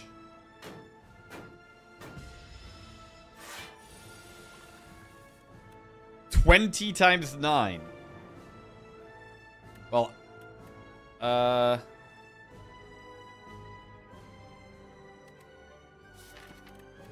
more ethereal cards here as well. There's no way of drawing it again, but we can put it on top of our deck to get lethal next turn.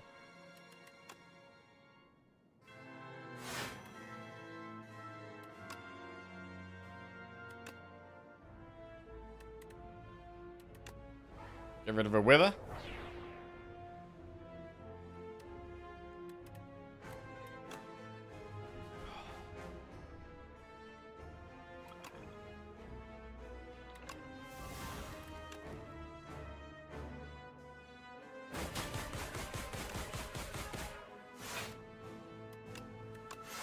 Man, love it when we get pulled from below to work. Super nice. It's now doing 25 times 12. Which is definitely lethal. Huge. Big, big win. And that is... What is that? That's 10 wins in a row. That is 10 wins in a row. We're on a 10-win streak.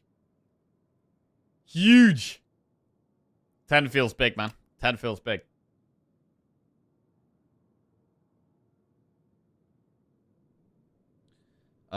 Only 2 Necro wins in a row. Necro was the last one we lost on.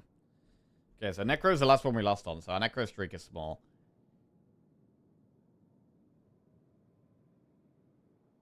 But I'm glad we've been able to build all our streaks back up. Like, whenever we get a massive streak, like, we're on 18 in a row, right? And we lose it, and then suddenly, like, confidence goes a bit. We start playing a bit worse. We lose all of our streaks. There's loads of zeros on the screen. And it's like, damn. Am I just bad now? Like, am I going to be able to get that streak again? But through grinding, focusing, improvising, trying different things, it's pretty good. And we can get back up there. Didn't notice the Angless death animation. Hang on, is it in the bestiary? Let's have a look. View actions. Ebb. Ooh! That is cool. A nice slash. Eye lasers. Alright, don't know what that was doing. Increasing intensity. That's cool. Hurt. That's where we hit it. Die. Oh yeah, that is good. That is nice. Okay, the coolest ones are... The slash is solid. The increasing intensity is cool. And then the die is cool. Nice. Still a weird boss design. Yeah, I do kind of feel the same. I do think it's a bit of a weird design as well. Although, it is kind of in line with the construct type stuff. Like this type of enemy. It's kind of like, seems like the boss. The construct boss. Are there any other things in this game that's like constructs, actually? Or is it just...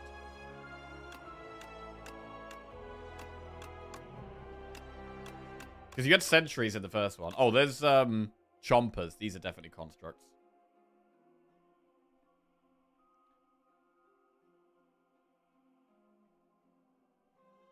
Can you go to the core guy? Wait, who's the core guy?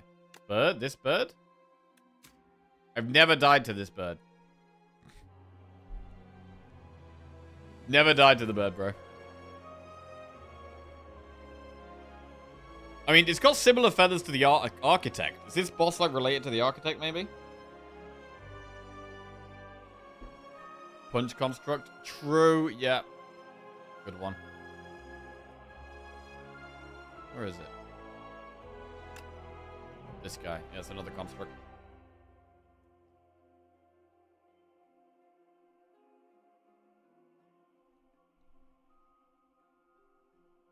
Died to this guy 3 times. Yeah, bro. Probably a lot of the time in Act 1 where we go for 2 of them at once. That is a hard one.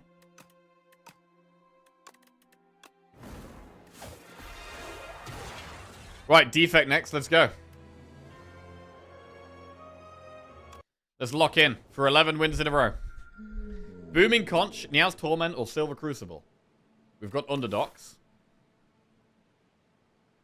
And a map where we're definitely not going up the left. No way, Jose. The middle is a bit aggressive.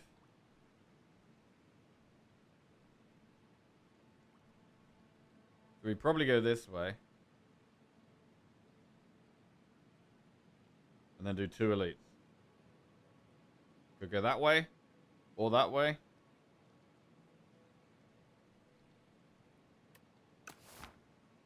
I mean, Crucible with upgraded cards, maybe there's an argument for going this way. Nah, I still don't want to do it. But I think we are going to go Crucible here.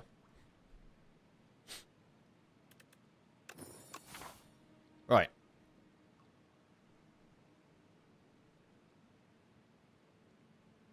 I like having options of where we're going. Right, let's get a prediction going up. Will we win the defect run?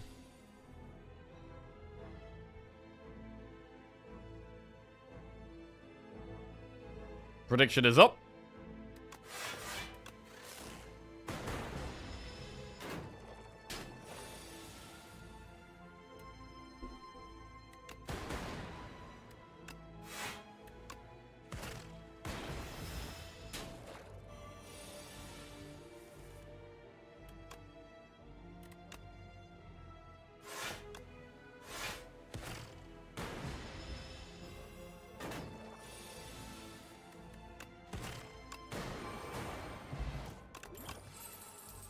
Hologram plus, beam cell plus, storm plus. Oh! Bro, I can't tell you how much I love a storm deck, man. I cannot tell you how much I love a storm deck. But taking it right now is very aggressive and actually bad right now.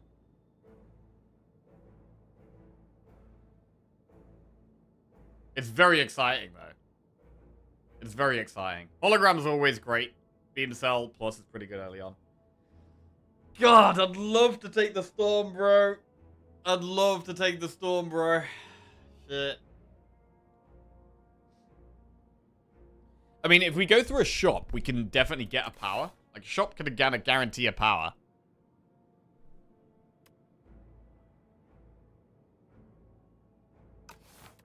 I want it, bro. I really want it.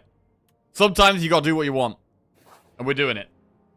Right, choose 2 of 8 random common cards, or lose 14 HP and get chosen cheese.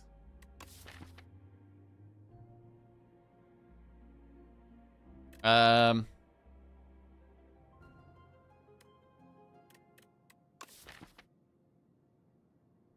cards, I guess.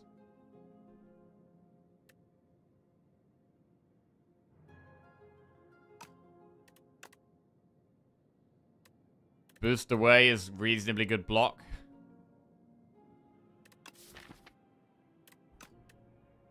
And then what? Compile turbo. We definitely take boost away.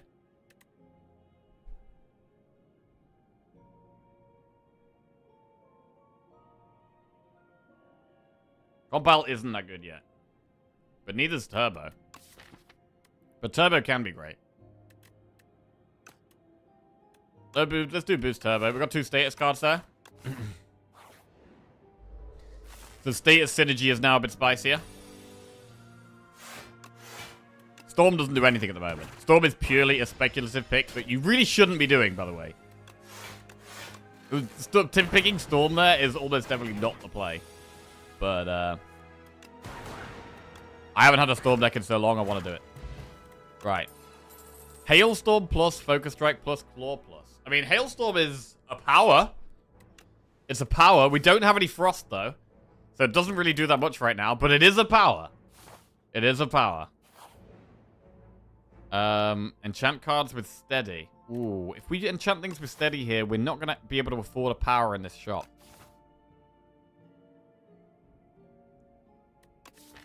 Steady is good, though. We could have Steady on Turbo is really nice, so we have energy at the right time. And Steady could be good on Dual Cast. I mean, if we only give one thing Steady, we might be able to afford the power in the shop.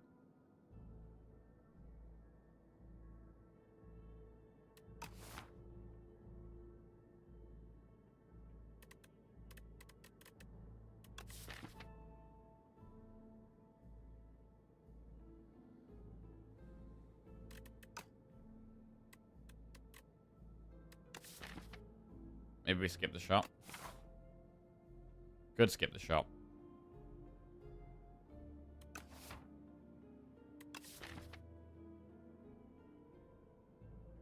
I mean, it would be Turbo Dual Cast, I think.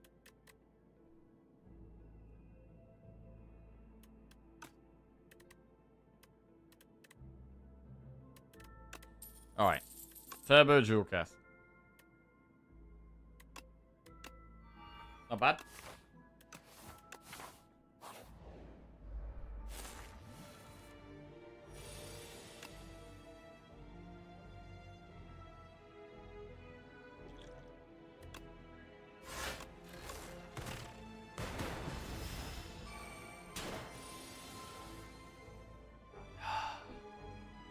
Storm, Hailstorm. Turbo. Dual cast. Defend. Strike.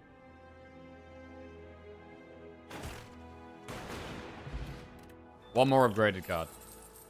Cold Snap plus, Great plus, Sweeping Beam plus. Cold Snap is a Frost for Hailstorm. Cold Snap goes in. Right, we have a way of activating Hailstorm.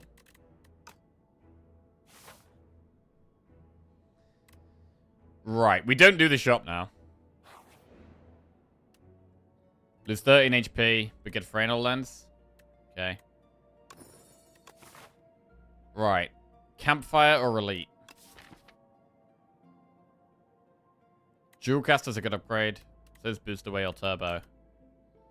We do have 2 pots. It's way safer to skip this first elite.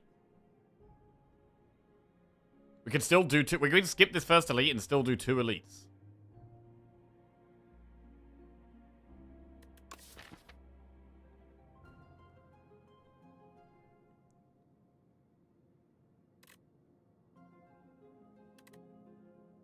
I mean, Hailstorm really helps.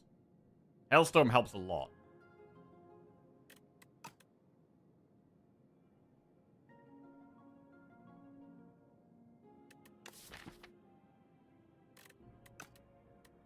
I'm going to go for the elite, I think.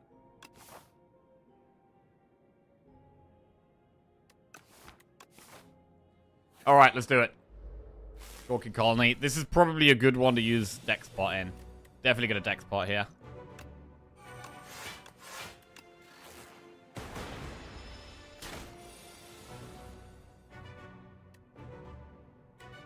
Damage. Do we have a Swift Pot now? I don't like this start. I want a Swift Pot now. It's not amazing.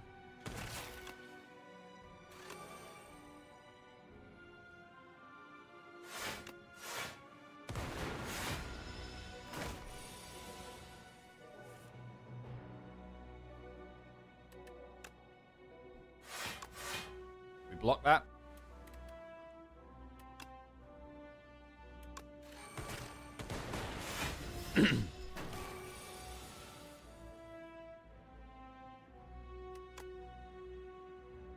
Zap, Cold Snap, Dual Cast, Turbo Defend. Okay, this elite's gone pretty well. This has gone pretty good. In our greedy, aggressive start. Power focused. Reptile Trinket, Weak Pot. Subroutine, boost away Beam Cell. Subroutine? Ooh. That could be spicy. Right, we just heal here. Heal. This could be spicy, bro.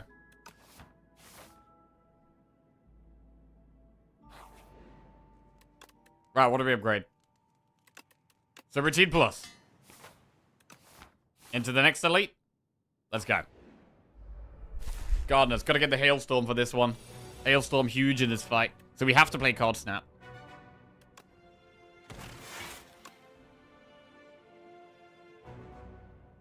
Weak Pot is going to be saved for the boss here, I think. Weak Pot pretty good against the boss. Deck really wants some more draw right now. Cool-headed would go amazing in this deck. Storm, Hailstorm. Defend. We do take quite a chunk of damage here. We might need to rest in the next campfire, but I think that's possibly okay.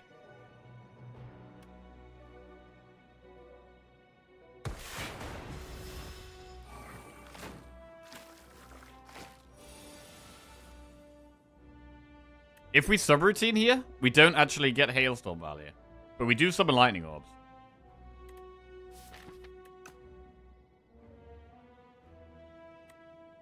Also, dual casting the Frost is quite good. I'm gonna dual cast the Frost. Strike the one at the back. Subroutine. Strike that one as well.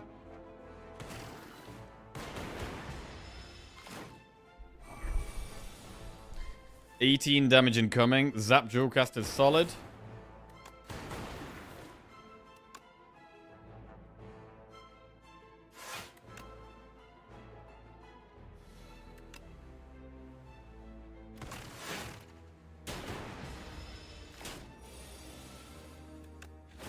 Bro, any of the power synergy relics would be amazing. Book of 5 rings. Another storm! Charge battery is amazing, but we gotta take storm, bro. Storm's gotta go in. Can we upgrade this storm, or do we have to rest? We do have weak pot.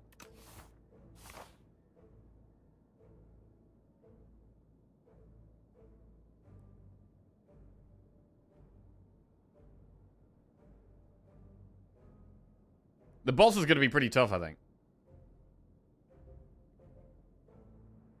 We should maybe rest. I am quite kind of scared about the boss, to be honest.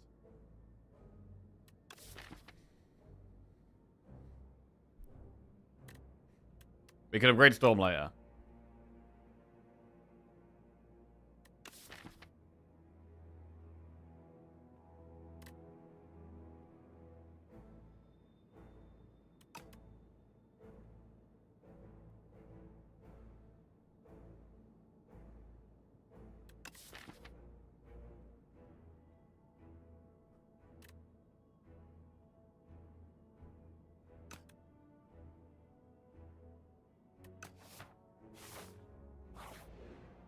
I'm gonna rest. I'm not super confident here.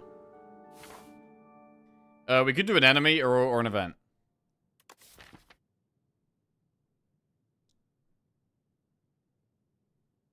Do we ever do the enemy? For more cards?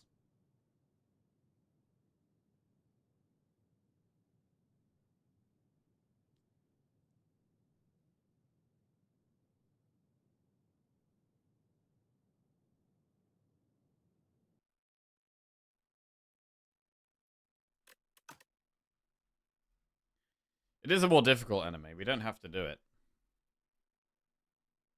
But I think there's a good chance we're resting anyway. And like, we probably want to save weak pot for the boss.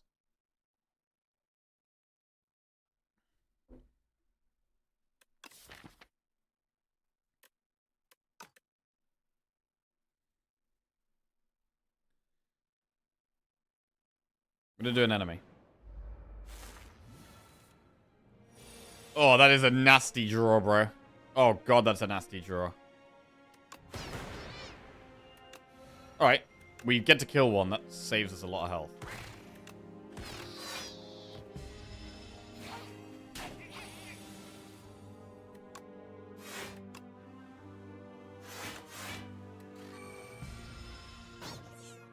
Okay.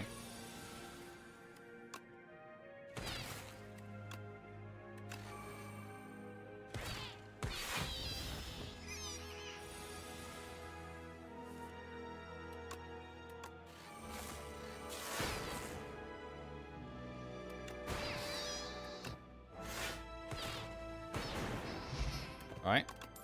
Cool-headed Rocket Punch Compile Driver. Rocket Punch quite good. Cool-headed quite good. We have status cards. Cool-headed is more Frost, which activates Hailstorm as well.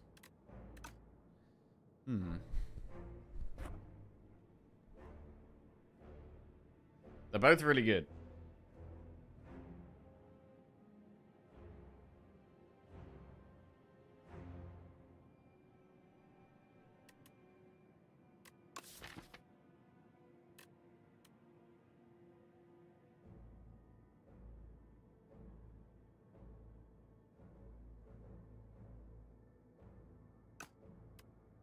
Rocket Punch is rarer. Let's go with the Rocket Punch.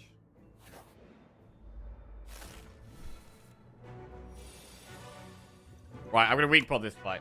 I think we're probably going to rest before the boss.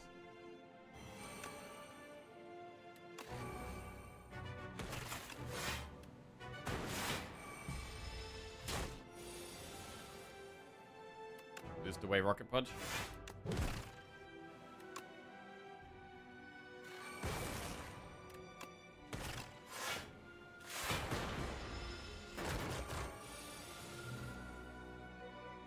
Routine, that's 3 lightning. Which does push a lot of damage.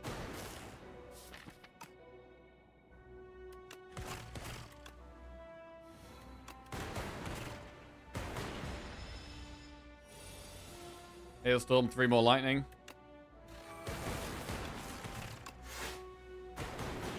Okay, very good.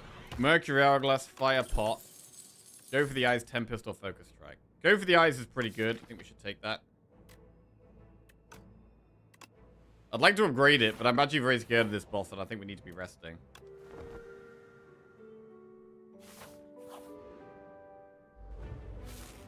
I think this deck can definitely struggle against this boss.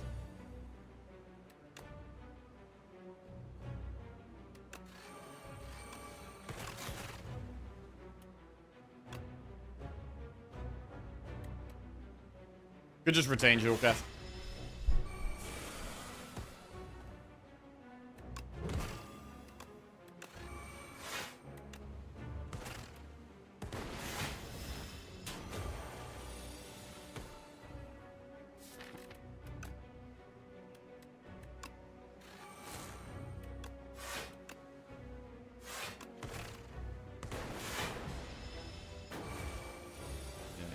What a big damage turn.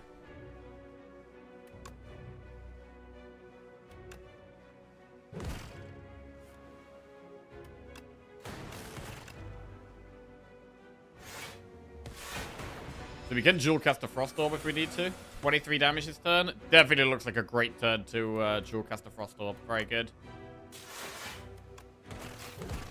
Weaken it as well. And the Hailstorm is still active.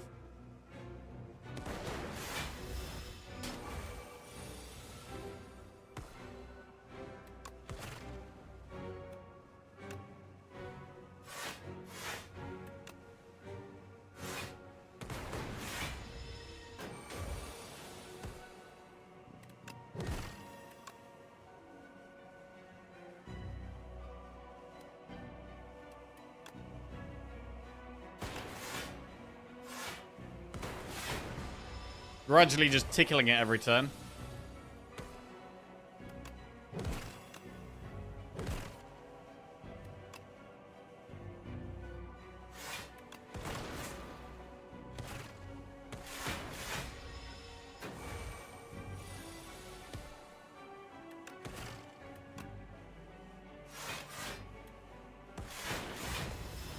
Alright, 41 damage. We have 46 health. We're very much alive.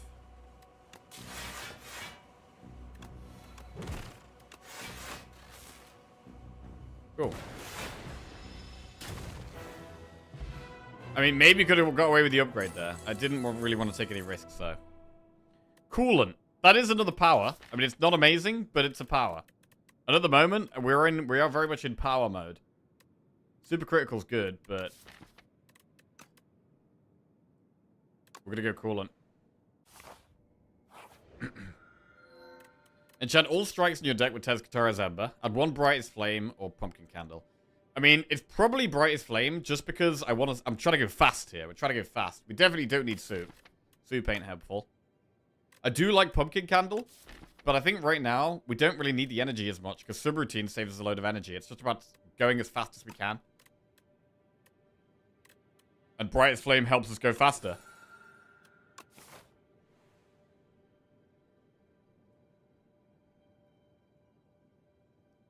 Right. Power slop go. Yeah. Full power slop here, bro. That's what we're going for. We got options here. We can do this path. Or if we want more upgrades and less elites, we do that path. Either way, the early-ish shop is quite good.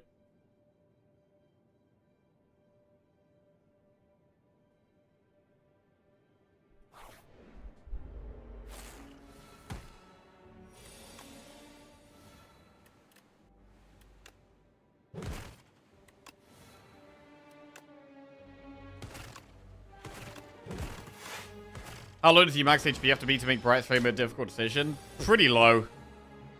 Like...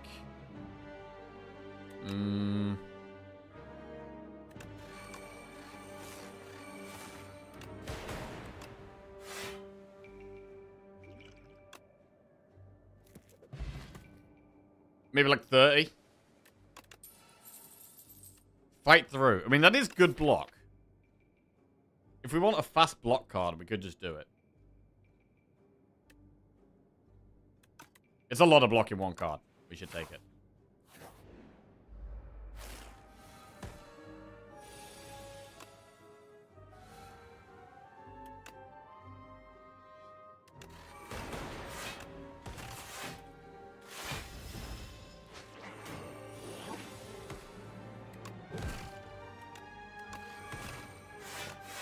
We're still too slow right now. Still too slow. Need more cards. We really want more card draw.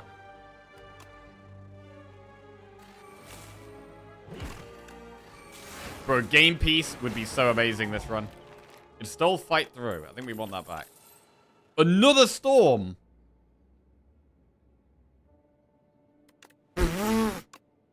Alright. We're moving Book of 5 Rings along. Voltaic. I mean, bro, do you even need Voltaic? Like, does Voltaic even work? Does it even make sense? I don't even know if it makes sense.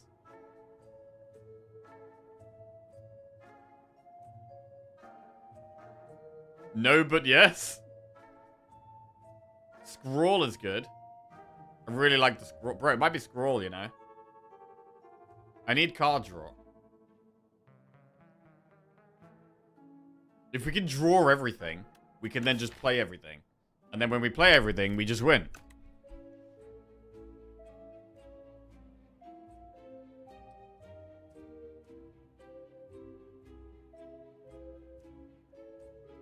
Voltaic is a curse up until the point it's not needed, and away because you won. Yeah, I think it's scroll.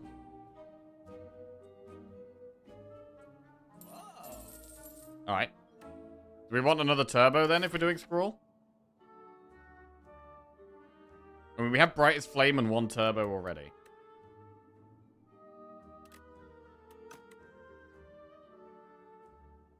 Nah, I don't think we do. We move on.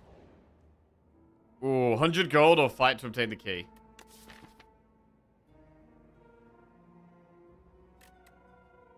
This guy can do a lot of damage to us right now. I mean, there is Book of 5 Rings. I don't mind just taking the gold here, to be honest. We haven't got the best deck for History Course. Because we're a power deck, so... I'm just going to go with the gold.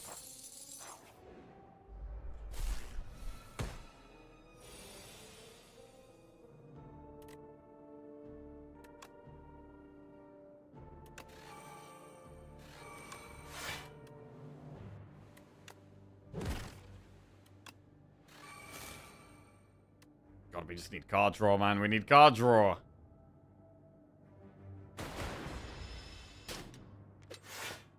Ow. So when we take another card, we do get a big heal. Here we go. There's a card draw.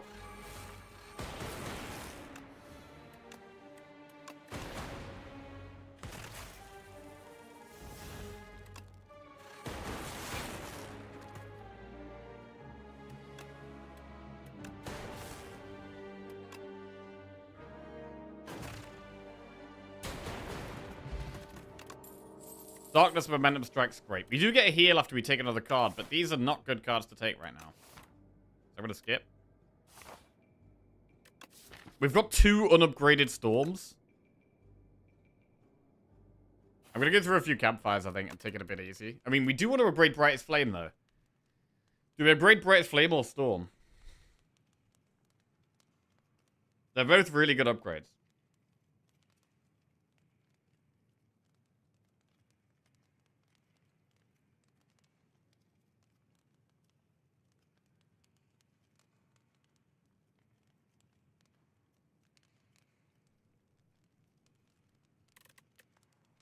I'm gonna upgrade a Storm. And we're gonna not do loads of elites. We're gonna go through double campfire here, I think. Take the safer path. Because we've got quite a few upgrades we still want to get. Ooh! Solid starting hand. Risen02 just subscribed. Risen02. Welcome to the Jackoffs. Cheers, mate. Thank you very much. Storm subroutine. It's a shame because we're not getting many powers, so it's going to be hard to get game piece. I mean, it's very unlikely we'd find game piece anyway. Yeah, this is a shocking hand. What the hell kind of a hand is this?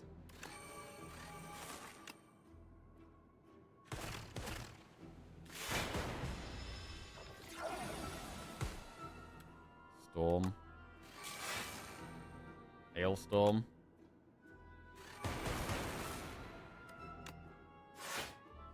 We're doing a lot of damage here. We might not even kill this. Uh-oh. Oh, we got it. Oh, saved. Thank you, Lightnings. Right, Storm plus is big.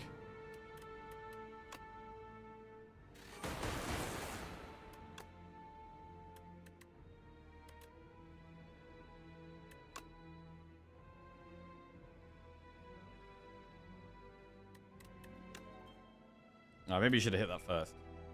I think we should have hit it first. Never mind.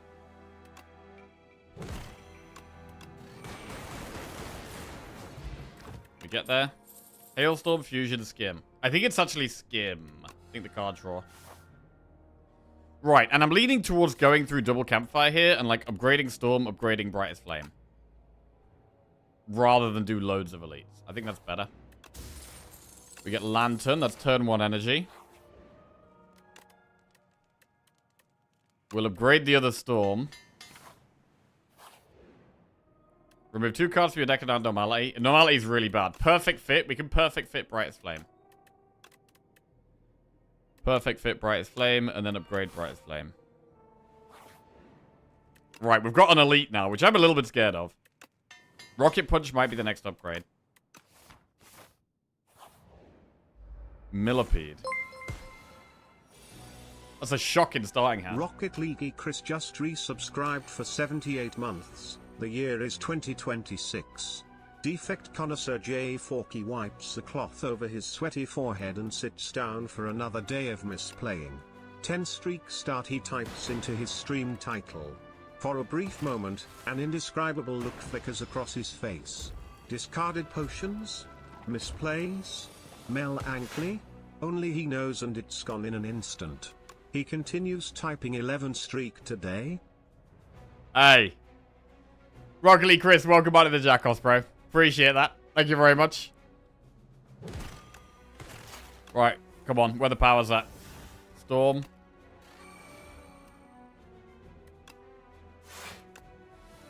Storm, Storm. Okay, now we're chilling.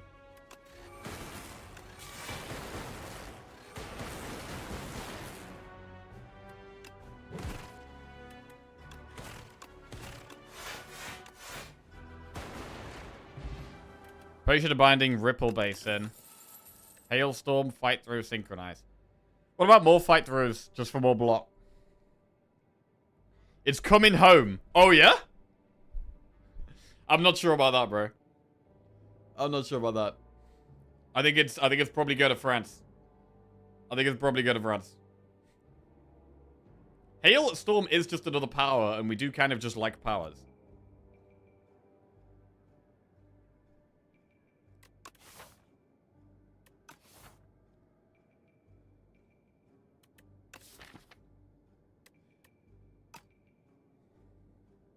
If France doesn't win, that would be a bigger upset than Paraguay, Germany. Italy looking really good. Italy. No, Italy not looking so good, bro. Spain. Yeah, Spain are looking pretty good. Spain are looking pretty good. Sorry for any triggered Italians. Oh, God. I can't believe Italy didn't make it to the World Cup, man. It's crazy. Not enough powers to kill boss.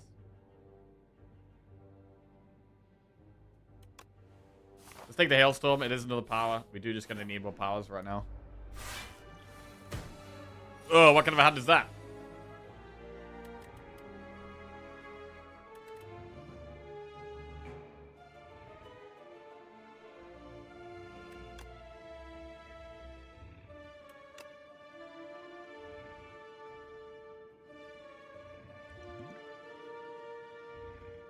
Play the Potion of Binding. If we should use it this fight at some point.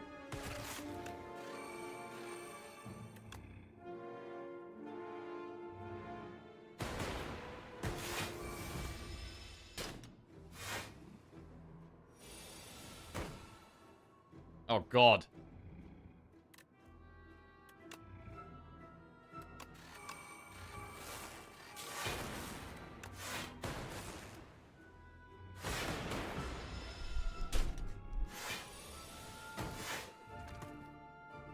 Skim. Well, there's a storm.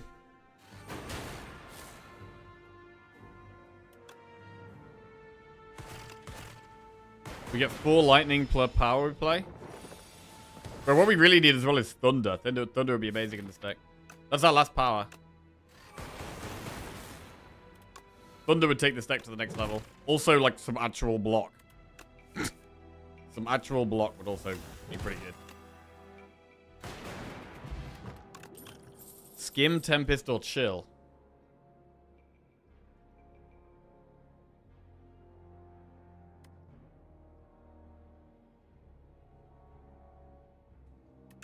Skim. I think we need to rest here. This is really tough, bro.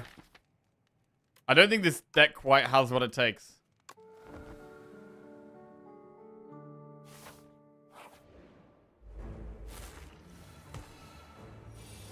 Brightest Flame.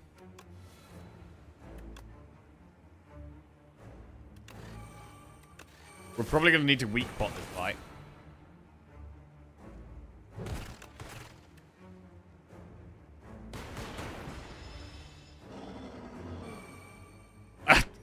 This deck is just really not blocking enough at all. One of the main issues here.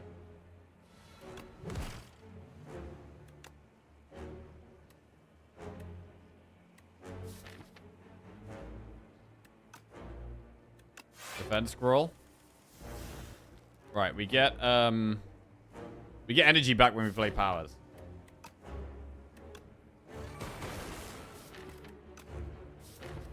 There is another storm in the deck.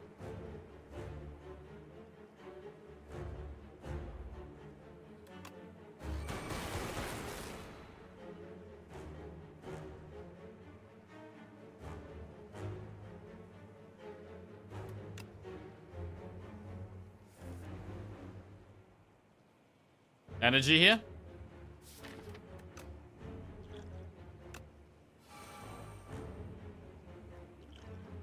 And weak pot.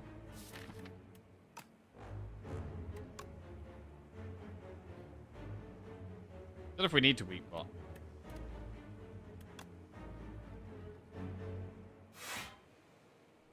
I would really like to skim into the other storm. My draw looks pretty bad. We might have to coolant before the storm here. No, we're going to defend skim. Try and hit the storm. No storm. Okay, we do just play coolant. Now what? We didn't get the cold snap either. That's pretty disappointing. All these frantics, but is that really the play?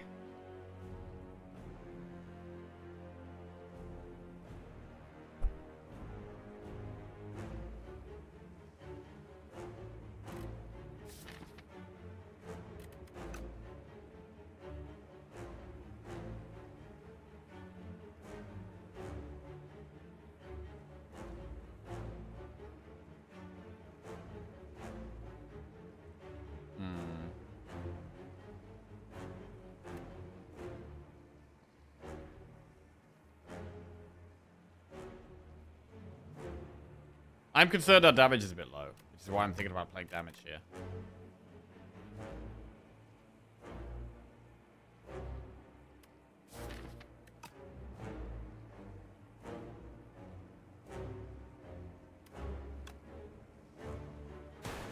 Okay.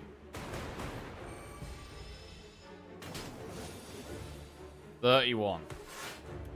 Right, Storm. Ending on a Frost is good for the... We've got double Hailstorm. That's 14 damage at the end of the turn. So ending on Hailstorm is really nice.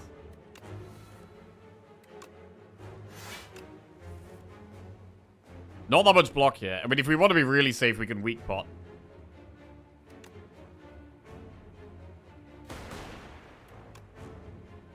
Oh, yeah, I think we do need to weak pot. Absolutely, we need to weak pot.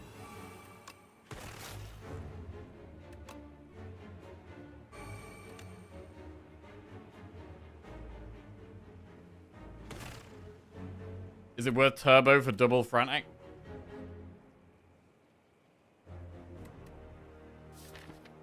I don't know, we've got 3 1-cost frantics in the deck. We've also got Void and we've also got Skim. I feel like we probably don't.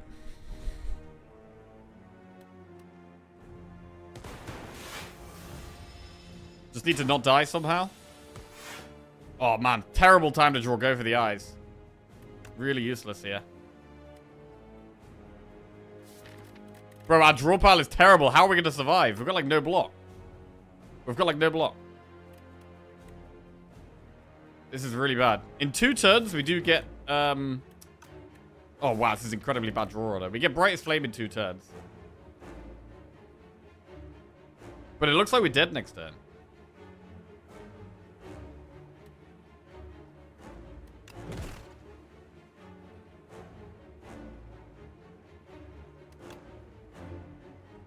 Bro, the things we'd do for a creative AI. God, creative AI would be so disgustingly good.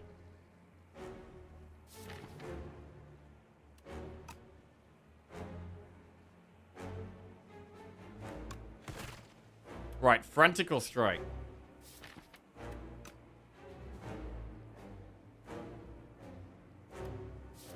We've got some 1-cost Frantics in the deck, so we should Strike.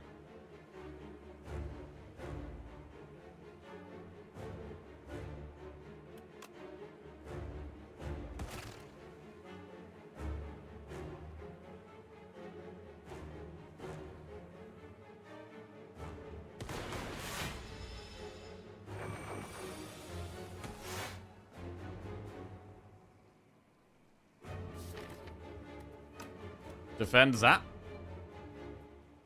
Get Ripple Base it off. Or we could Turbo so that we can, like, Strike and Frantic as well. We block more if we do Defend Zap.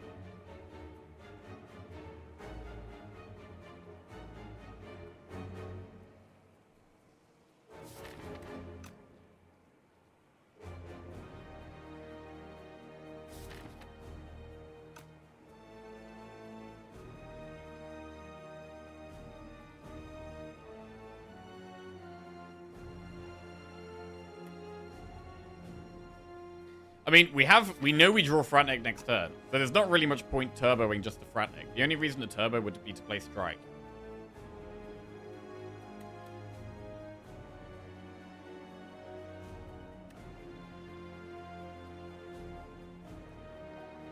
I kind of want to just kill it.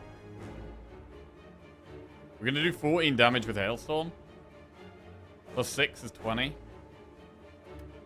So we should just kill it next turn. I think it just dies next turn.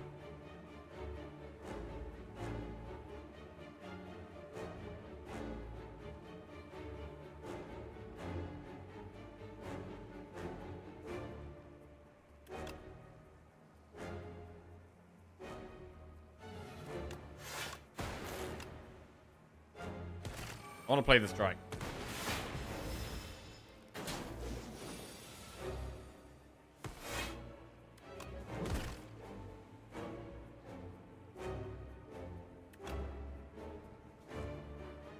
Alright, dice to the Hailstorm. Oh god, this is sketchy, bro. This was sketchy.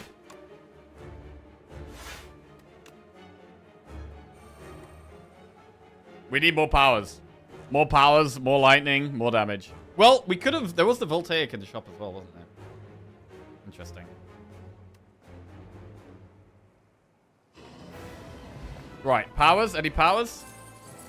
Reboot, Buffer, Helix Drill. Buffer is a power.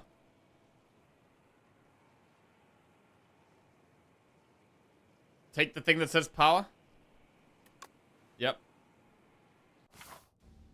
Right. You may cook at rest sites. Choose 3 attacks in your deck and enchant them with instinct. It's not really an attack deck. We have Queen and Test Subject. Test Subject could actually be scary for us. Maul. Bro, this has to be a cook.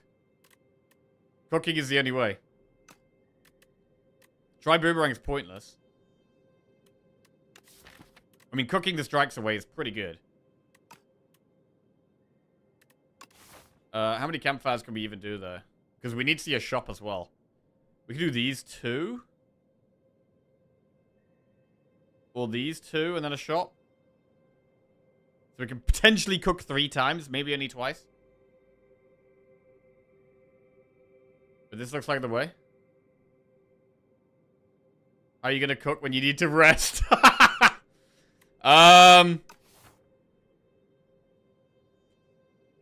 We're just going to do it. We're just going to cook. It's fine.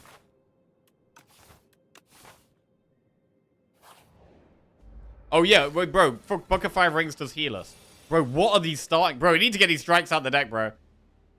These strikes have got to go, man. What is this? We're dying here. Ow, our max HP is so low. These guys just making it even lower. Oh my god, we're nearly dead, bro.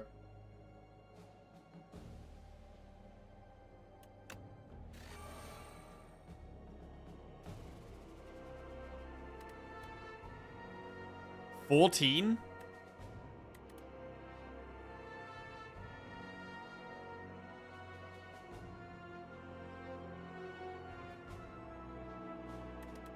About to do 14 damage AoE. We should dual cast.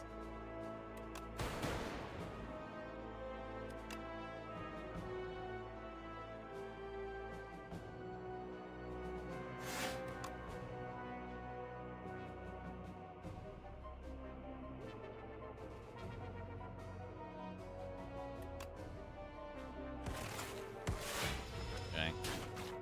48 max HP. Christ.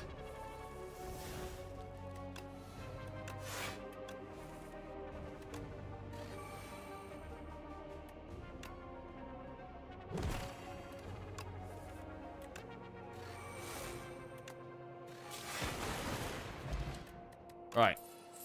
Fight through plus. Do we just take that? I think we just take that. It says big block on it. Ooh, fight through coming in big here, actually. Coming in pretty big.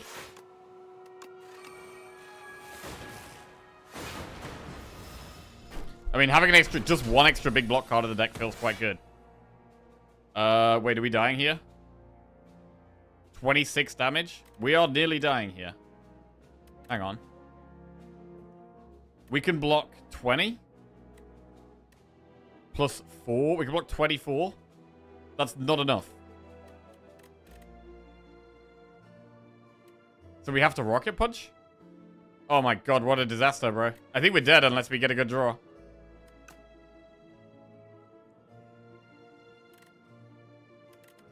Our draws have just been so bad so consistently. Bro, the cook would have actually been good. If we could have got a cook off, it actually would have been great.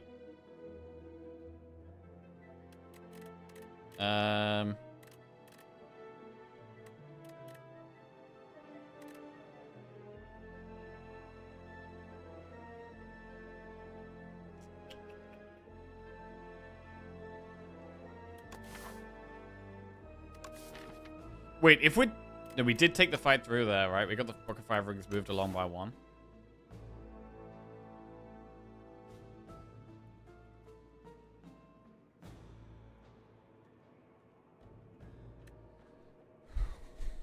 I'm not sure how we survive here, to be honest. I'm not sure there's a way. Because we're going to lose Ripple Based as soon as we Rocket Punch.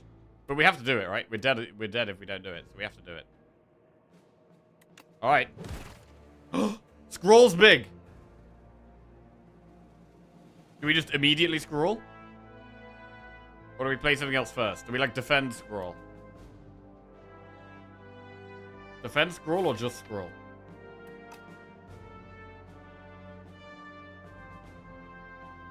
Wow. This might save us.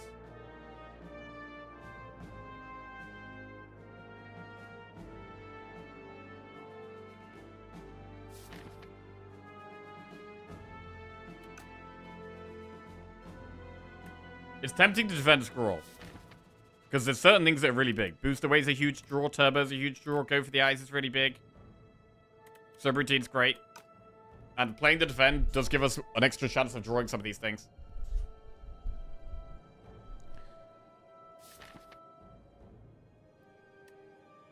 Buffer doesn't really do much here. Brightest Flame is a big draw. I'm going to defend scroll. Oh, it's huge. It's absolutely huge. We get a subroutine, storm, hailstorm, coolant. Oh my god, we're still in the game, bro. We're still in the game. Turbo, buffer. Wow. If we take a card here, we get 20 healing. I think we have to do it. I think we have to keep taking cards to keep getting healing. So we're going to take Compile Driver Plus, get the 20 healing. We're going to do events. Procure 3 foul potions. The shop is very far away. Snecko is not the worst bot.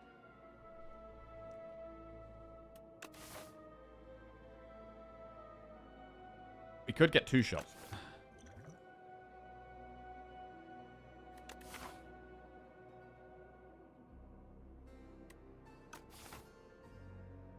We've already got quite a lot of money. So, maybe we should just do uncommon potion.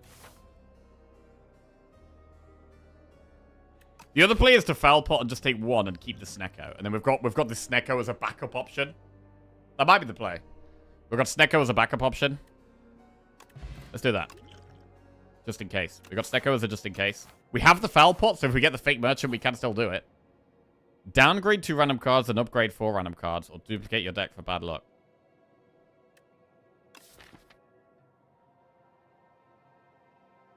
Bro, that's a lot of storms, bro.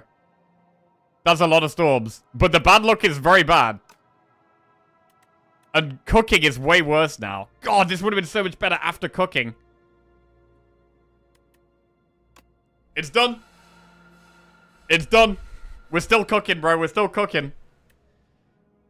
We're at full health. We're at full health. Oh, God, these guys again. No! Wait, do we have a Snecko Oil right now? We could Snecko Oil right now.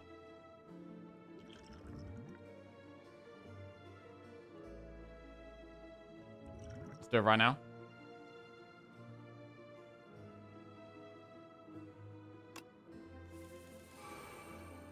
Three cost Storm. 3 cost Buffer. What the hell is this, bro? This is a disgusting hand. This is disgusting.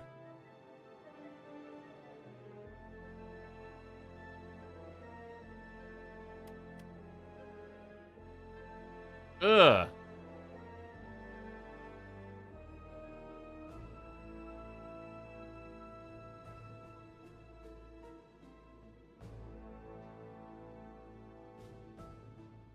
Turbo Rocket Punch? To draw 1 more card? That does sound terrible, man. It does sound terrible. It might actually just be Storm plus Coolant. Literally. It's so random and so bad. Oh, God, this is awful, bro. This is awful. Our max HP is so disgustingly low. Oh, my God.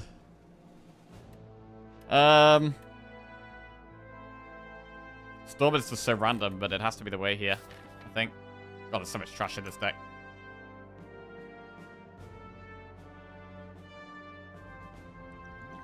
Foul Pot does 12 damage AoE. Rocket's free if you turbo. Yeah, but then we can't Storm.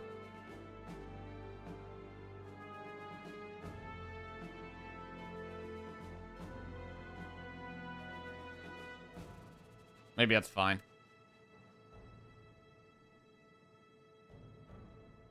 We can turbo Rocket Punch Compile.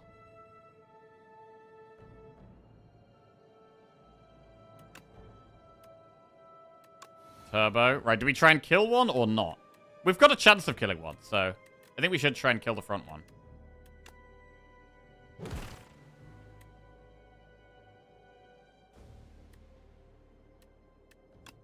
$13.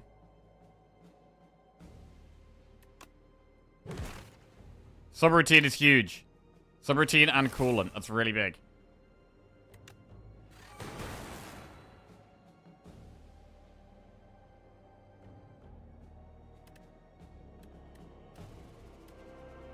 Strike defend.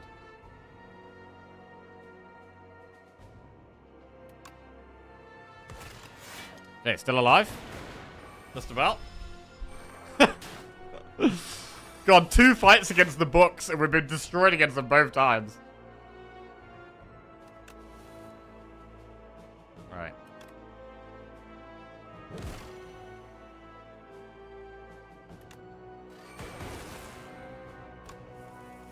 Oh God, bad looks.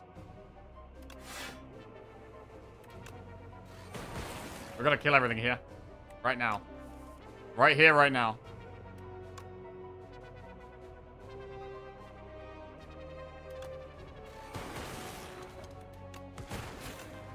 Got him, got him, got him. Nice. Gun Cup, Momentum Strike, Sweeping Beam. I mean, I'm almost thinking about adding cards just for the Book of 5 Rings, but these are all terrible. I'm gonna skip. Right, let's start cooking. Cook. We got 4 strikes. Strikes is definitely what we get rid of. Oh, we got 8 strikes. Bro, we got 8 strikes in the deck. Crap. Alright, -2.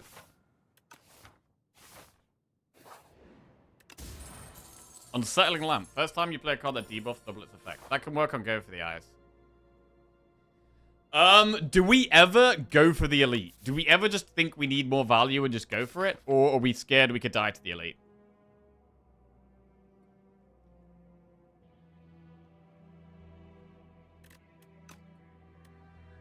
Because we definitely want to do a shop, and we definitely want to do another campfire. I definitely like this. I'm definitely doing that. So we either just dodge elites, or we do an elite. I mean, we could do an event first. We could do an event, then an elite. Either way, right?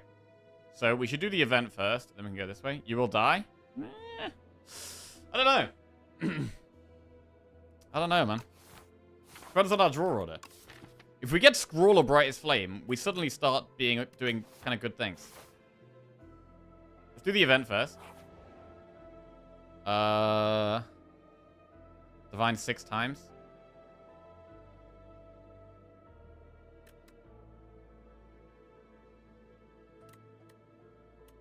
Alright, see what we can get. Come on! Come on! We're gonna get some good stuff here, bro. We're gonna get some good stuff. Alright, we get the relic. We get the relic.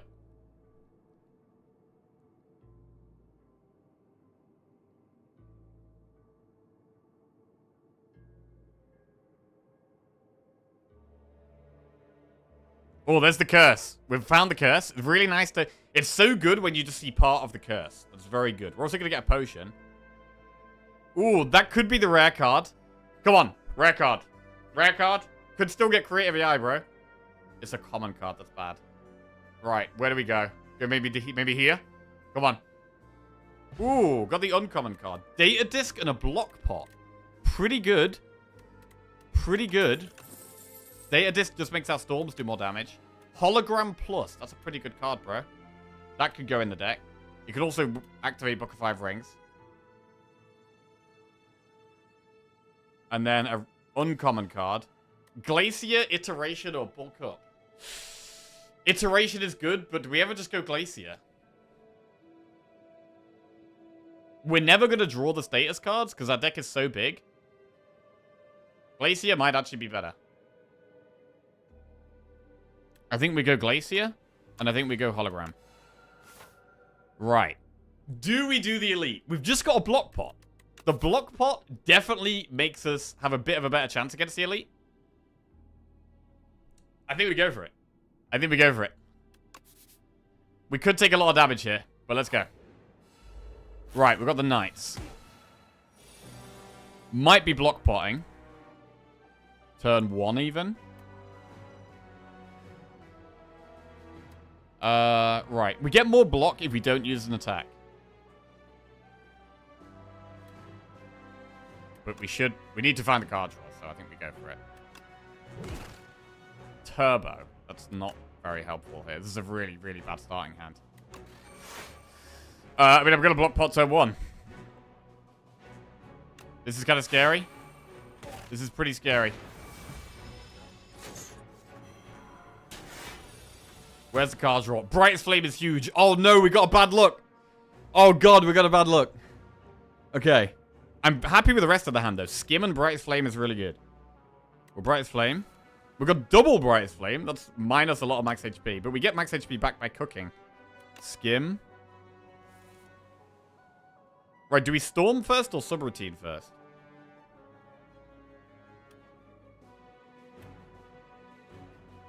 We get more energy with Turbo and Brightest Flame. I think we could Storm first.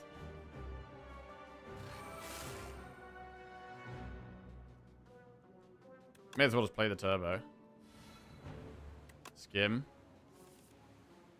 Right, I'm gonna maybe Hailstorm now. Kinda wanna keep drawing. Let's play Fight Through. Subroutine.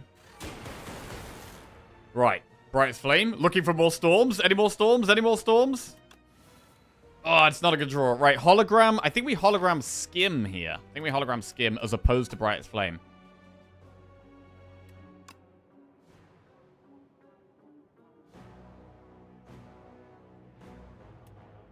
We already blocked this, so we can focus on doing damage.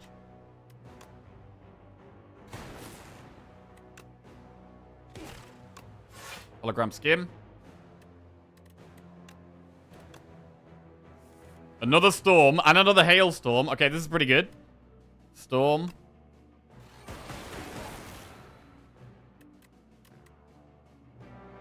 Do we try and kill them together with the Hailstorms? Maybe we actually Rocket Punch the one on the most health. We're probably just taking damage from bad luck and just accepting that, I think. Hailstorm, Hailstorm.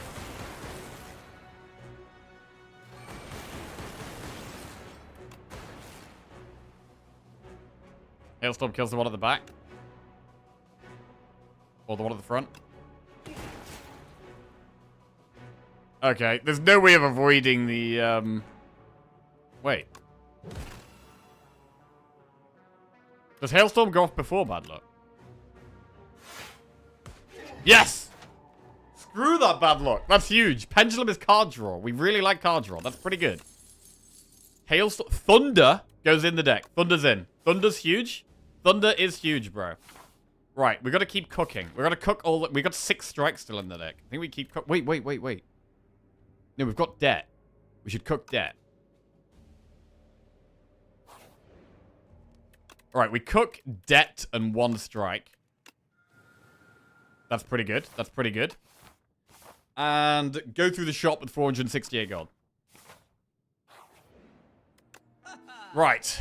Alchemize, Finesse, Remove, Cool-Headed, Iteration. Well, we could throw the Foul Pot.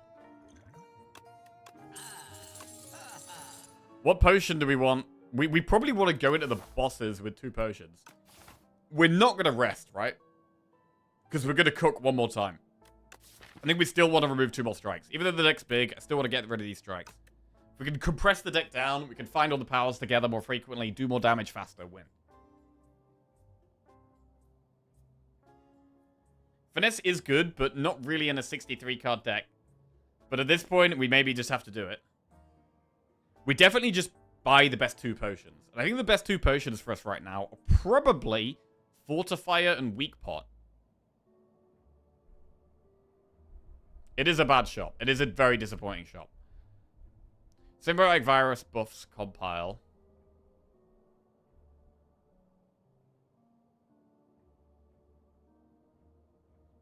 Does Dark Orb help with Phase 1 a test subject? It does, but we shouldn't have too much of a problem with all these storms. We should be okay with Phase 1 of it, I think. It does help compile as well, which we do have 2 of.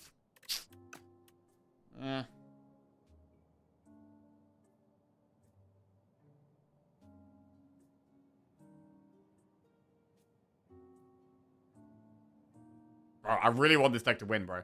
Right, let's quickly go to the bathroom. 1 sec.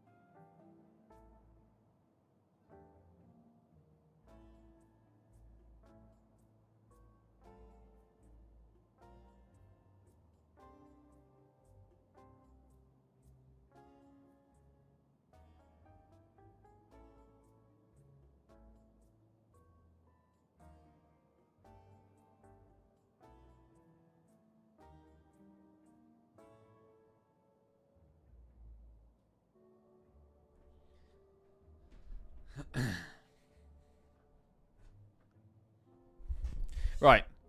I'm going to remove another strike. Another one bites the dust. I mean, we may as well buy one of these relics. I feel like Adroit, Kafuda, or Virus. We should probably buy one of them. I mean, we could even just buy both of them. But no, we want pots, right? We want pots. Cool-headed is also fine. But to be fair, maybe finesse is better anyway. Right, I'm going to go with the weak pot. And then I think instead of the Blessing of the Forge, we go with the Fortifier.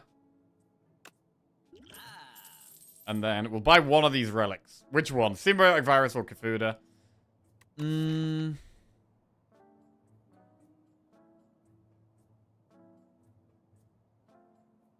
What do we put Kafuda on? Like a power? We're never going to draw things twice, are we? Or are we? Maybe against test subject we could draw things twice. With that deck being so big, maybe it is Symbiotic Virus. Our deck is pretty big. We'll do Virus. We could buy Iteration for another power.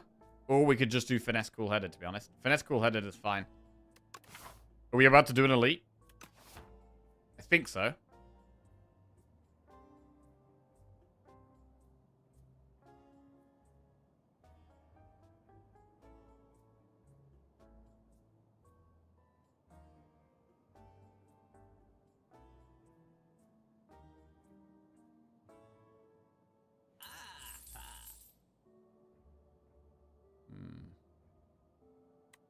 Is a basic cool-headed really that good? I think if it was upgraded, it would be good. I don't think an upgraded one's that good, though. Or an unupgraded one. I think I maybe just skip now.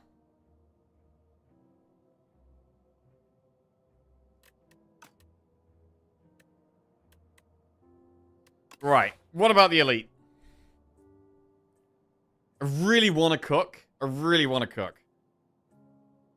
Gives you a heal from book. We need to add 3 more cards, which we're not going to be able to do.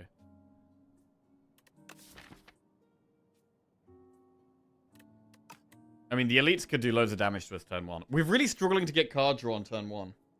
The more we cook, the more likely we are to get it. I mean, if we have to rest, it's okay, right? If we have to rest, it's actually not the end of the world.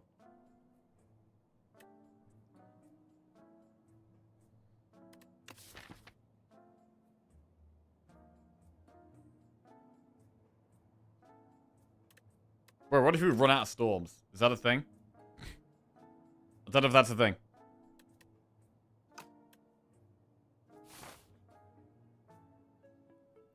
Eye or Robot? It is either Eye or Robot, yeah. It's very hard to not take damage against those two. I think we're much better against Queen than Test Subject. Like, I'm actually scared of Test Subject.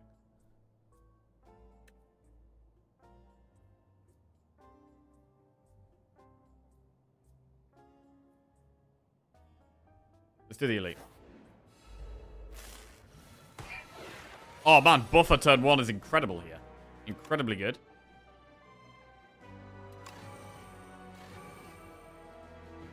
Don't need to play anything else.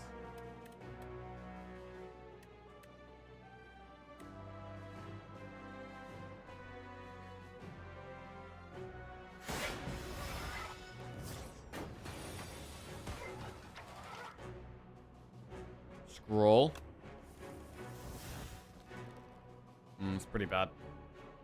Don't have the energy to do anything here.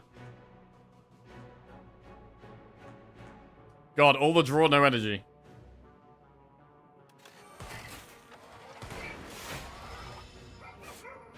And more storms. There's a turbo. Triple storm?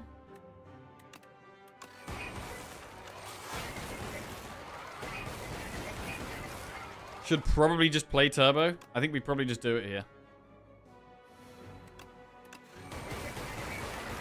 Does get the ball rolling a lot.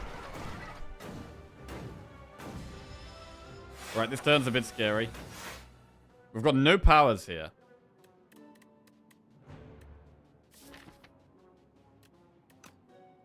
We could hologram turbo if we have to.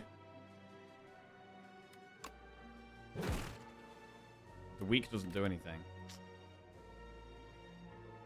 Shit.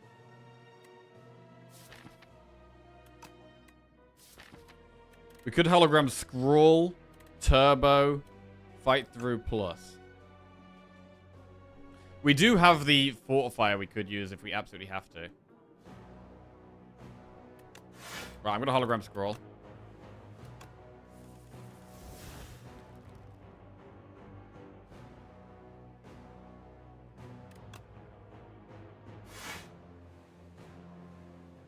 Thunder's quite a lot of damage. Is it lethal, though? I'm not sure. I guess we do it. Find out. Oh, big. Very big. Liquid memories. Akabeko, not very useful. Echo form, charge battery, storm. Honestly, is it just another storm? Echo form's very expensive.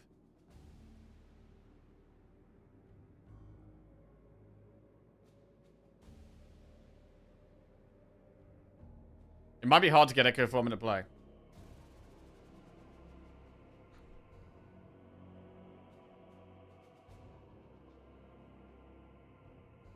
It could be Storm, bro.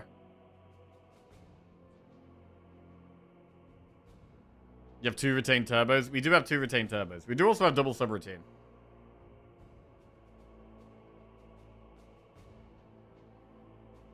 Storm's pretty bonkers though, bro. We're a Storm deck.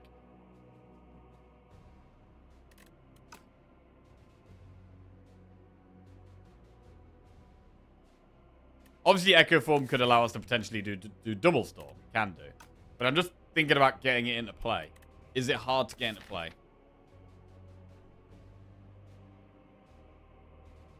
Depends.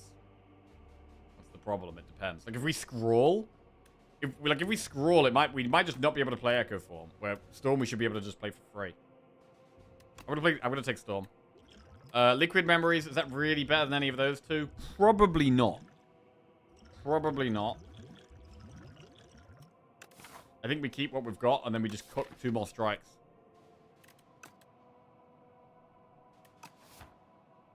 Skip. Cook. Alright. Bro, we're up to 66 HP. That's actually not too bad. Right, here we go. Act 3 bosses with our full Storm deck.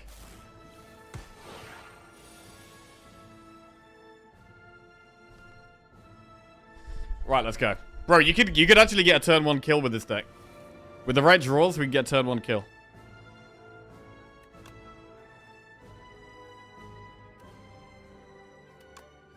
I'll just pull my headphones out.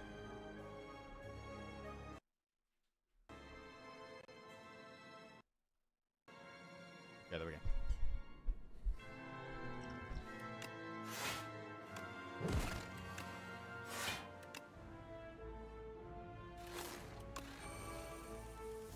Oh, we got the bad luck. That is bad luck. That is bad luck. Don't like that at all. Should compile. We get 2 draws from compile. Subroutine is good. Makes it way easier to play powers.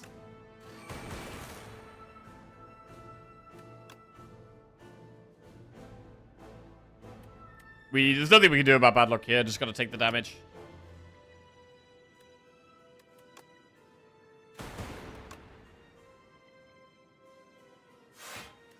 Okay, but we've got a subroutine in play, which makes it way easier to play our powers. Only 1 Storm so far. There's the second one, though. Skim is there, but actually with Scroll, I don't think we need to play Skim. So we'll play the Storm. Turbo. Defend Scroll. Any powers are amazing. Coolant is good. Buffer?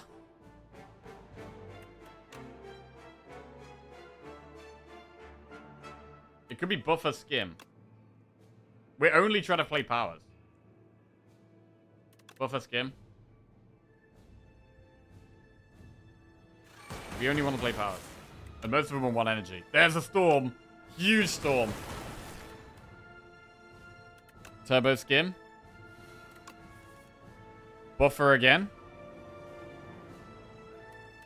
Or Compile.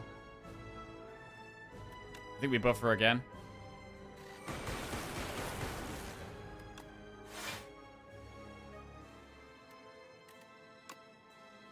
Make sure we block all of it. Okay.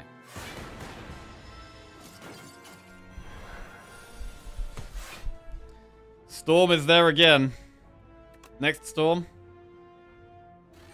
But what do we do with the rest of this? Subroutine.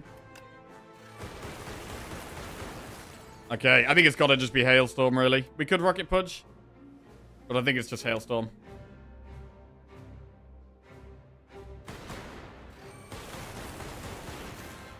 Right, get in there. 9 times 5. Ooh. This actually hurts us. This actually hurts us right now. I think we've got to skim. Storm and Thunder. Wait, which do we do first?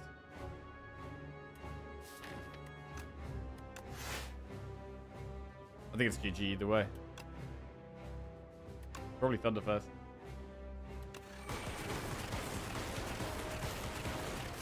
Big damage. Nice. Queen destroyed with the storms. And on to test subject. Right, this one's a bit scary. The start of this fight is quite scary. Cold Snap Compile does draw quite a lot here. And phase 2 does a lot of damage very quickly, right? So that is scary. We can just buffer here. It means we're not having to play a skill, which is quite good. Buffer's pretty good here.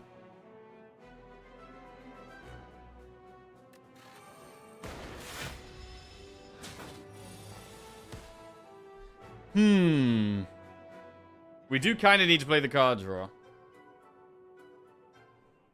I'm thinking about weak potting phase 2. Also, we've got to think about the turn phase 3 where it's intangible. We can't really do much that turn. Well, there's double storm.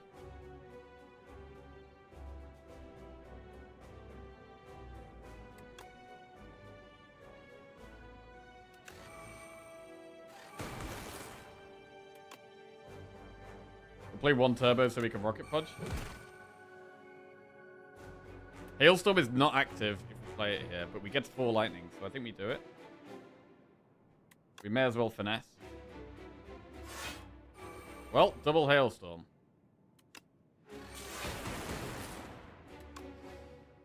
Are we ever a bit scared here?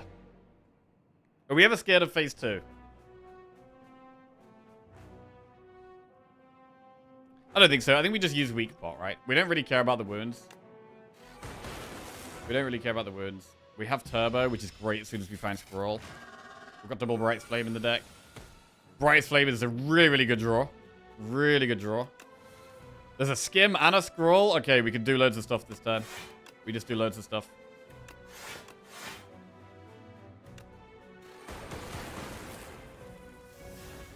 Right.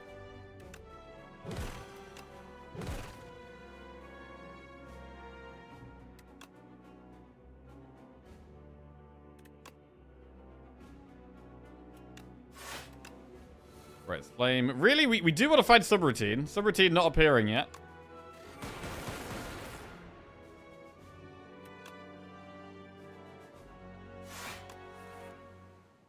Thunder is huge for damage.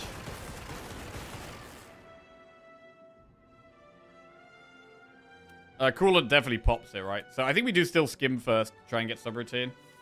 Nice.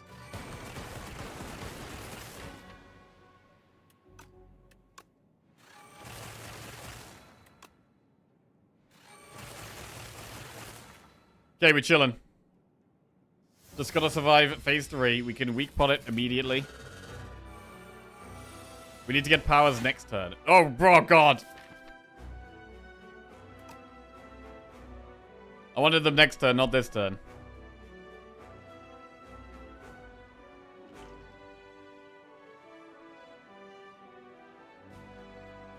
Unless do we ever just play storms so that our next powers do just finish it? There's an argument to playing the 2 storms.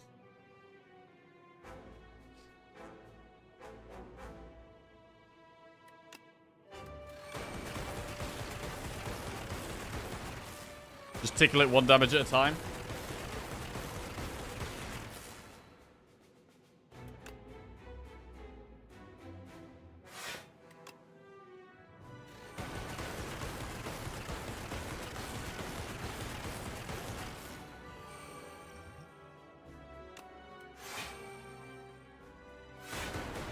Okay.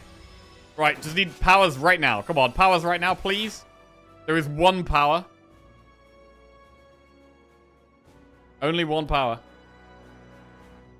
But I mean, that's 11 lightning. How much does every lightning do? Every lightning does 9 plus 6. Every lightning does 15. That's like 11 times 15.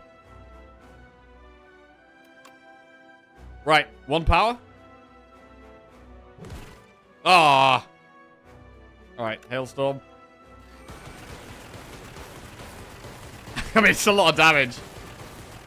It's still a lot of damage. And then we probably just glacier. And we also get hailstorm. Actually, that might still be lethal. Close. Storm. Through the intangible. There it is. GG. Massive win. Yes. Bro, I love it when we, like, don't play optimally. We just do what we want. And then we just make it work. It's my favorite. What a great run. All the storms. How many storms did we have in the end here? 1, 2, 3, 4, 5, 6, 7 storms. Pretty good. Only 2 subroutines. So the subroutine felt really important to get into play, but there was only 2 of them. Which is making it a little bit awkward. Is this your highest streak? What are we on? We're on a 11 win streak. My highest is 18. 18 is the best I've ever had. What a lovely run that was. What a lovely run.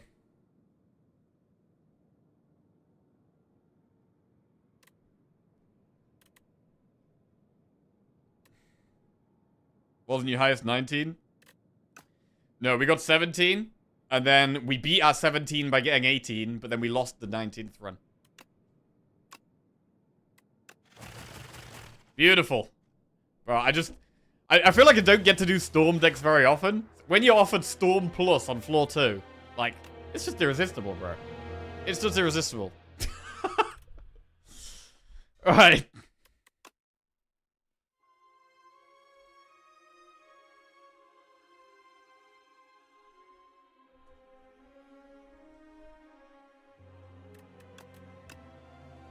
I mean, it's Silver Crucible, and then, bro, look. How are you supposed to turn down that Storm Plus, bro? You want me to take Beam Cell or Hologram over Storm on floor 2? I can't do it. I just can't do it. And then we got the Hailstorm. I mean, Hailstorm wasn't really that effective. It was good at the start, actually. It was quite good at the start, because we got the Cold Snap to make it do something, but it wasn't really providing much damage compared to Storm. And, like, Thunder would have been a much better thing to get more of in the deck.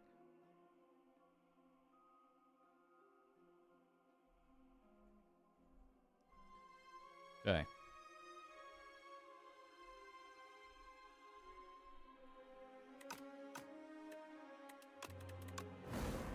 Right. Ironclad next. We could get 19 and lose it to Necro again. I'd like to beat some of our individual streaks. I mean, we got what? 8 with Ironclad, 12 with Silent, 11 with Region, 8 with Necro, 9 with Defect. Like, the fact that my rotating streak is the biggest, I think, like,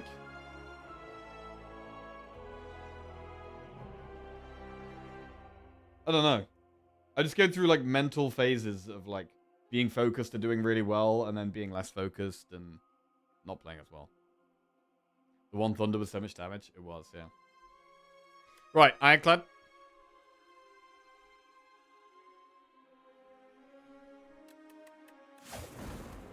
Right, let's go, Clad. For 12 wins in a row. Next prediction upcoming. I'm just going to go grab a glass of water.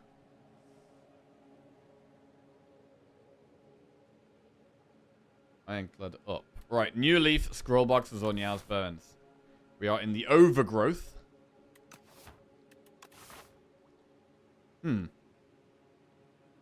We have to do an early elite. Unless we go through this shop there. So, I mean, we definitely start there. We definitely start with enemy, event, enemy. And then we have to choose. It's a very early elite. Like 2 elites before the halfway point is sketchy as hell, to be honest.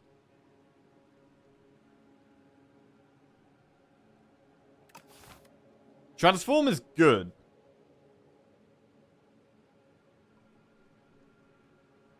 But Transform is better when you're not doing an aggressive start, because you could transform into something that's not helpful early game. I'm wondering if... Is Niao's Bones better for being aggressive? I mean, Scroll Boxes is okay. Scroll Boxes is okay. We could just go through that shop and remove the curse and not do an early elite. And then do this kind of path or something. Niao's Bones. Right, let me just grab a glass of water, and then we'll pick.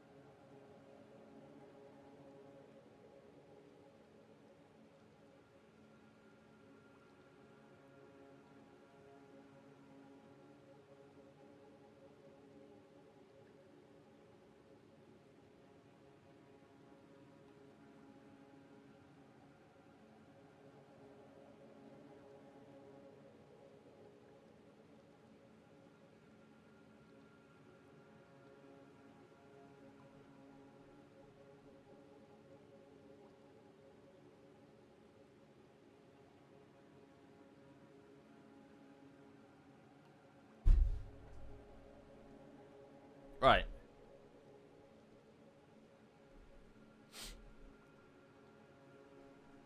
Huh.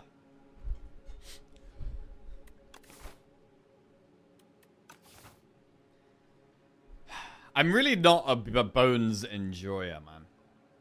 Do we ever go Scroll Boxes? Because I do think Scroll Boxes is stronger at the start than New Leaf.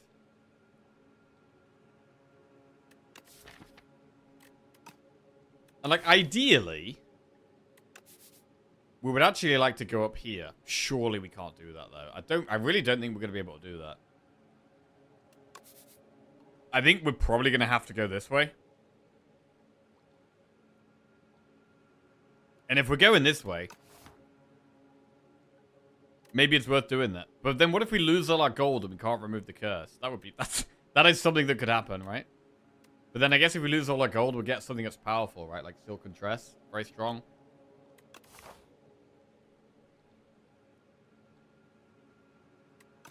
Yeah, maybe we'll just do Scroll Box.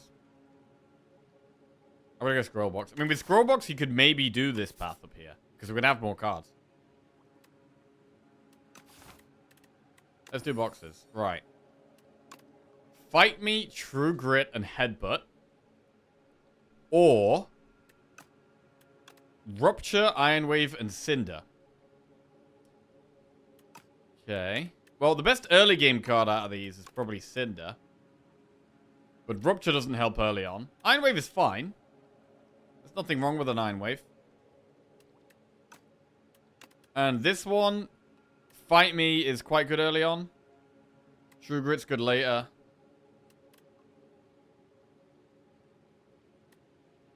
Why not transform? Because we might transform into a late game card. And then it's not actually helpful at the start. And I feel like this is a map where we can't... We need some help at the start right now. I don't think I can have a weak start. Otherwise, it could just set us behind for the whole run. So I'm going to go with this one. Right, and we can... Like, Rupture's not helpful right now, but we could potentially build around it. We could potentially build around Rupture.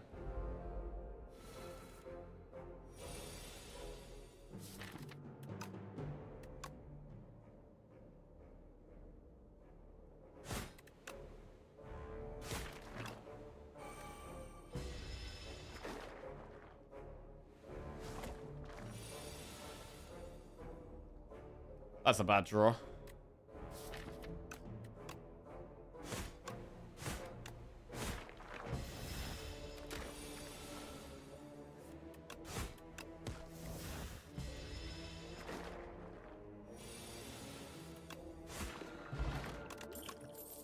Tremble, Thunderclap, Setup Strike.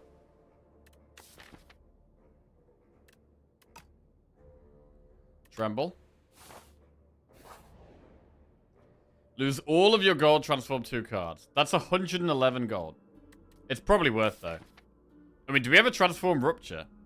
Or do we just transform Double Strike?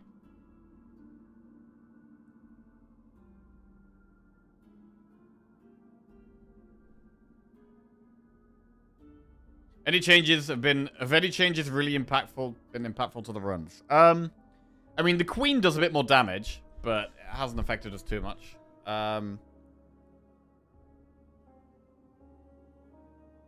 I don't think so. There hasn't been anything crazy. We haven't... I mean, there's only a handful of things that have been changed, right?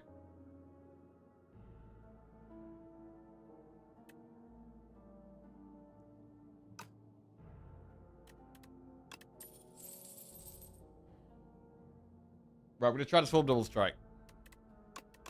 Into... Cruelty and Hemo.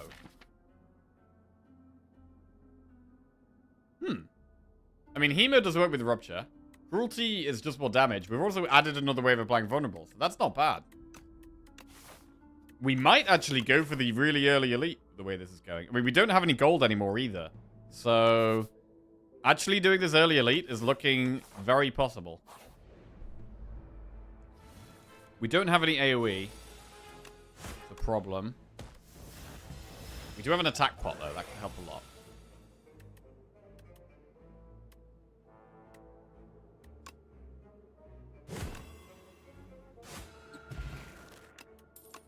Inflame, Whirlwind, or Pummel Strike. I don't hate Whirlwind. We could take a Whirlwind. We've got no AoE right now. It's very good against the yeah, we Whirlwind here. Right, I think we go for the elite. I think it's a bit scary, but we use the attack pot and we just go aggressive with it. Choose 1 of 5 random cards to add or lose 5 HP and gain a colorless. I think we can do 1 of 5. I want to find things that synergize with Rupture. Another Rupture. Molten Fist, Pummel Strike. Okay, another Rupture doesn't help that much right now. We probably just take a Pummel Strike.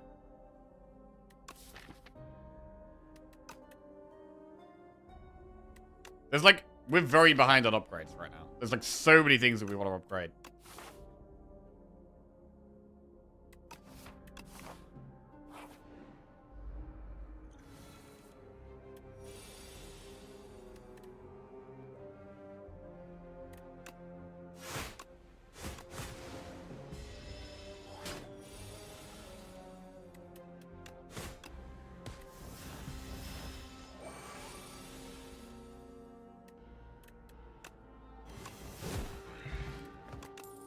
Molten Fist, Ashen Strike, expect to fight. Ashen Strike. We've got Tremble that exhausts. Cinder exhausts something. Ascender's Bane exhausts something. But I don't know if we want it here. I don't know if we really want it. Molten Fist. I might actually skip here.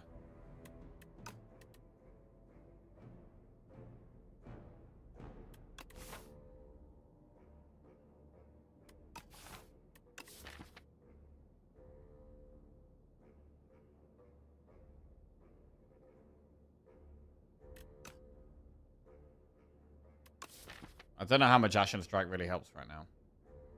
I'm gonna skip. Do an elite. Right, who we got? Ooh. Okay, got this guy. Bit scary, actually.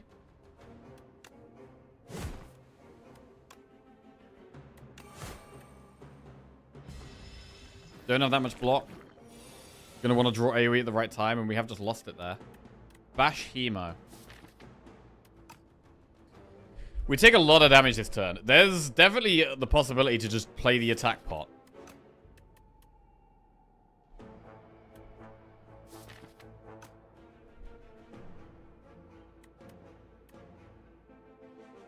Wow. Oh my god. This is... What is this called?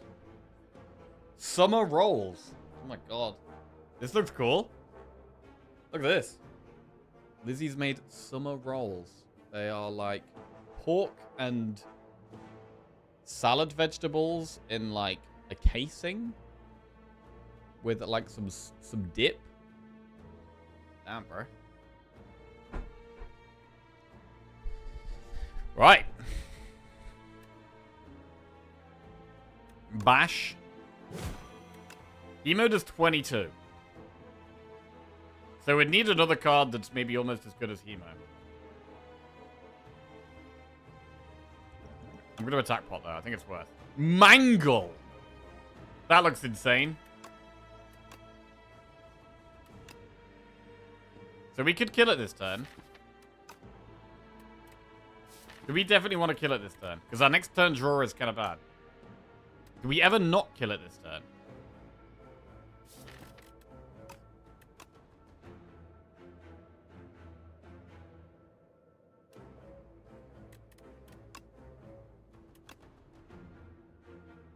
There's potentially the argument, because if we get Cruelty Double Strike, I think we still pop it next turn. And then we're closer to Whirlwind, which is what we really want. God, can I pick these up? Are these pick upable? They may be pick upable. Mm-hmm.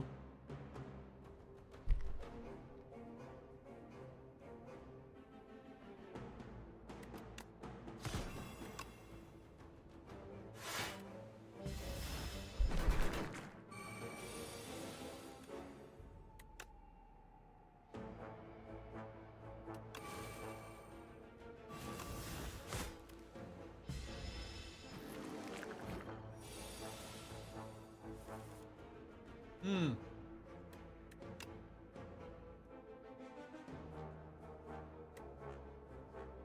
Hmm.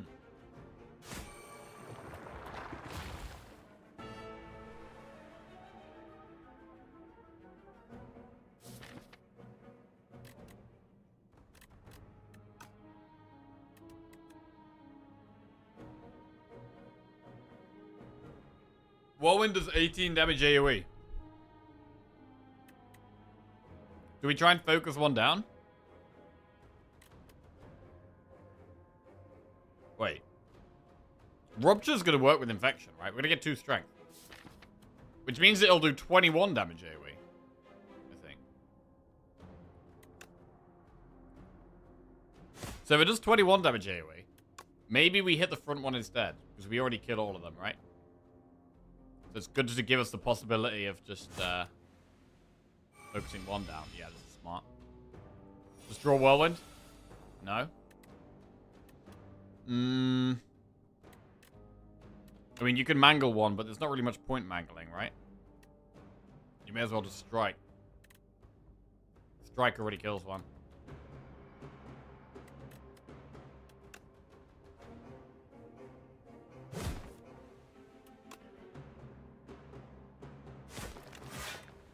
Come on, Whirlwind. Please, Whirlwind, bro.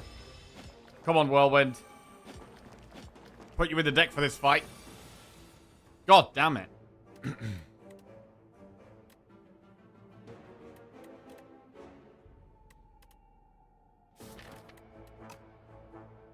Well, we're taking quite a lot of damage here.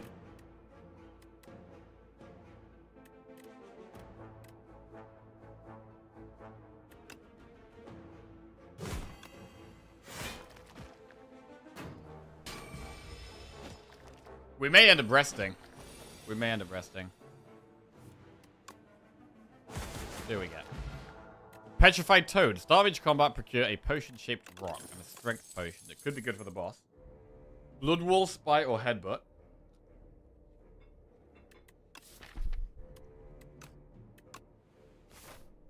We'll take Blood Wall. We could do Campfire into 2 elites. How do we feel about that? I mean, we've got pretty good damage.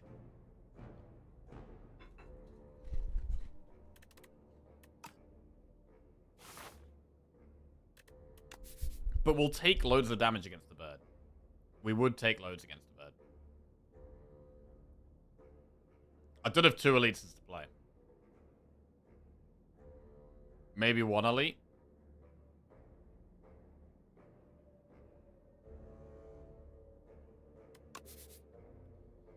We'd have to rest and go through both, I think.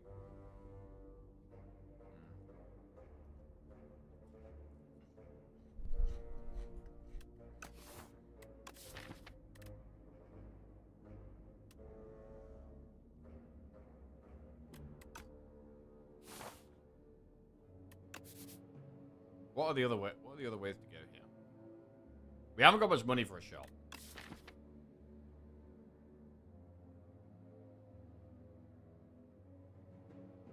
For the longer fight, things like upgrading the Rupture is good and the Cruel. Like, upgrading the powers are really good for longer fights. But against elites, we want to upgrade damage.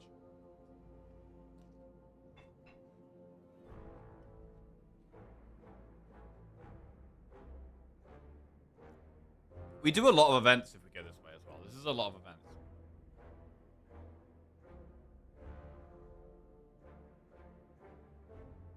And if we do the 2 elites, we're going to end up just having to rest again anyway and then going this way. I really don't like resting from the start. Chemo's quite a good upgrade because it also works with Rupture, so it's like early game damage that also scales us. So like Chemo is quite a good early game upgrade. I'd rather upgrade Hemo than Cinder.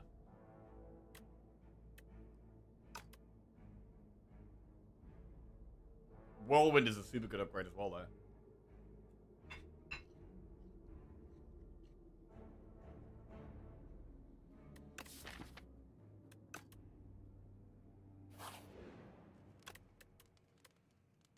I'm gonna upgrade Hemo. I'm not going straight into this elite. I don't think we need to be doing it. Receive the spoils map. Or lose 8 HP and get potion. So this is good later right now. This also encourages playing it safer, which it looks like we're kind of doing at this point. It looks like we're kind of playing it safer. Maybe we do just go with the spoils map.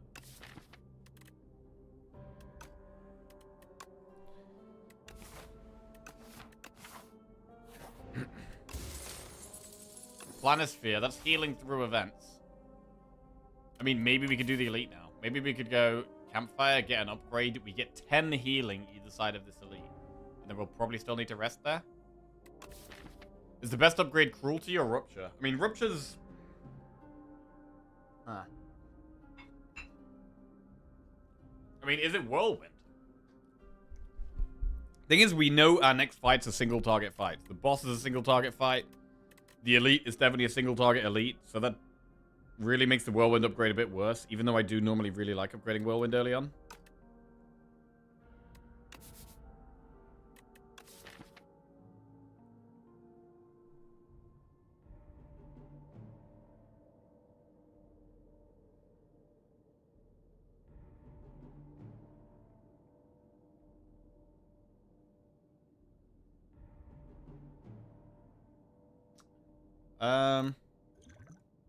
Do we save strength spot for the boss, or do we strength spot into the elite? That's another question.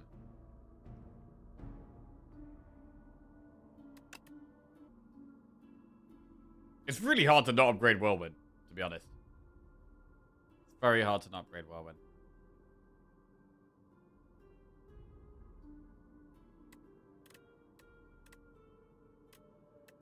Cruelty makes a lot of sense against single target fights, though. So I think it is cruelty.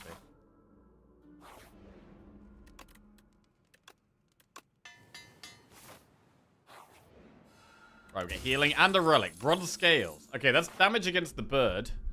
Better against the bird than the statue. Right, should we do an elite? Or do we do campfire shop? I mean, campfire shop, we could just get one more upgrade. And then remove like a strike or something.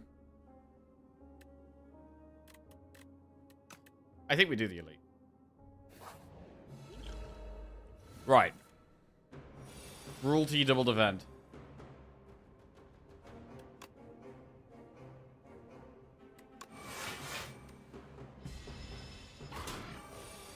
Do we strength pot this fight?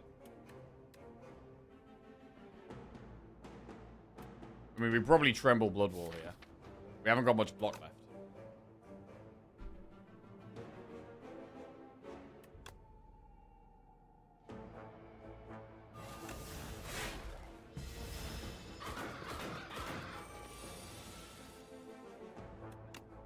$40 damage. Plus 12. 40. 52.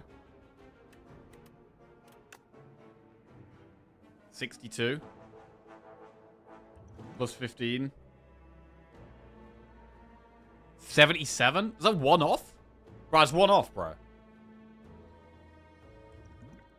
Double pot kills it, though. Well, we're gonna double pot. We have to double pot. We have to do it. That's brutal.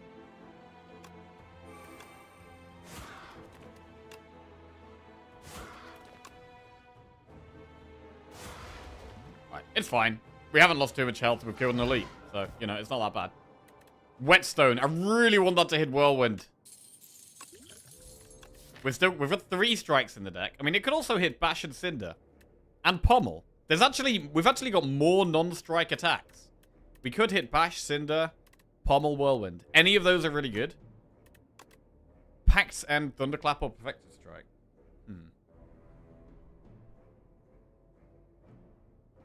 I don't know if we can take Pax and.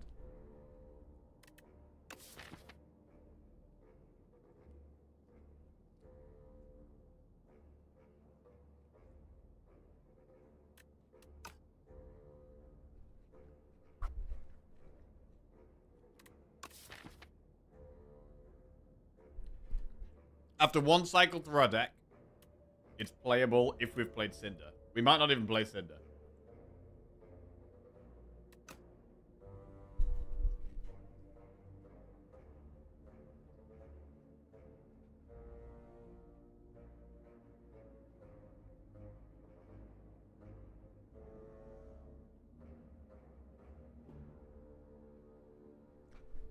I don't really like taking cards that are only active on the second cycle for our deck. So I think we're going to skip. What's the verdict on the summer rolls? Hey, banging. Pretty good. Pretty good.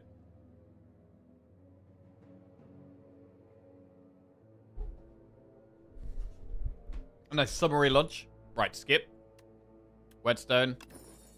Oh, it's great. Whirlwind plus and Bash plus. Missing all the basic strikes is super good there. Super good. Upgrading Bash is really good with Cruelty, and upgrading Whirlwind is going to be so good in Act 2. It's not that amazing against the boss, but it's just an incredible card to have upgraded. Right, we get Event, which also gives us a bit more healing. It's a shop. It's a shop.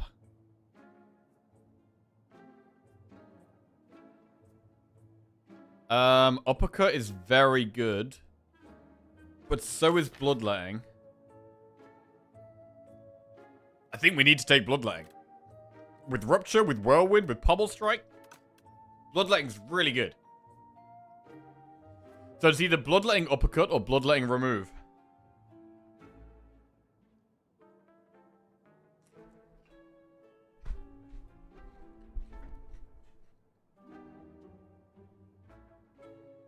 Hobble Strike's a really good upgrade as well. Now we've got Bloodletting in the deck.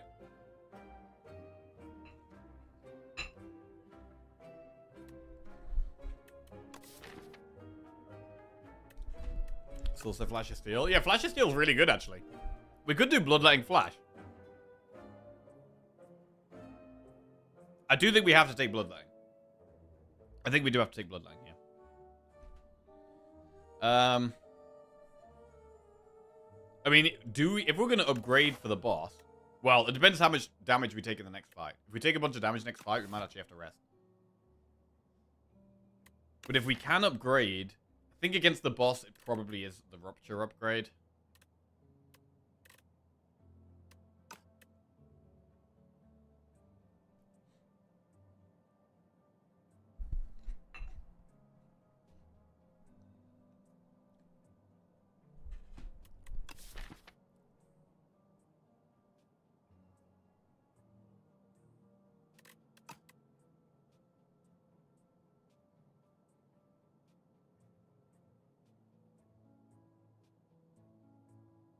Bloodletting Flash or Bloodletting Uppercut? I mean, there's the thing that, like, we've already got a few expensive cards, and so it might be hard to play Uppercut. But Uppercut is so unique.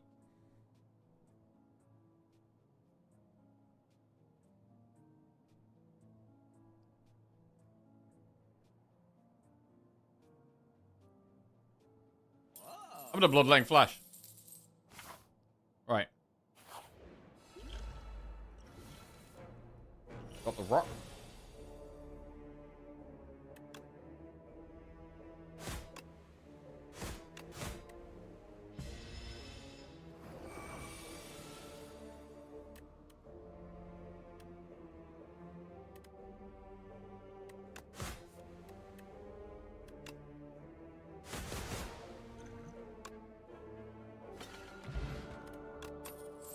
Forgotten Ritual, Cinder, Tremble. That's a skip. Right, upgrade. I think against the boss, we want to upgrade Rupture.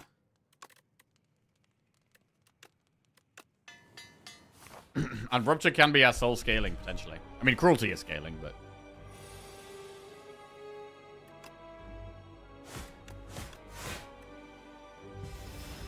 What do we want to upgrade in this fight? Well, we just play this hand. There's not really much point upgrading here.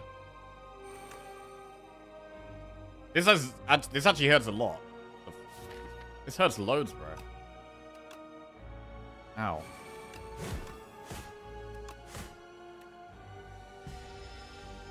$20 damage there.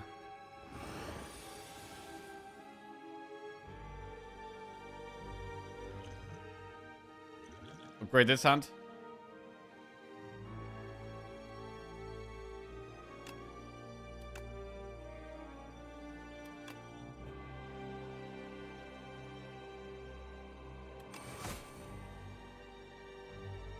We could rock it. We could double defend.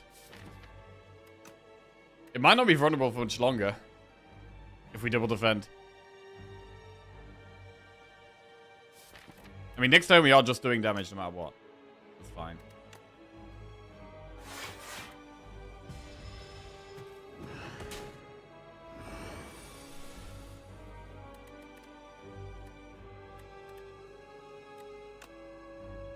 $40 damage.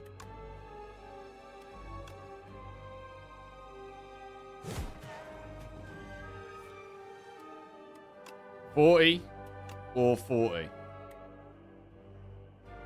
I mean, Cinder could... It's good if it exhausts basic defend or spoils, Matt. Probably a Cinder. Exhausted spoils map, that's fine. Right, it's not vulnerable anymore. Do we Hemo to get 2 strength? Or do we Flash of Steel in case we hit vulnerable?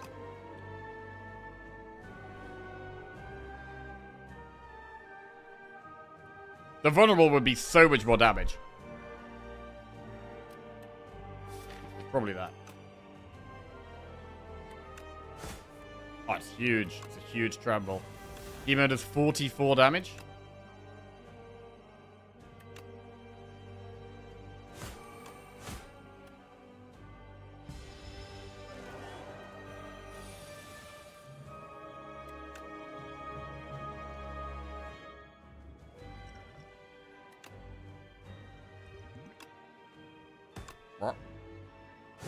Okay, got through it. Nice. Right, we've got the spoils map. 75 gold, attack pot, add a card to our deck. Pyre, demon form, conflag. Demon form does not work here. Pyre is great for energy. Conflag is really good with strength after we've got Rupture going. Pyre or conflag?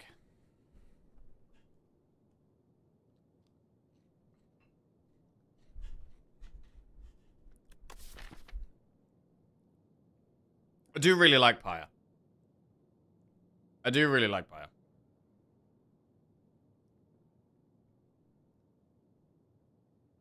Good Whirlwind as well. We get Pyre. Right. 103 gold. The start of this act could be tough. Enchant a card with clone.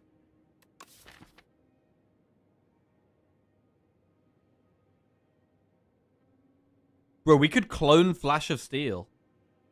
Is that good? I've never done that before. I mean, that sounds great.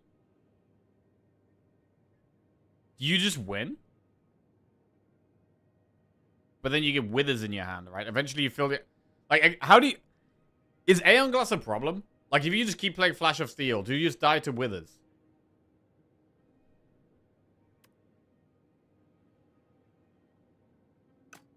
Also, it's not very good right now.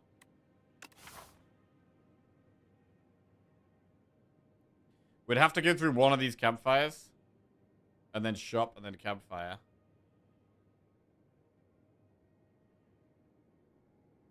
Bro, do we ever have to do the elite here? Because there's lots of events. The other way is good with the right, but there's 4 enemies. Maybe 4 enemies is fine. I think 4 enemies could be fine. Whirlwind could carry in some fights. I mean, I don't really want relax. I think we just... Do we just do it? I'm not sure if Aeon Glass is a problem, though. Maybe Aeon Glass actually is a problem. It's got, like, what, 500 health? So you've got to play, like, 100 Flash of Steels?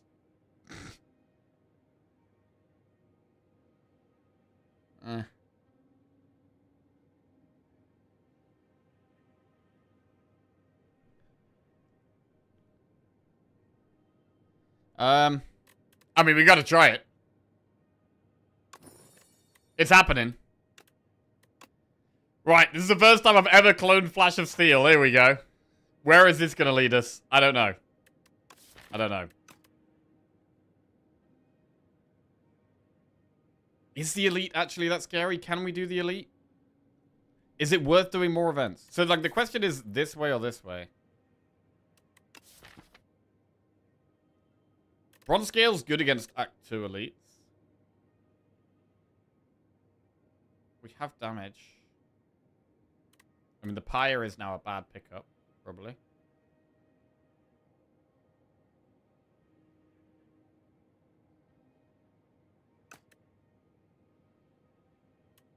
Shop doesn't even help that much. Right, we're gonna go this way. Right, here we go. Here we go. Also, we do have potion-shaped rock, which definitely helps. We heal after fights. Right, we need to get vulnerable down. There's the flash. What's the play here? It's probably not Hemo.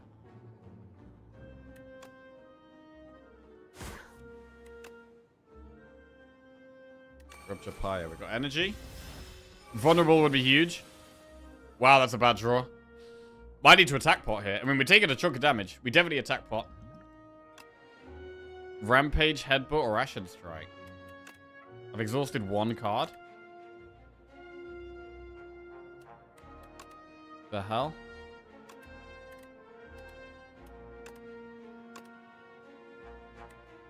Nine, 9, or 9. Yeah, not helpful. So we do 9, 15, 21. Bloodletting gets there, right? Because we get strength.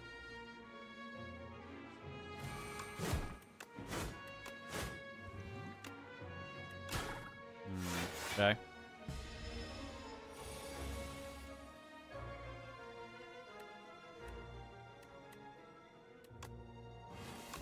$20 times 3. We're going to take the 15 to the face here. No, we draw Blood Wall. It's amazing.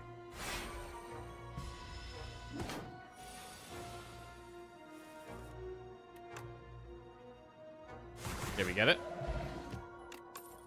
Burning Pack Plus, Feel No Pain or Setup Strike.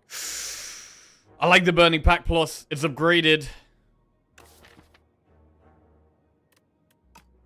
Feel No Pain's good, but I think it's Burning Pack.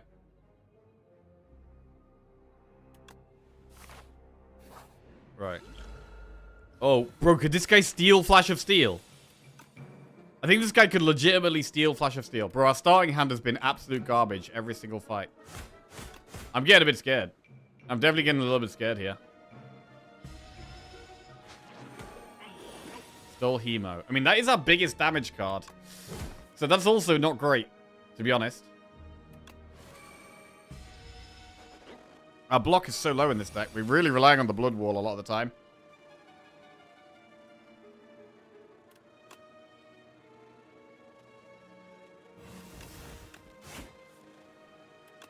Speak of the Devil.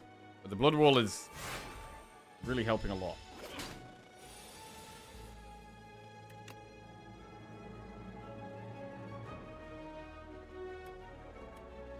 So Whirlwind does 28 damage.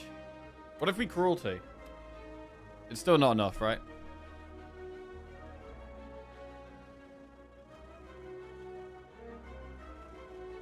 If we do 4 attacks, it stuns it though. So we might not need to use the rock. It would be good if we could save the rock. Do we ever let it have Hemo as well? Clarity Extract. Juggling, Stomp, or Armaments. Wait, Stomp is insane, actually, right? Later, Stomp is insane. We play all these Flash of Steels. Well, it's not really insane. We just play it for 0, right? We'd probably rather have Flash of Steel still. Would we?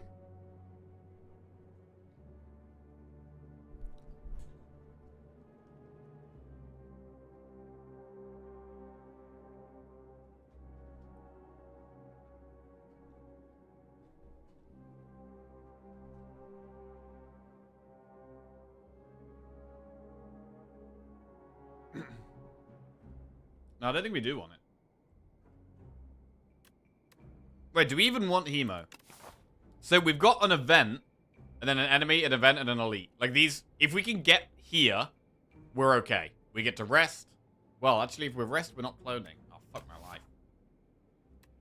Hemo is one of our best damage cards right now, and so it might be worth having in the deck, to be honest. I think we take it back. It's not good later, but I think I might need it right now. Oh, God. We go for 100 gold here. I'm scared, bro. I'm scared. I need a fight where Whirlwind pops off.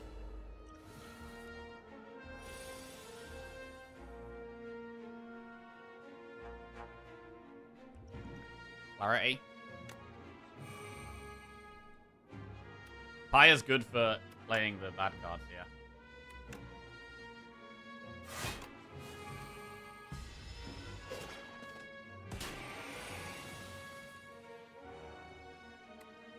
So you can play Toxic, but it's better to Burning Pact it to just give us more options.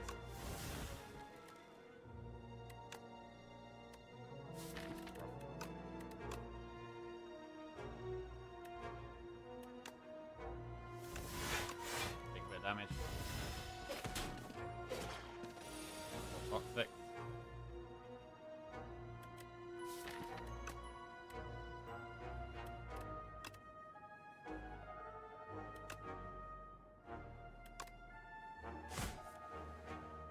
Man, I needed bloodletting this turn. That's really annoying. This is starting to get really bad. This is starting to get really bad.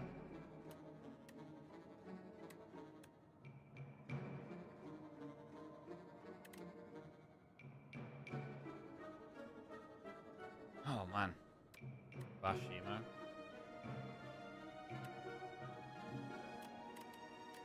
We do 40 damage to that. We can do 40 damage to the back one. And then rocket. God, man, I'm scared. 40 to the damage to the back one, then rocket. But then we're still going to take like 11 damage here. Or we could Blood Will double toxic. We still take 11. We don't kill one, so that makes a big difference.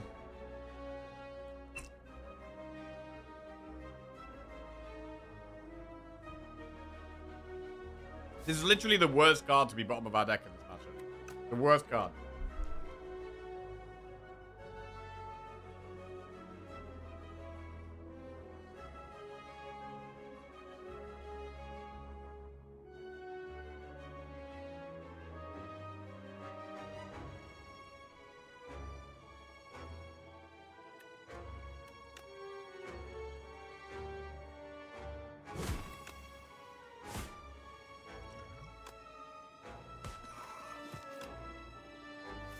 Okay.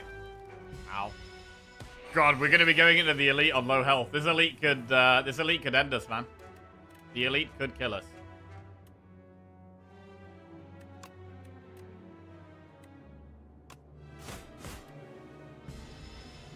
Getting nervous. Oh, God, it's terrible, bro.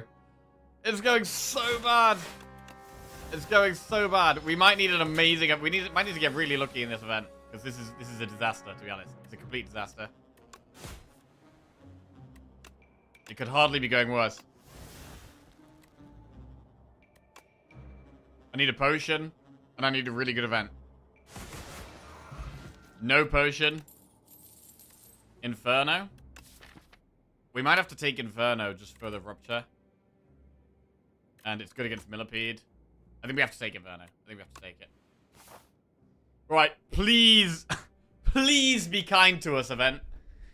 We've got 28 health, no potions, and we've got to do an elite.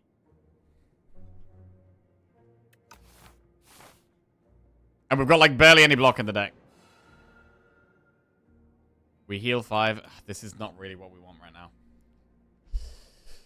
Necro cards, Regent cards, or Silent cards. God. We've just got to think about elites. What is going to help us the most against elites? Block. I need block.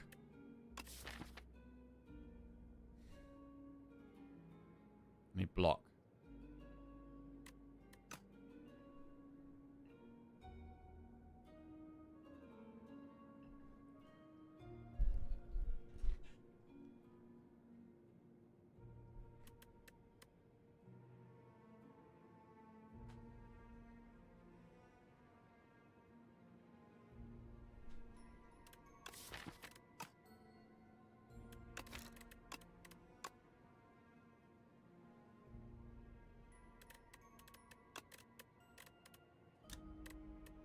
Or tempo. Like adrenaline could be big.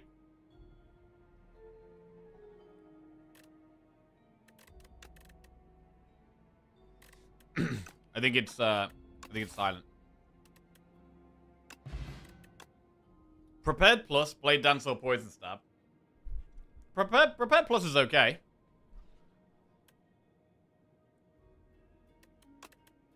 Tactician, Memento Mori, and Outbreak. Tactician for the Prepared plus? Okay, we don't take them together. I don't think. Memento Mori also have synergy? That's weird seeing Outbreak different now.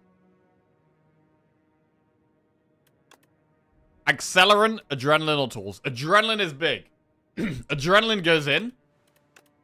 Prepared goes in. Okay, they do help a little bit. They do help a little bit. I don't know if it's going to be enough to kill an elite, though. Don't know if it's going to be enough to kill an elite. But we're going to try and do it. We're going to try and do it. Right, let's go. Who we got? We got the B-Man. And we have no block turn 1. Is Inferno even good? We're going to lose health immediately.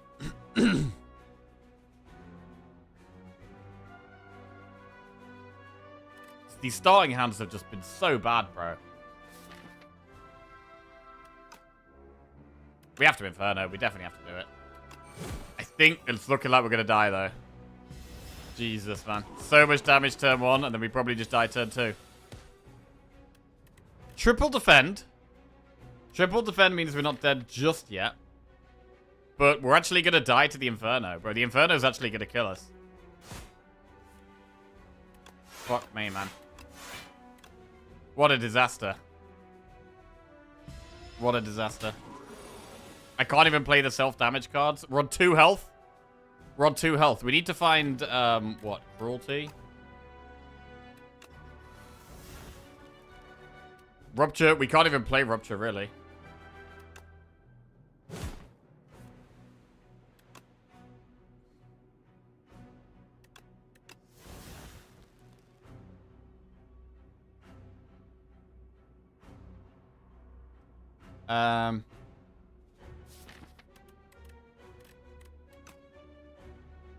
We need to prepared into Cruelty and then get Cinder next turn. And then maybe there's a hope. Maybe there's a chance. Oh, Cruelty's big. Rupture gives us strength. But we needed to stay vulnerable, so we actually have to tremble.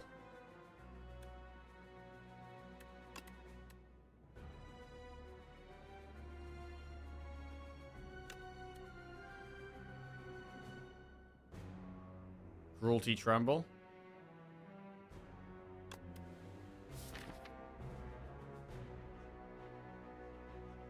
I mean, I don't think it's enough, right?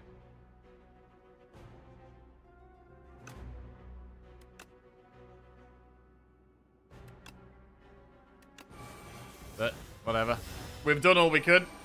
We've done all we could. The players strike Cinder. I have no idea how much damage it is. We have an extra 15 damage from the rock. Hemo kills us. We strike.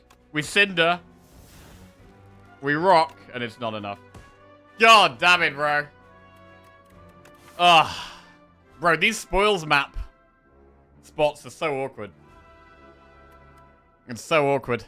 I mean, to be fair, Clone is a late game pick, right? Like, Clone doesn't help us in any of this act. So, like, taking spoils map and then having Clone is awful because Clone doesn't help you with this first half of the act. But, it's brutal. It's brutal.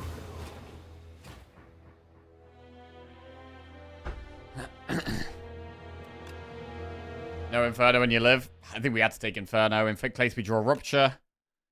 I mean, I don't think the thing with the Clone is that the other options weren't very good. I wanted to try the Clone. Like, Pale's Horn is not very good. And Flash of Steel could just win the run if we get there. Probably taking Spoils map was the way of, like, not losing here. If we didn't have the Spoils map, we'd probably save more health and we maybe get through even with the Clone. The other play is obviously to just take the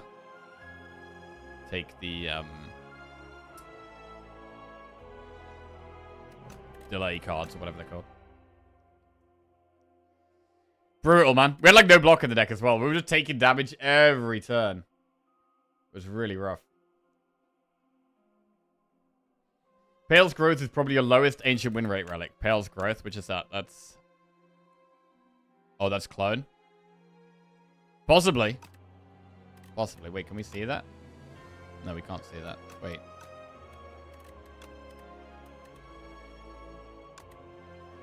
No, I don't think we can see that.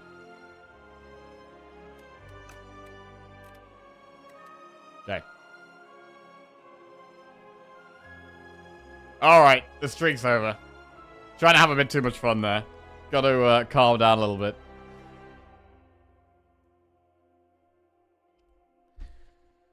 Okay.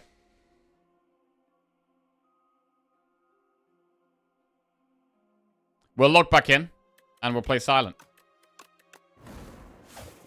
Just win the next one. Scroll boxes, Pomander, or Hefty Tablet. We are in the Underdocs. We might want to do that Elite. It's quite early, but we could do it.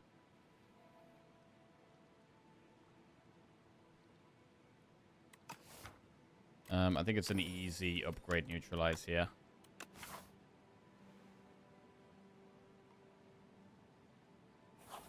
Okay.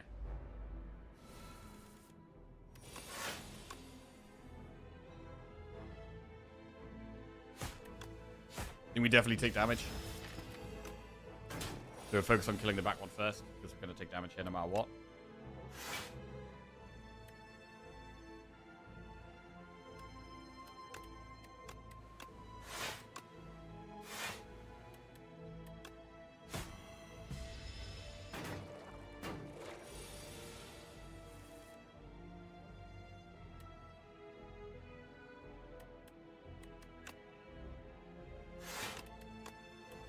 Block that.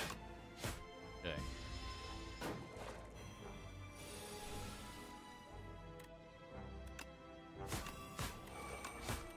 What a triple strike next turn. So in terms of silent cards that have been changed, Anticipate got buffed. Special upgraded version got buffed. Haze, Flechettes, or Skewer. I mean, in the early game, it might be Skewer. I don't love Skewer, and Silent does struggle with energy, but... We could also take Haze and build around it. Let's take Haze. Outbreak got changed. Yes, it's probably slightly worse in long fights and slightly better in short fights.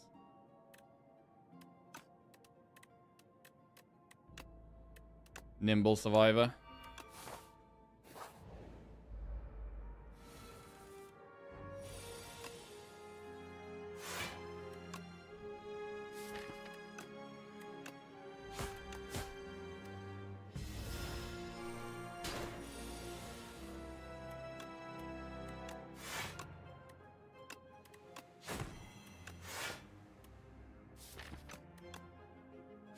Okay. What changed with Outbreak? So instead of doing damage after you've applied the poison 3 times, it does damage every time you play poison, but it does less damage.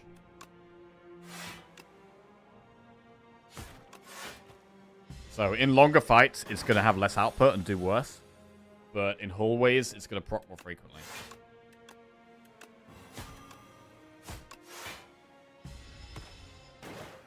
I don't love the change, because the numbers on it are reduced. So I naturally just don't like it as much. But it's probably still fine. Oh, Outbreak. Bro, Outbreak is amazing with Haze. But we need the Prepared to make it work. Bro, we're gonna try the Outbreak. We've just been talking about it. Right, let's try it. Let's try it. We're gonna need more discard, though.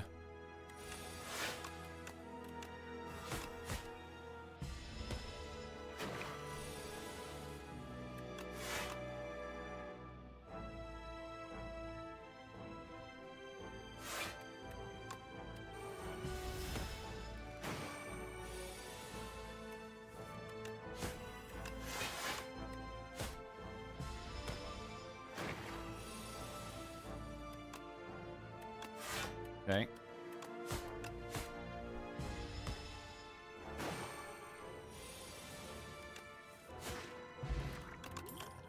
Tactician and Snakebite untouchable. All make a bit of sense. I don't think we have the Sly yet to take Tactician. Or the energy. Snakebite's fine. We probably just go Snakebite here.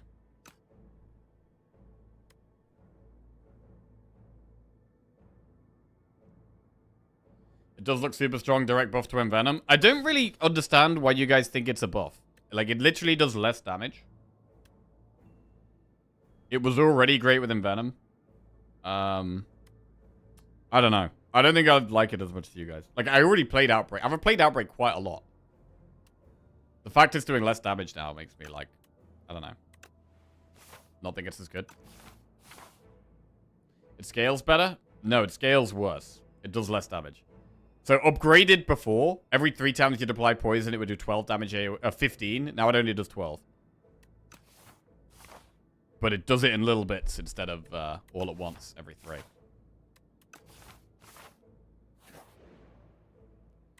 Enchants a basic strike or defend with Spiral. That's fine. We could do a Spiral defend.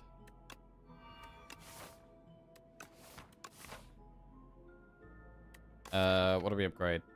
I kind of want to upgrade Poison. Snakebite or Haze? I think at the start, it's got to be Snakebite. There's only one AoE fight. Didn't get it. Right, I'm going to colorless pot here because I want a snake pot turn 1.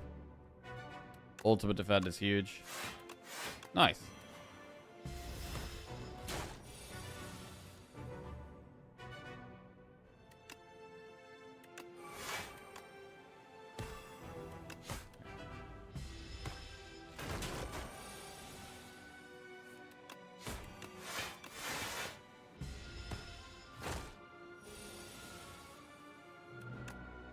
Defend snakebite.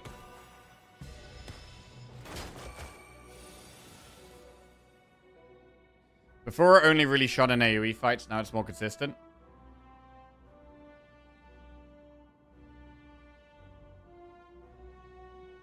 I don't think that's true. I think it's the same. It's the same as it is in AoE fights. I don't know.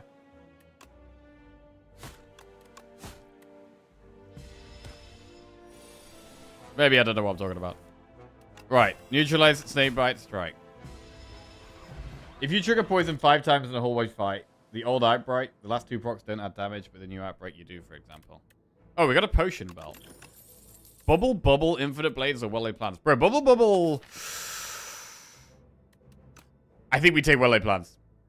We've got some poison already, right? I think we take well-laid plans. I think we do want to do another elite.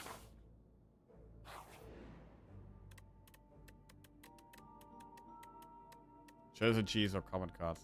What common cards do we want? Backflip. We want prepared. Do we ever go dagger throw here? We could do backflip dagger throw. I think we do. We want some Sly. Although Intouchable's also good. I'm going to do backflip dagger. We're going to head towards another elite. Lucky fish. And we'll upgrade...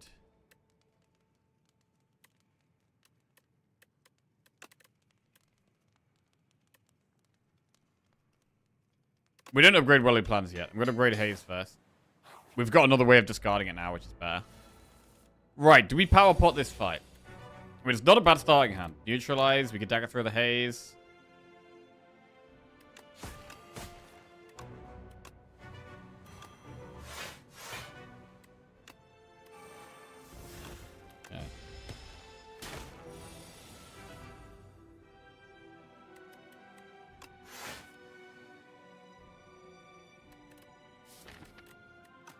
Next turn's just defense.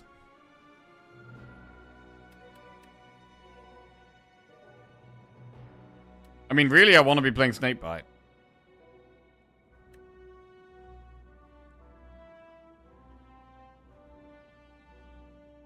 Alright, do it then. Do it.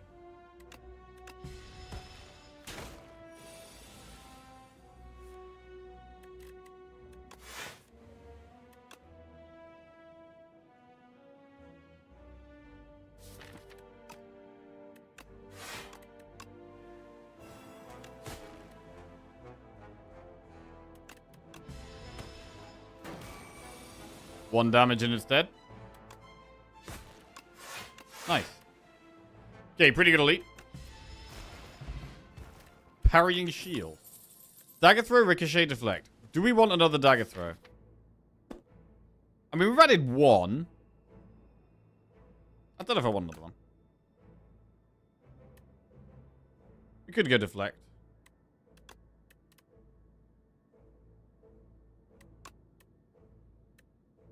I'm gonna skip. Right, we could do another elite. We maybe shouldn't skip deflect.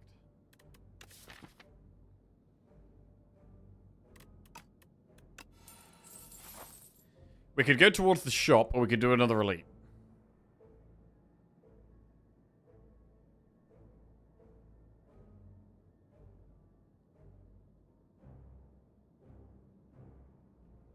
We have to do 2 more enemies as well. I'm gonna go towards the shop. Amazing deflect. Super good there.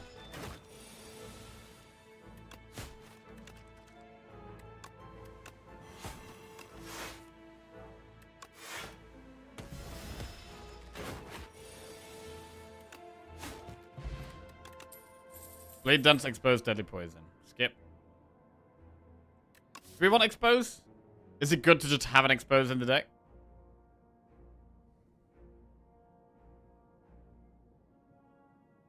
We don't really benefit from the vulnerable, though. I don't think so. Oh, we were about to go to a shop, but we've just got a surprise shop. Lantern, another haze, triangle.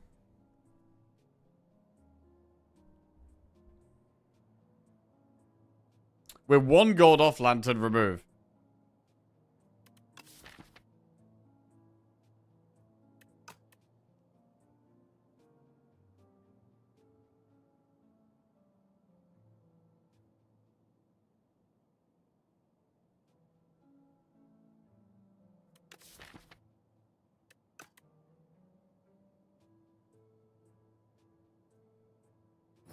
I do lantern haze. Skip the next shop.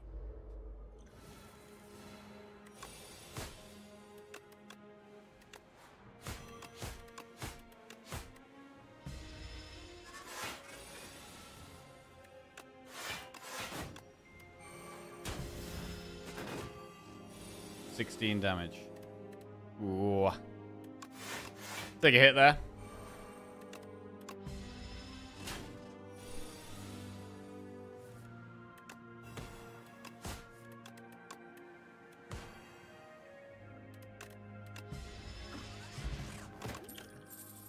Skip those.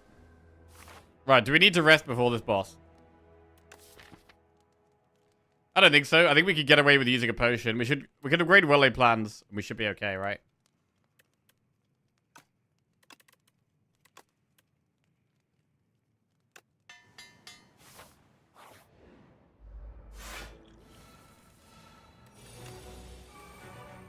Do we power pot?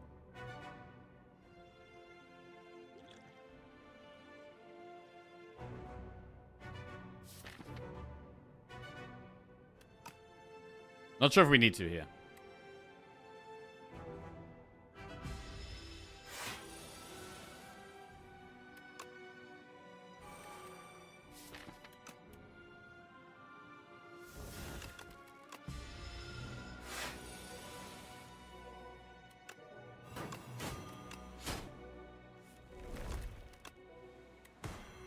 I think he'll just die.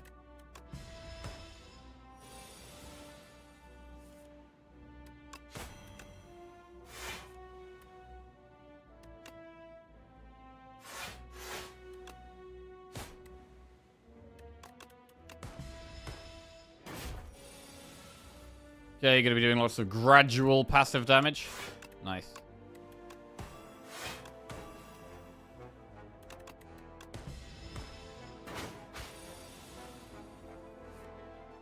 Dagger throw, haze, double defend. 1 defend with replay and strike. Yeah. Yeah, absolutely don't need a potion.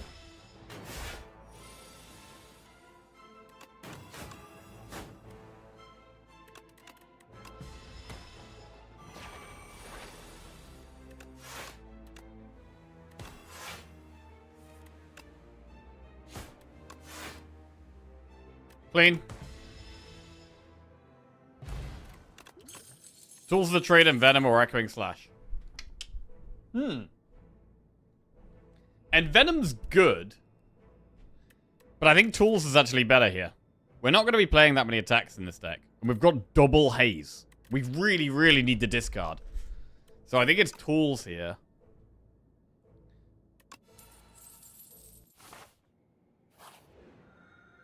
Pale's Tears, Pale's Tooth, Pale's Blood. I'm happy to just go Blood. More draw. More good.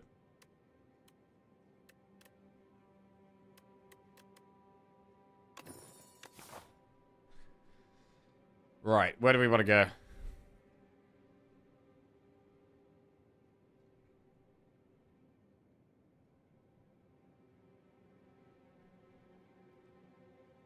Like this.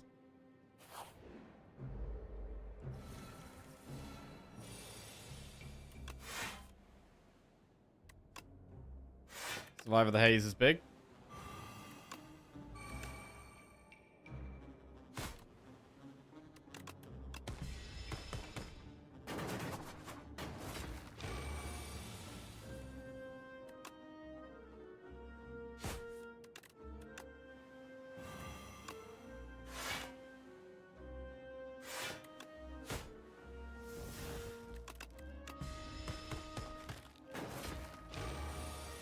Both dead.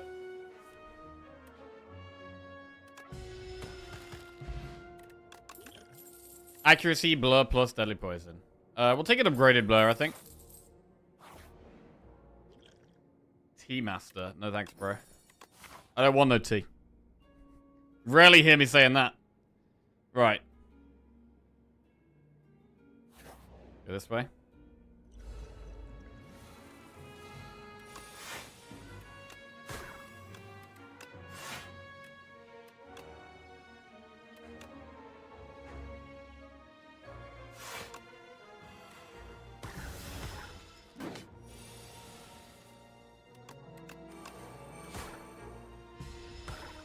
Might want to use a pot this fight. We do have full potion slots here.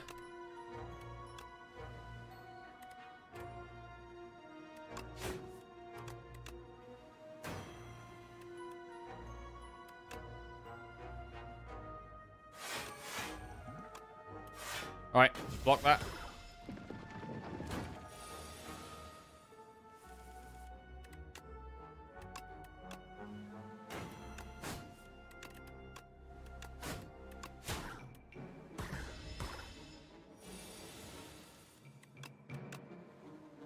The hazes are great. Love the hazes.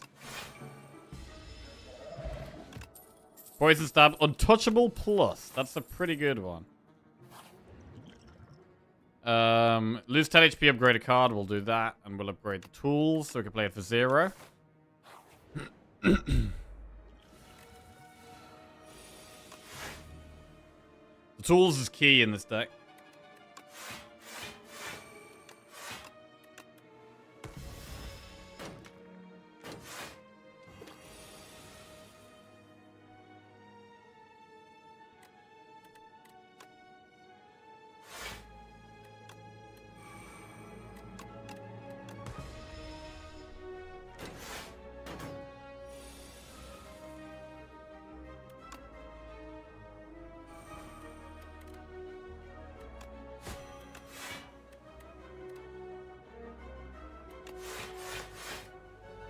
I mean, we would take double tools to trade in this deck, I think.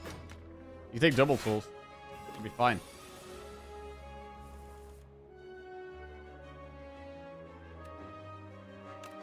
We go for max block.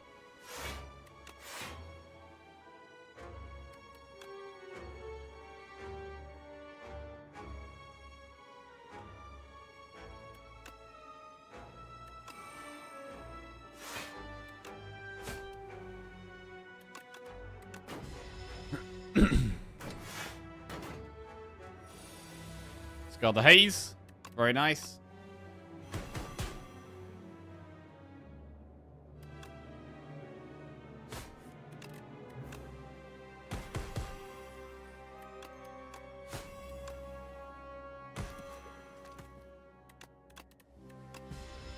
Okay. Backflip, snake bite, deadly poison. Always happy to add a backflip. And we'll upgrade haze. I'm not going to dive into an elite. We'll do elites at the end of the act. What's the outbreak upgrade now? So it does 4 damage to all enemies when you apply poison as opposed to 3.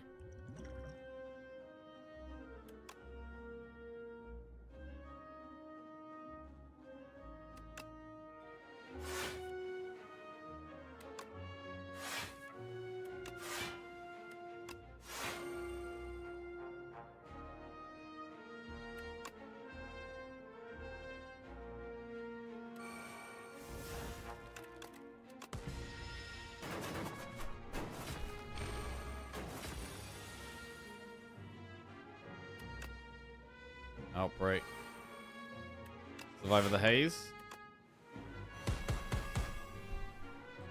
Okay. The outbreak upgrade is definitely better in this fight. Definitely better in this fight.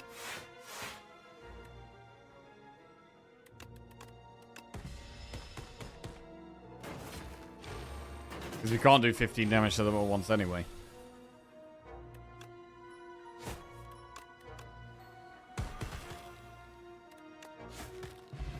Alright, Liquid Memories, Reflex, Bouncing Flask, Infinite Blades. Bouncing Flask is cool.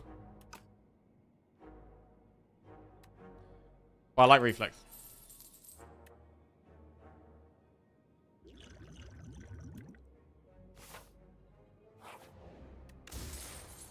Strike Dummy is not very helpful. We'll upgrade Outbreak.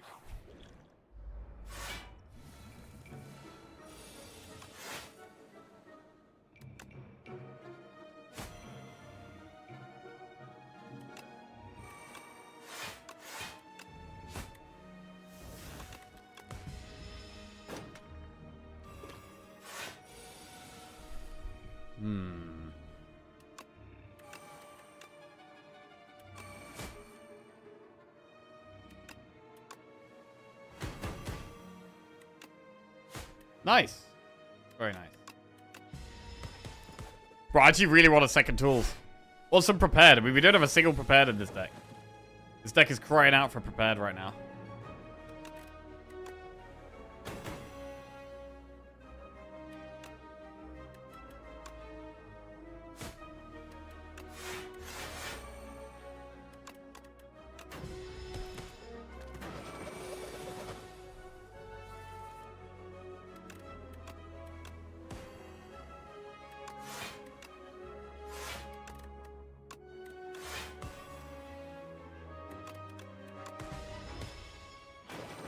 And Accelerant.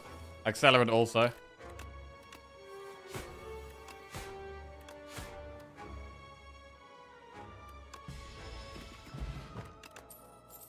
get those.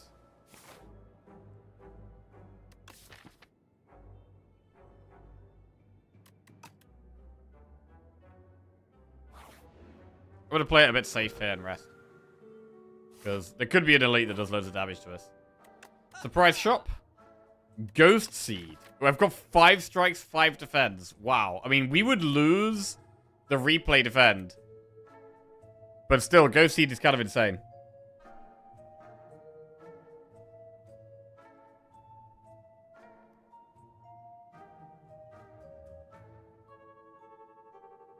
And if you don't play it. Yeah, true. True.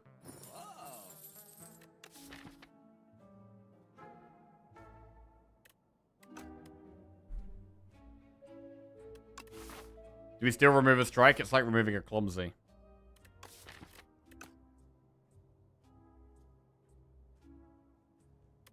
Yeah.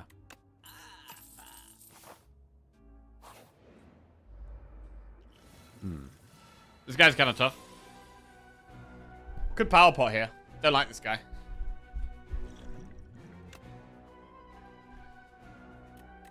This ain't very helpful.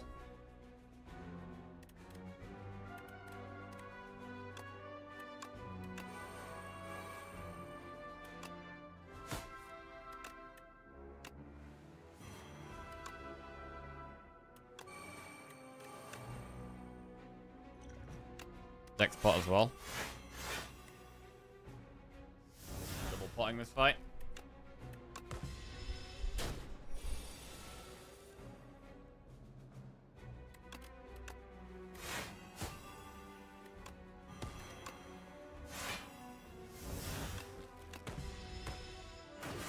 More card draw needed to get past strikes and defense faster.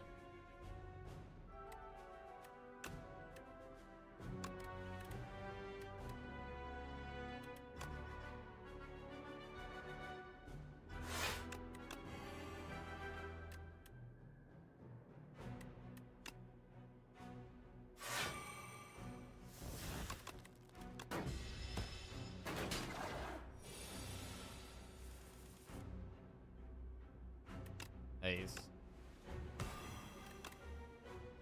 Survivor Reflex. Select. Blur.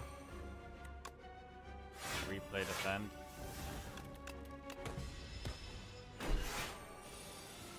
Okay. So 6 extra damage per skill now, but we definitely just discard Haze.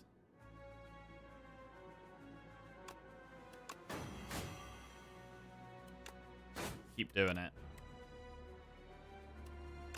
This has Sly.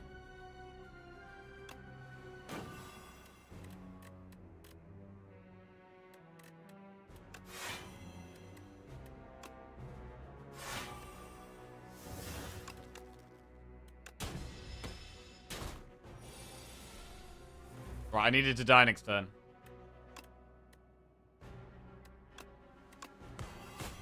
So now it does.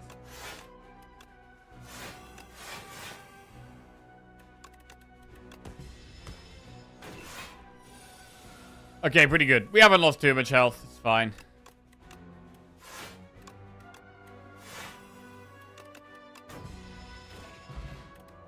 Reptile trinket. Another outbreak. Alright. Stack the outbreaks. Why not?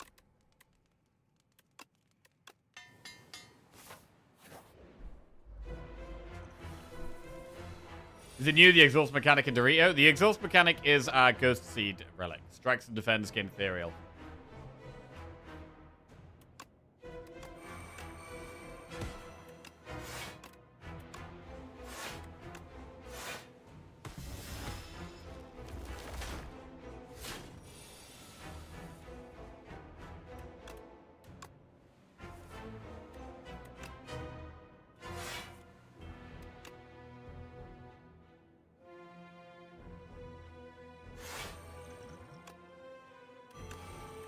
Okay.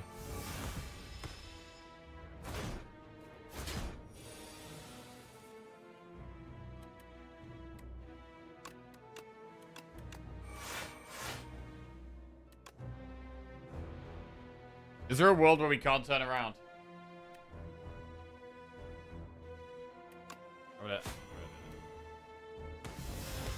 Probably is. Turning around anyway. 42 damage. Reflex. To be fair, we could dagger throw the untouchable. Dagger throw turns us around.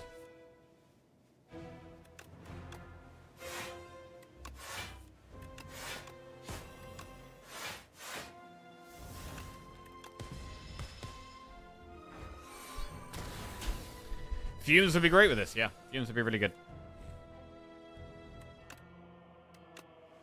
Turn around.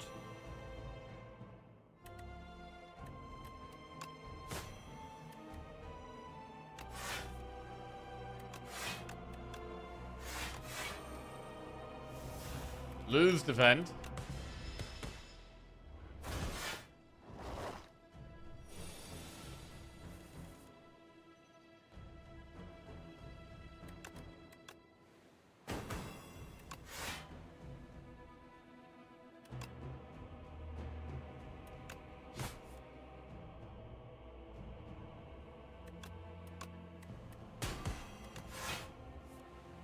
Wow, really getting there now.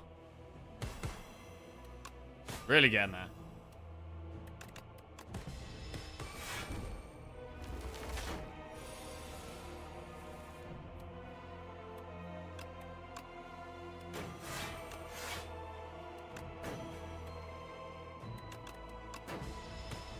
But yeah, some prepareds. This deck is desperate for just a prepared or two. One or two prepareds would just be incredibly good.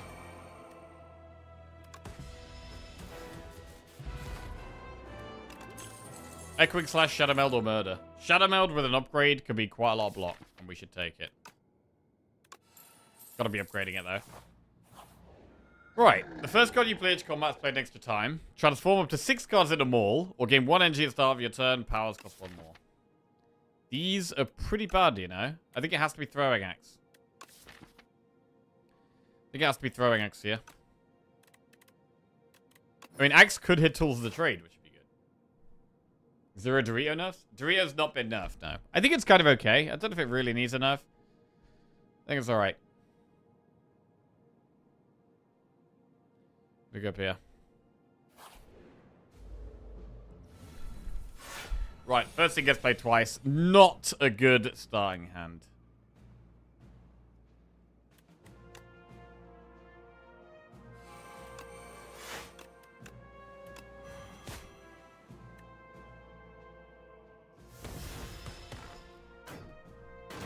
"30 minutes act 3. Yes, we play a lot faster after we've lost a run.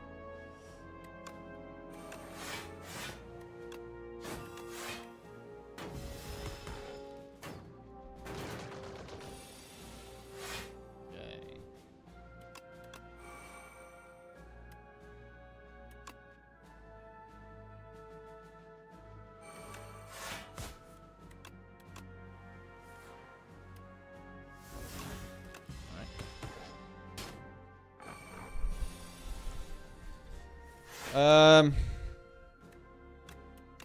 Please. Backflip. It's probably Shadow Meld.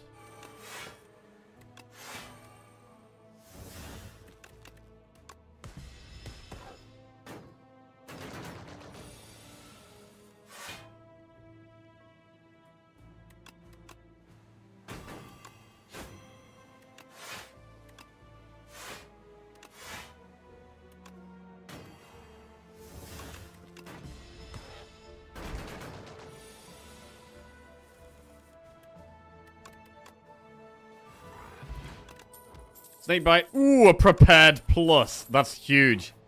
That's a really huge pickup here. Been really looking for that kind of card. Outbreak. Prepared. Let's just get... Oh my god, we can do so much stuff now. Play so many things. It's basically an energy card. Basically an energy card.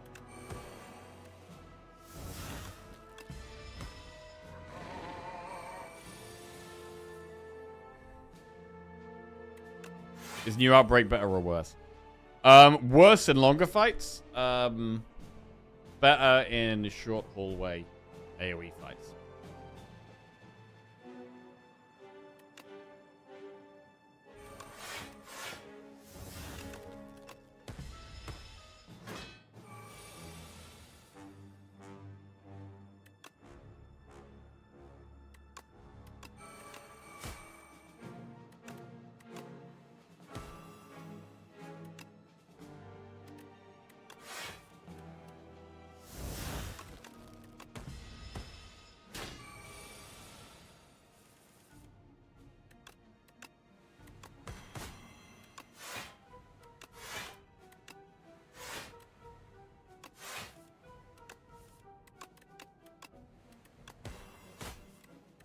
Nice. Well, we're looking forward to this weekend. We stay up for the England game. Oh, bro, it's a lot of football. I'm going to watch a lot of the football this weekend. I'm going to watch a lot of the football. Annoyingly, they are all very late.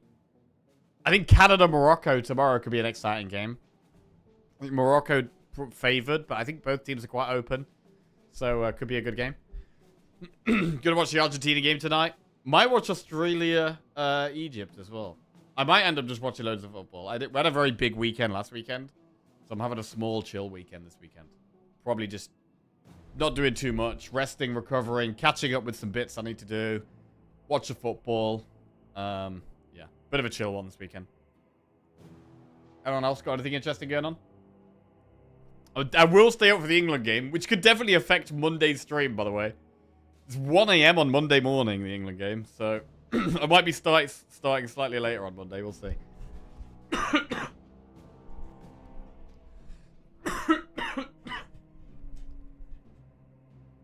Aussie game is 2 a.m. Don't think I'm making it. Oof, yeah. It's much more watchable for me. Aussie game's at like 7 p.m. So yeah, Australia game I could easily watch. The England game is at the worst time though.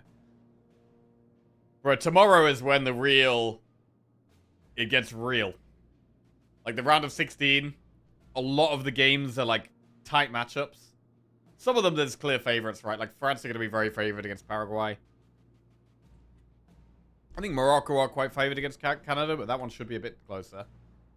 Brazil, Norway could be an amazing game. England, Mexico could be a really good game. Portugal, Spain, USA, Belgium. Like, all these matchups sound really exciting.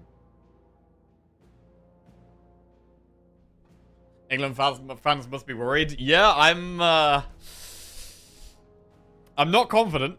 Not confident, that's for sure. But just going to try and enjoy it, you know? Just going to try and enjoy it. Right, draw 2 fewer cards at the start of each combat, raise your max HP by 20, or lose 15 HP and upgrade 2 random cards. I mean, let's draw turn 1. Does make it harder to get good throwing X value.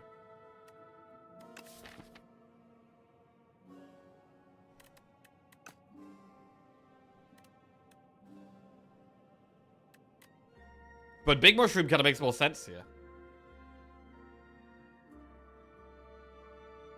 I love how Cape Verde's in the round of 32 at 0-3-0. Another draw today? I mean, they've only drawn games so far. They could draw again tonight. They're going to the quarterfinals, mate. Oh, yeah?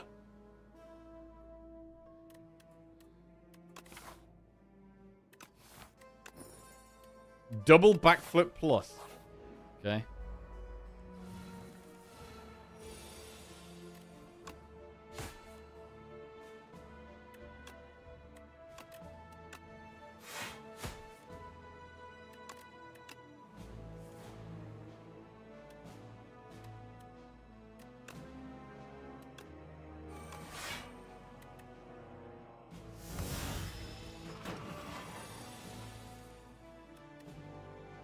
Times 2.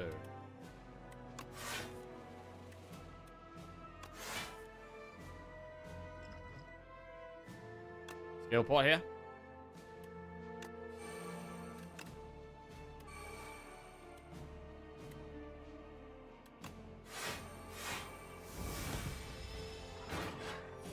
Yeah, more draw would be really, really appreciated.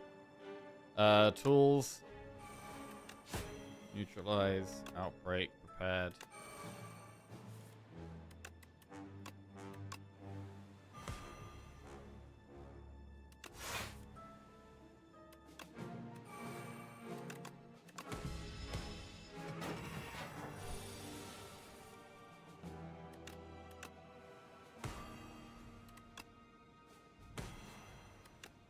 Alright, that phase is dead.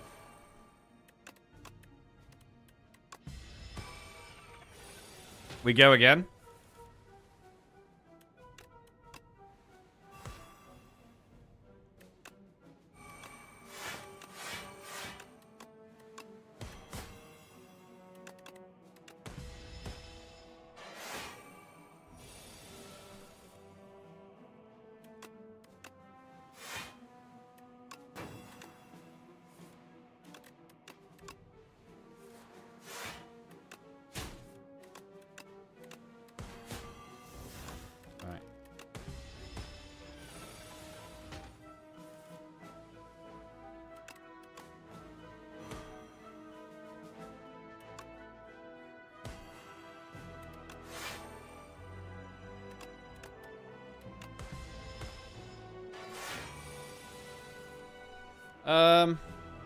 Haze.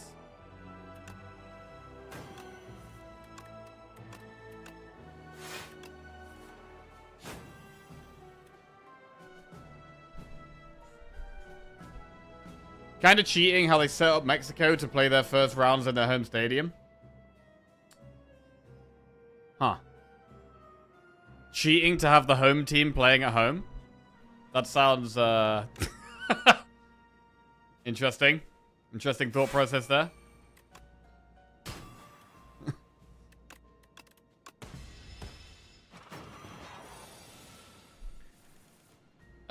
Dagger throw.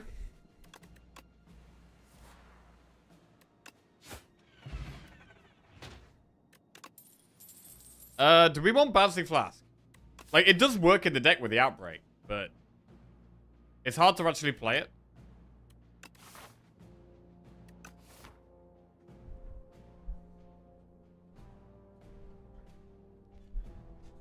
I was annoyed Canada was playing in LA last week. Yeah.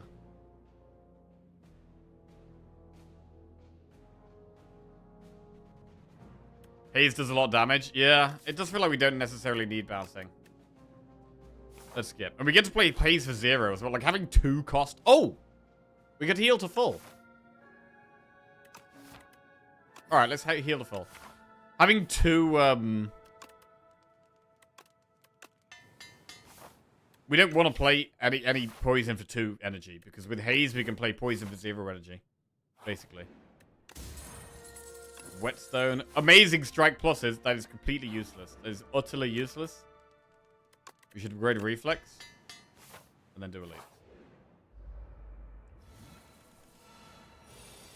Right, prepared.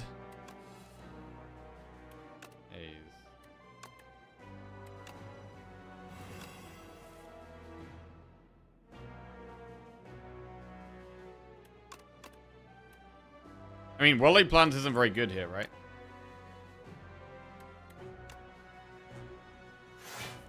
It's really not good. So, we'll just play the Outbreak.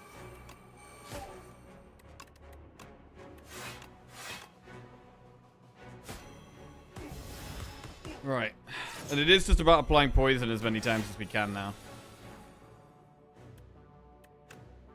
Shadow Meld, Survivor the Haze. That's really good. Nice. Snake Bite.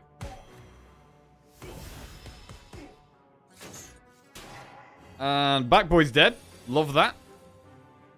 Don't love this.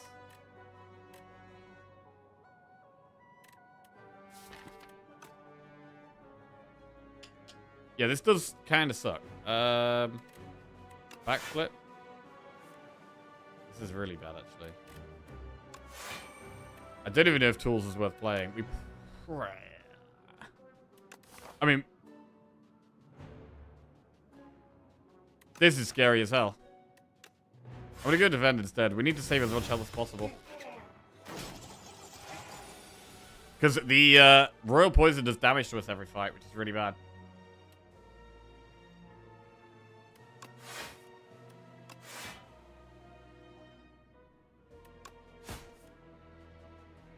Oh, the Prepared is amazing. But whenever we draw the Prepared, we're super happy. Kind of says it all about this deck, really. Need more Prepareds. War Paint. Probably going to hit defense. Bro, Bouncing Flask Plus?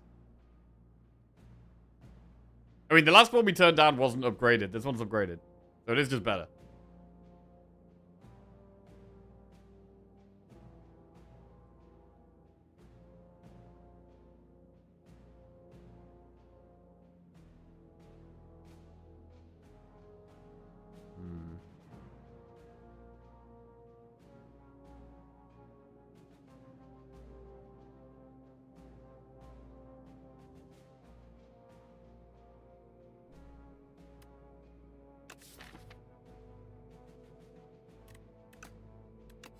I'm gonna put it in.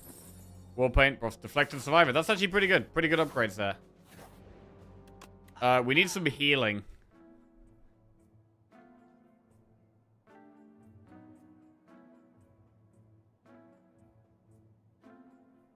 Reflex is good. We could do Dexport and Happy... We could just do Dexport, Happy Flower. That looks fine.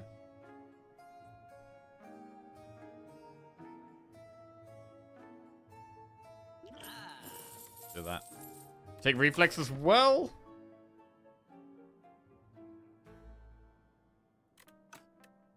Nah.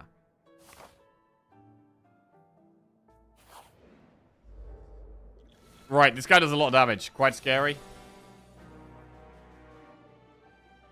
I'll break twice.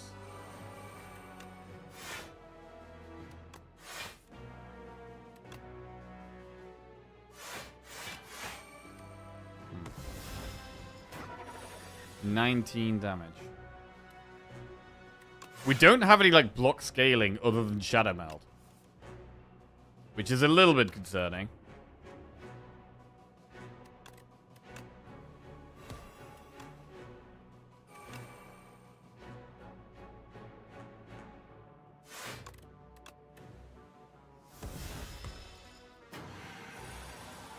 Ten times 4. Oh my god, we barely survived this.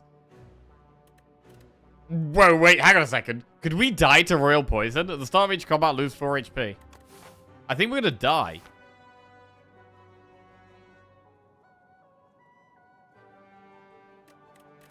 We just don't block this.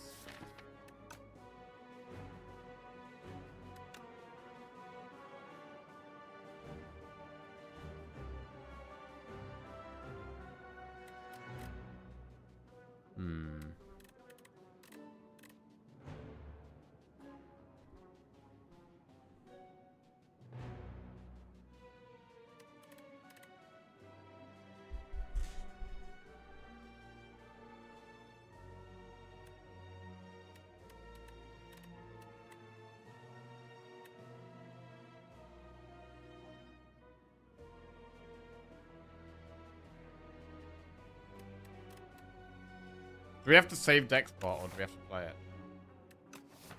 I don't know how we're going to kill the Queen. I think we probably need to save it.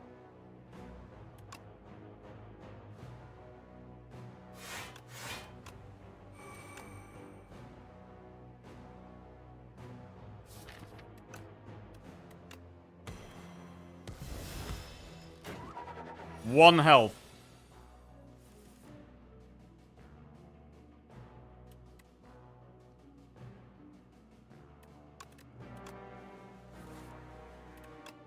Shadow Meld is insane. When we get Shadow Meld, we're super happy.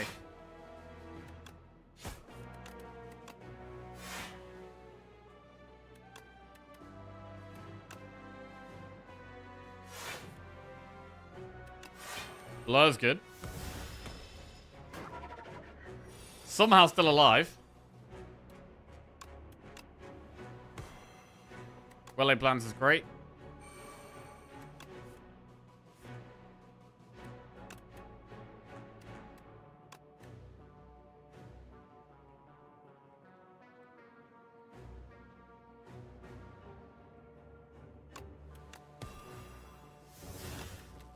Still exhausting cards away. 31 damage this turn. Shadow Meld insane again.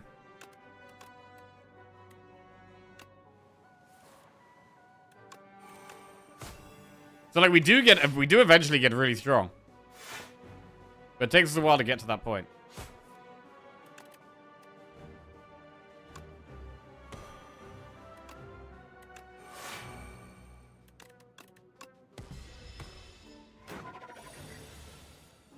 And we seem to always take damage in the first cycle through our deck.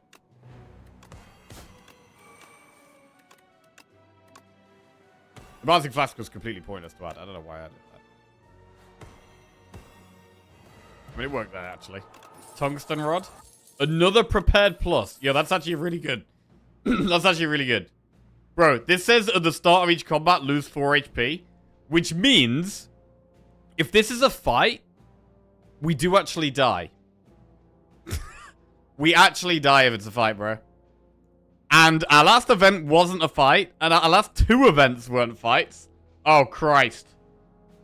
Bro, please. Just don't be a fight. Don't be a fight. It's not a fight. We're still alive. Woo! Saved, bro. Saved. Right, we don't need Cunning Potion. Probably toss that. Don't need Flex Pot either. Upgraded Uncommon Skill.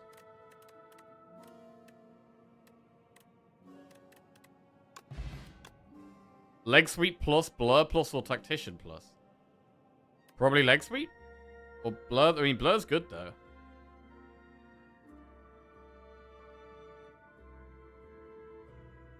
It's probably Leg Sweep, though. And then we have to rest. And we lose HP at the start of the next 2 fights. And we've only got 22 health. I mean, because of Tungsten Rod, we only lose 3. So we're essentially on... We would normally essentially be on... 14 health here. We're on 16 health, basically. We're on 16 health. This is going to be incredibly difficult. Do we have to flex pot this fight? I mean, I'm leaning towards doubling tools.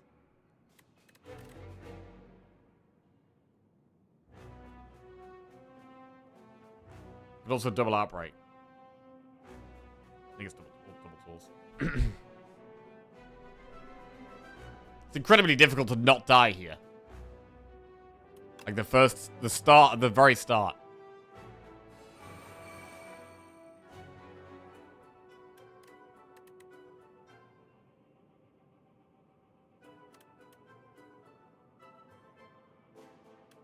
Like if we don't play Snakebite, it's gonna be very hard to kill it.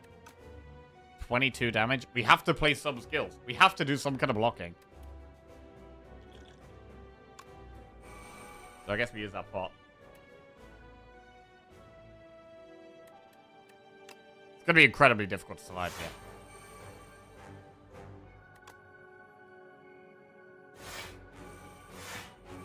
Do we do Outbreak Well-laid plans or Snakebite?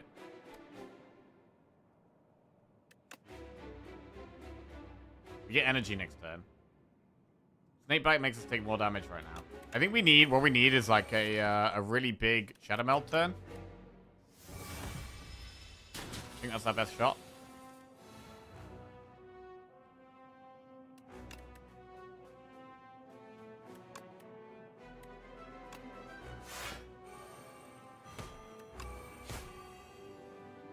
Outbreak.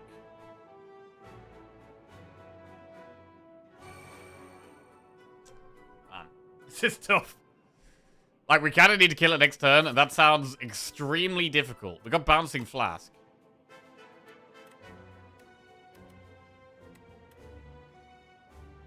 Does it have to be Survivor Snakebite? Bro, I don't know how we're beating the Queen with this deck. I feel like it has to be Snakebite.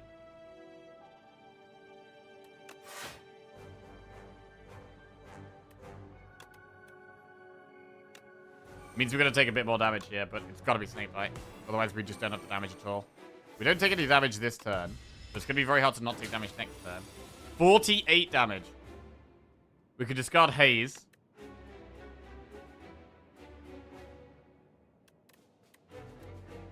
Bouncing Flask is 8 times 4, which is 32. Plus 27. I think we got it. If we keep the strike, I think we got it guaranteed.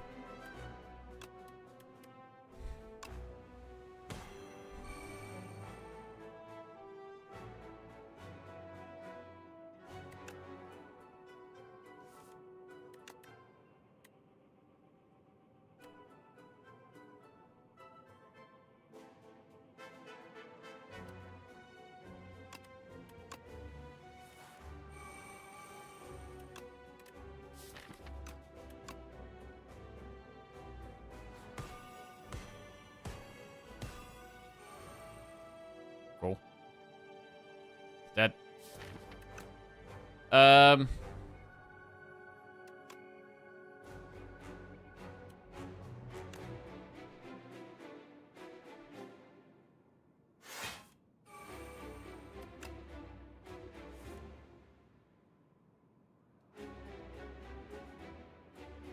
Played double tools. So like starting with Haze Reflex is actually really strong.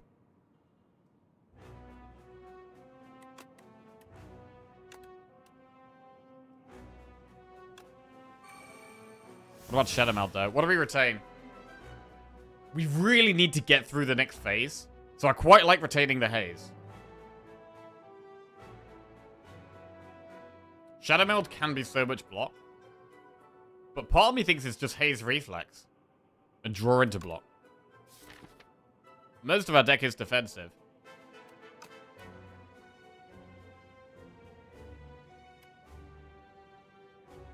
We can't hang about too much here.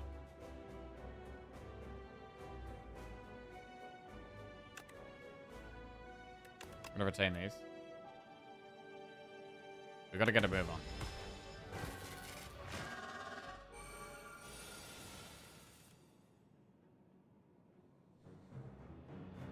Double Haze.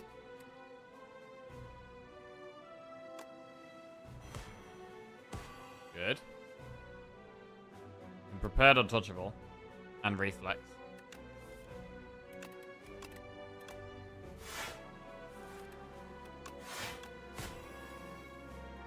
Blur. And then Bouncing Flask pushes the most damage, really. You should Bouncing Flask. It's pretty cool the Bouncing Flask actually hitting it and doing damage on hits. That's cool.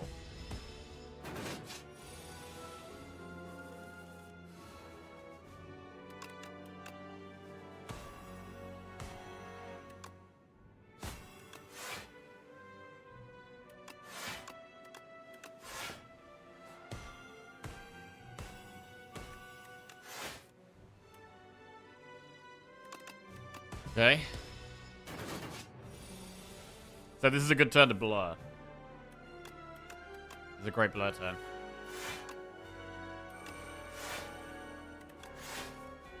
I'm trying to find blur again, actually.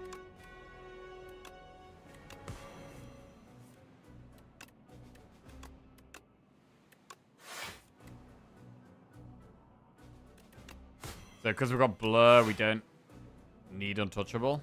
So we retain these.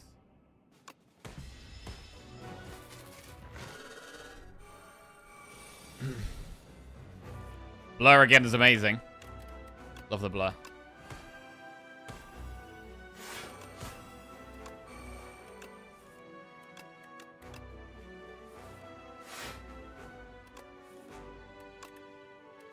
Just Bouncing Flask.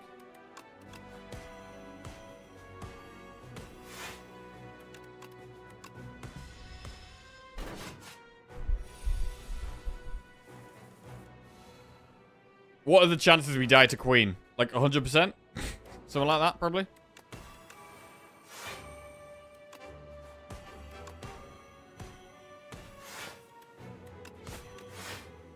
80%?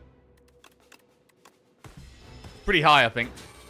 The, being frail is painful, and also being,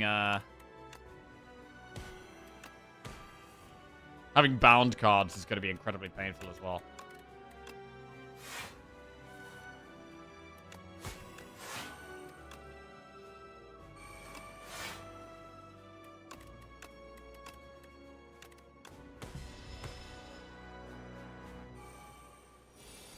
Right, we need to kill it soon. We don't, actually. We're fine.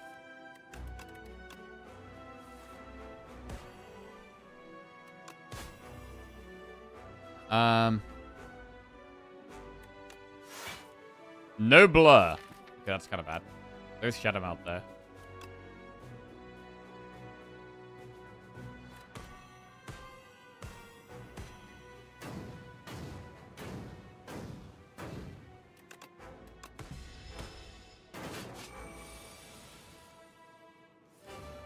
It could very much come down to turn 1 in the next fight, to be honest. It could absolutely come down to turn 1.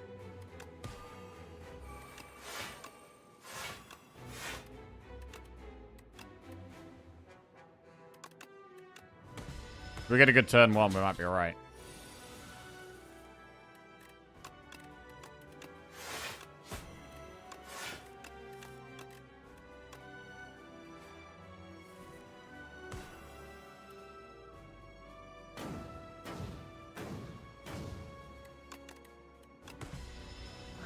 Right, here we go. Well, we managed to kill that guy, only losing... What did we lose?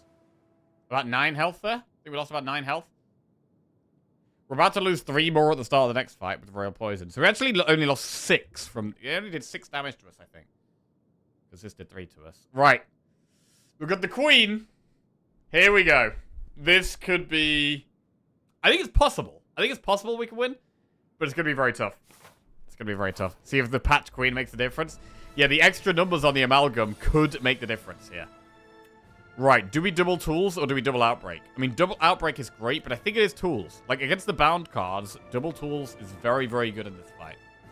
As much as outbreak is nice, I think we stick with the consistency option and do double tools.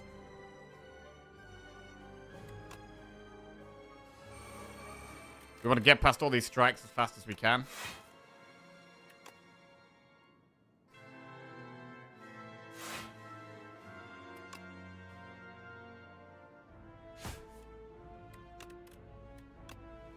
Want to really cycle. Proper cycle. We don't need to do the replay defend. We can just backflip. Also, well-laid plans is incredibly good in this fight. Oh! I think we go with the well-laid plans here. That's big.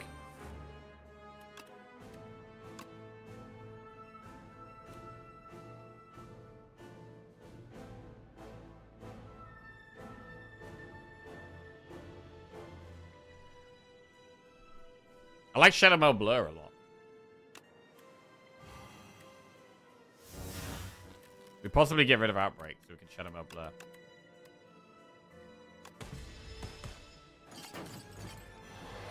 We can maybe Outbreak later. I mean, I really do like the Outbreak. Can't do it here, I don't think.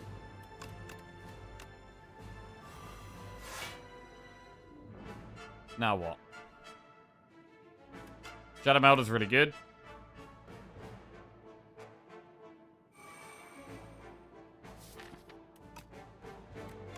Blur. Prepared. This isn't great.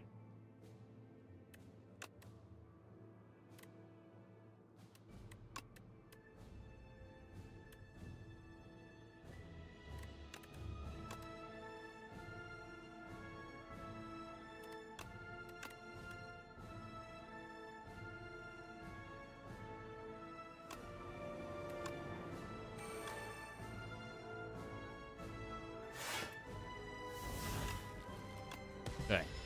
So we haven't played the Outbreaks. Just does slow us down quite a bit. Ooh, there's actually not really anything good to discard here.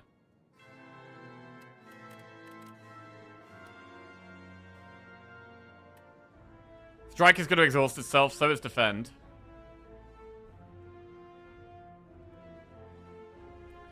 It would be good to play Blur again.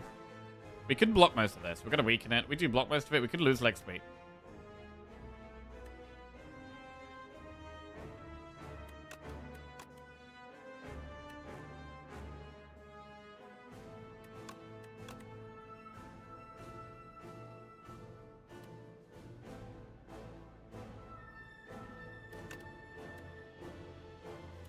We're going to lose these.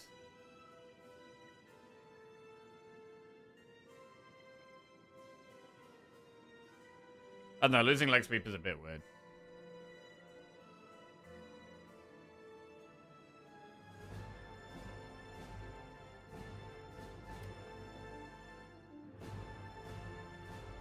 I'm gonna do it. We're already weaken it, yeah.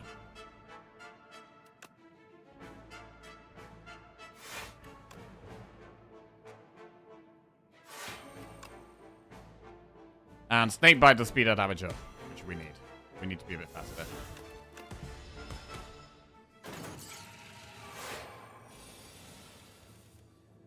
Right, discard Double Haze. If we discard Double Haze, we can't play the Prepared, but I think that's fine. Because we have Shadow Meld.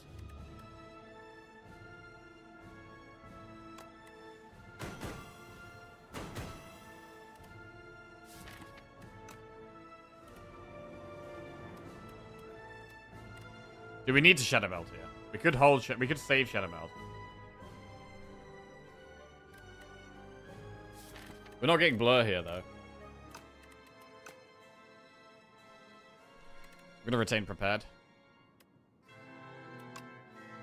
Shadow Meld backflip. Survivor the Reflex. We could play Outbreak. Makes sense. Prepared. Alright.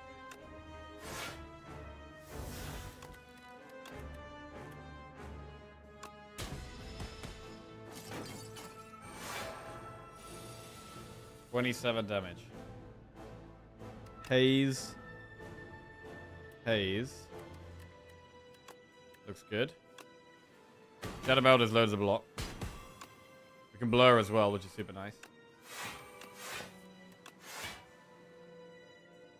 The Torch Head is actually dead next turn. So we could Snakebite Queen here.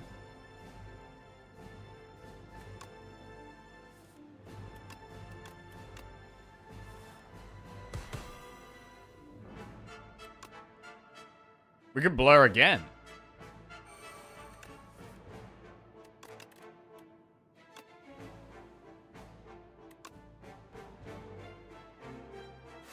But actually, it might be better to just Snakebite and hold it. That looks good.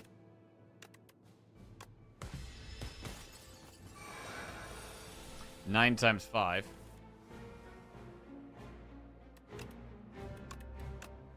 Blur looks great.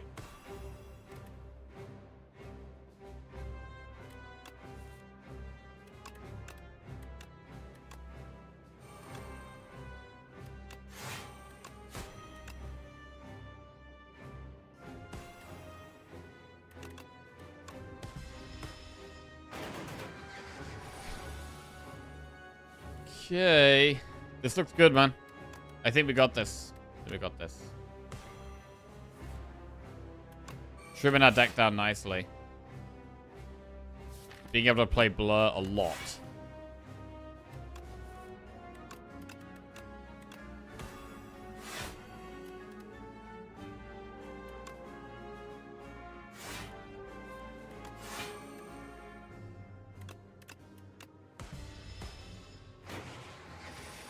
And she dies.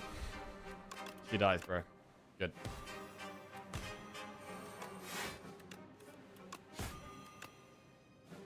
Alright, that was looking really sketchy. But managed to do it.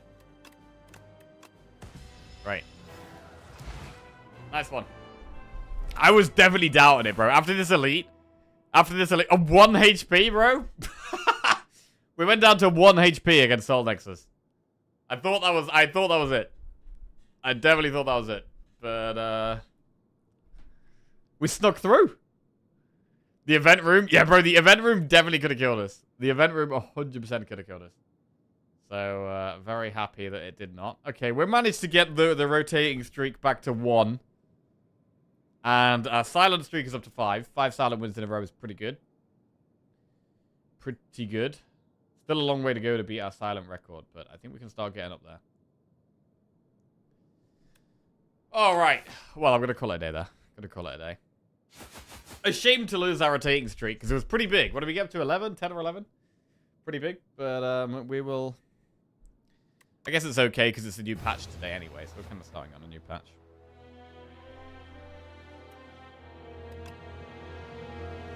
That was sketchy, man. That was proper sketchy.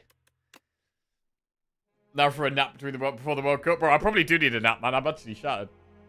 I've been really tired all week, actually. So I'm going to be having quite a relaxing weekend. Quite a relaxing weekend. I hope you guys all have a good weekend, whatever you're up to. Hope you enjoy yourselves. And I'll be back on Monday.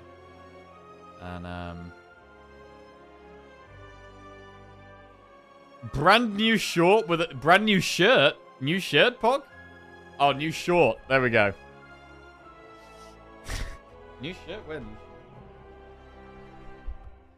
Yeah, Lizzie's been smashing it on the short form content. So yeah, if you do want to watch some Jackie content over the weekend, we've got plenty of short form and long form videos on YouTube up if you wanna check them out. One more run with Ironclad? Nah, bro, I'm done, bro. I am done. Let's go and find someone to raid. Let's go find someone to raid. Some good runs though. I mean, the Ironclad one was a bit disappointing, but I was trying to force the clone on the Flash of Steel, which... Has anyone had a clone Flash of Steel win, by the way?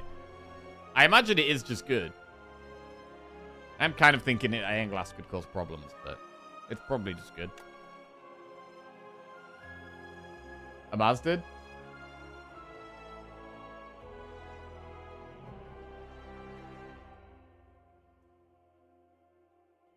When is this going to be like Slay the Spire 1 when you kill the heart in the end? Eventually we will get an Act 4, I think, or some kind of end game content. It may be an Act 4, maybe it's something else, I don't know. But in the coming months, we're expecting to get that. Don't know exactly when, though. Don't know exactly when. Frost Prime did. Like, the next big thing we're expecting is to get an alternate Act 2. So instead of the Hive having another Act 2, which is going to be a really big deal. Bro, getting a whole new act is going to be very exciting. So I'm really looking forward to that. But yeah, don't know when that's going to be. Every 2 weeks there's a potential for something to be new. But I mean, the main focus on this week's patch seems to be lots of new multiplayer cards. So a lot of them look really fun, actually. A lot of them do look very fun. Right.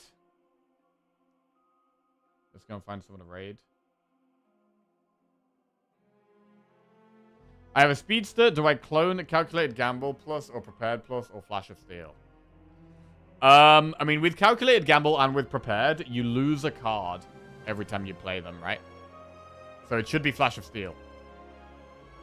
Because with Gamble, you have 7 cards, and then you gamble down at 6, and then you gamble down at 5, then you gamble down at 4, and then you got nothing left. So, Flash of Steel is the best.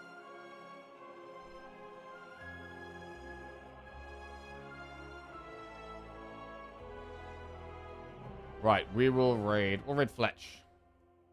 There, guys.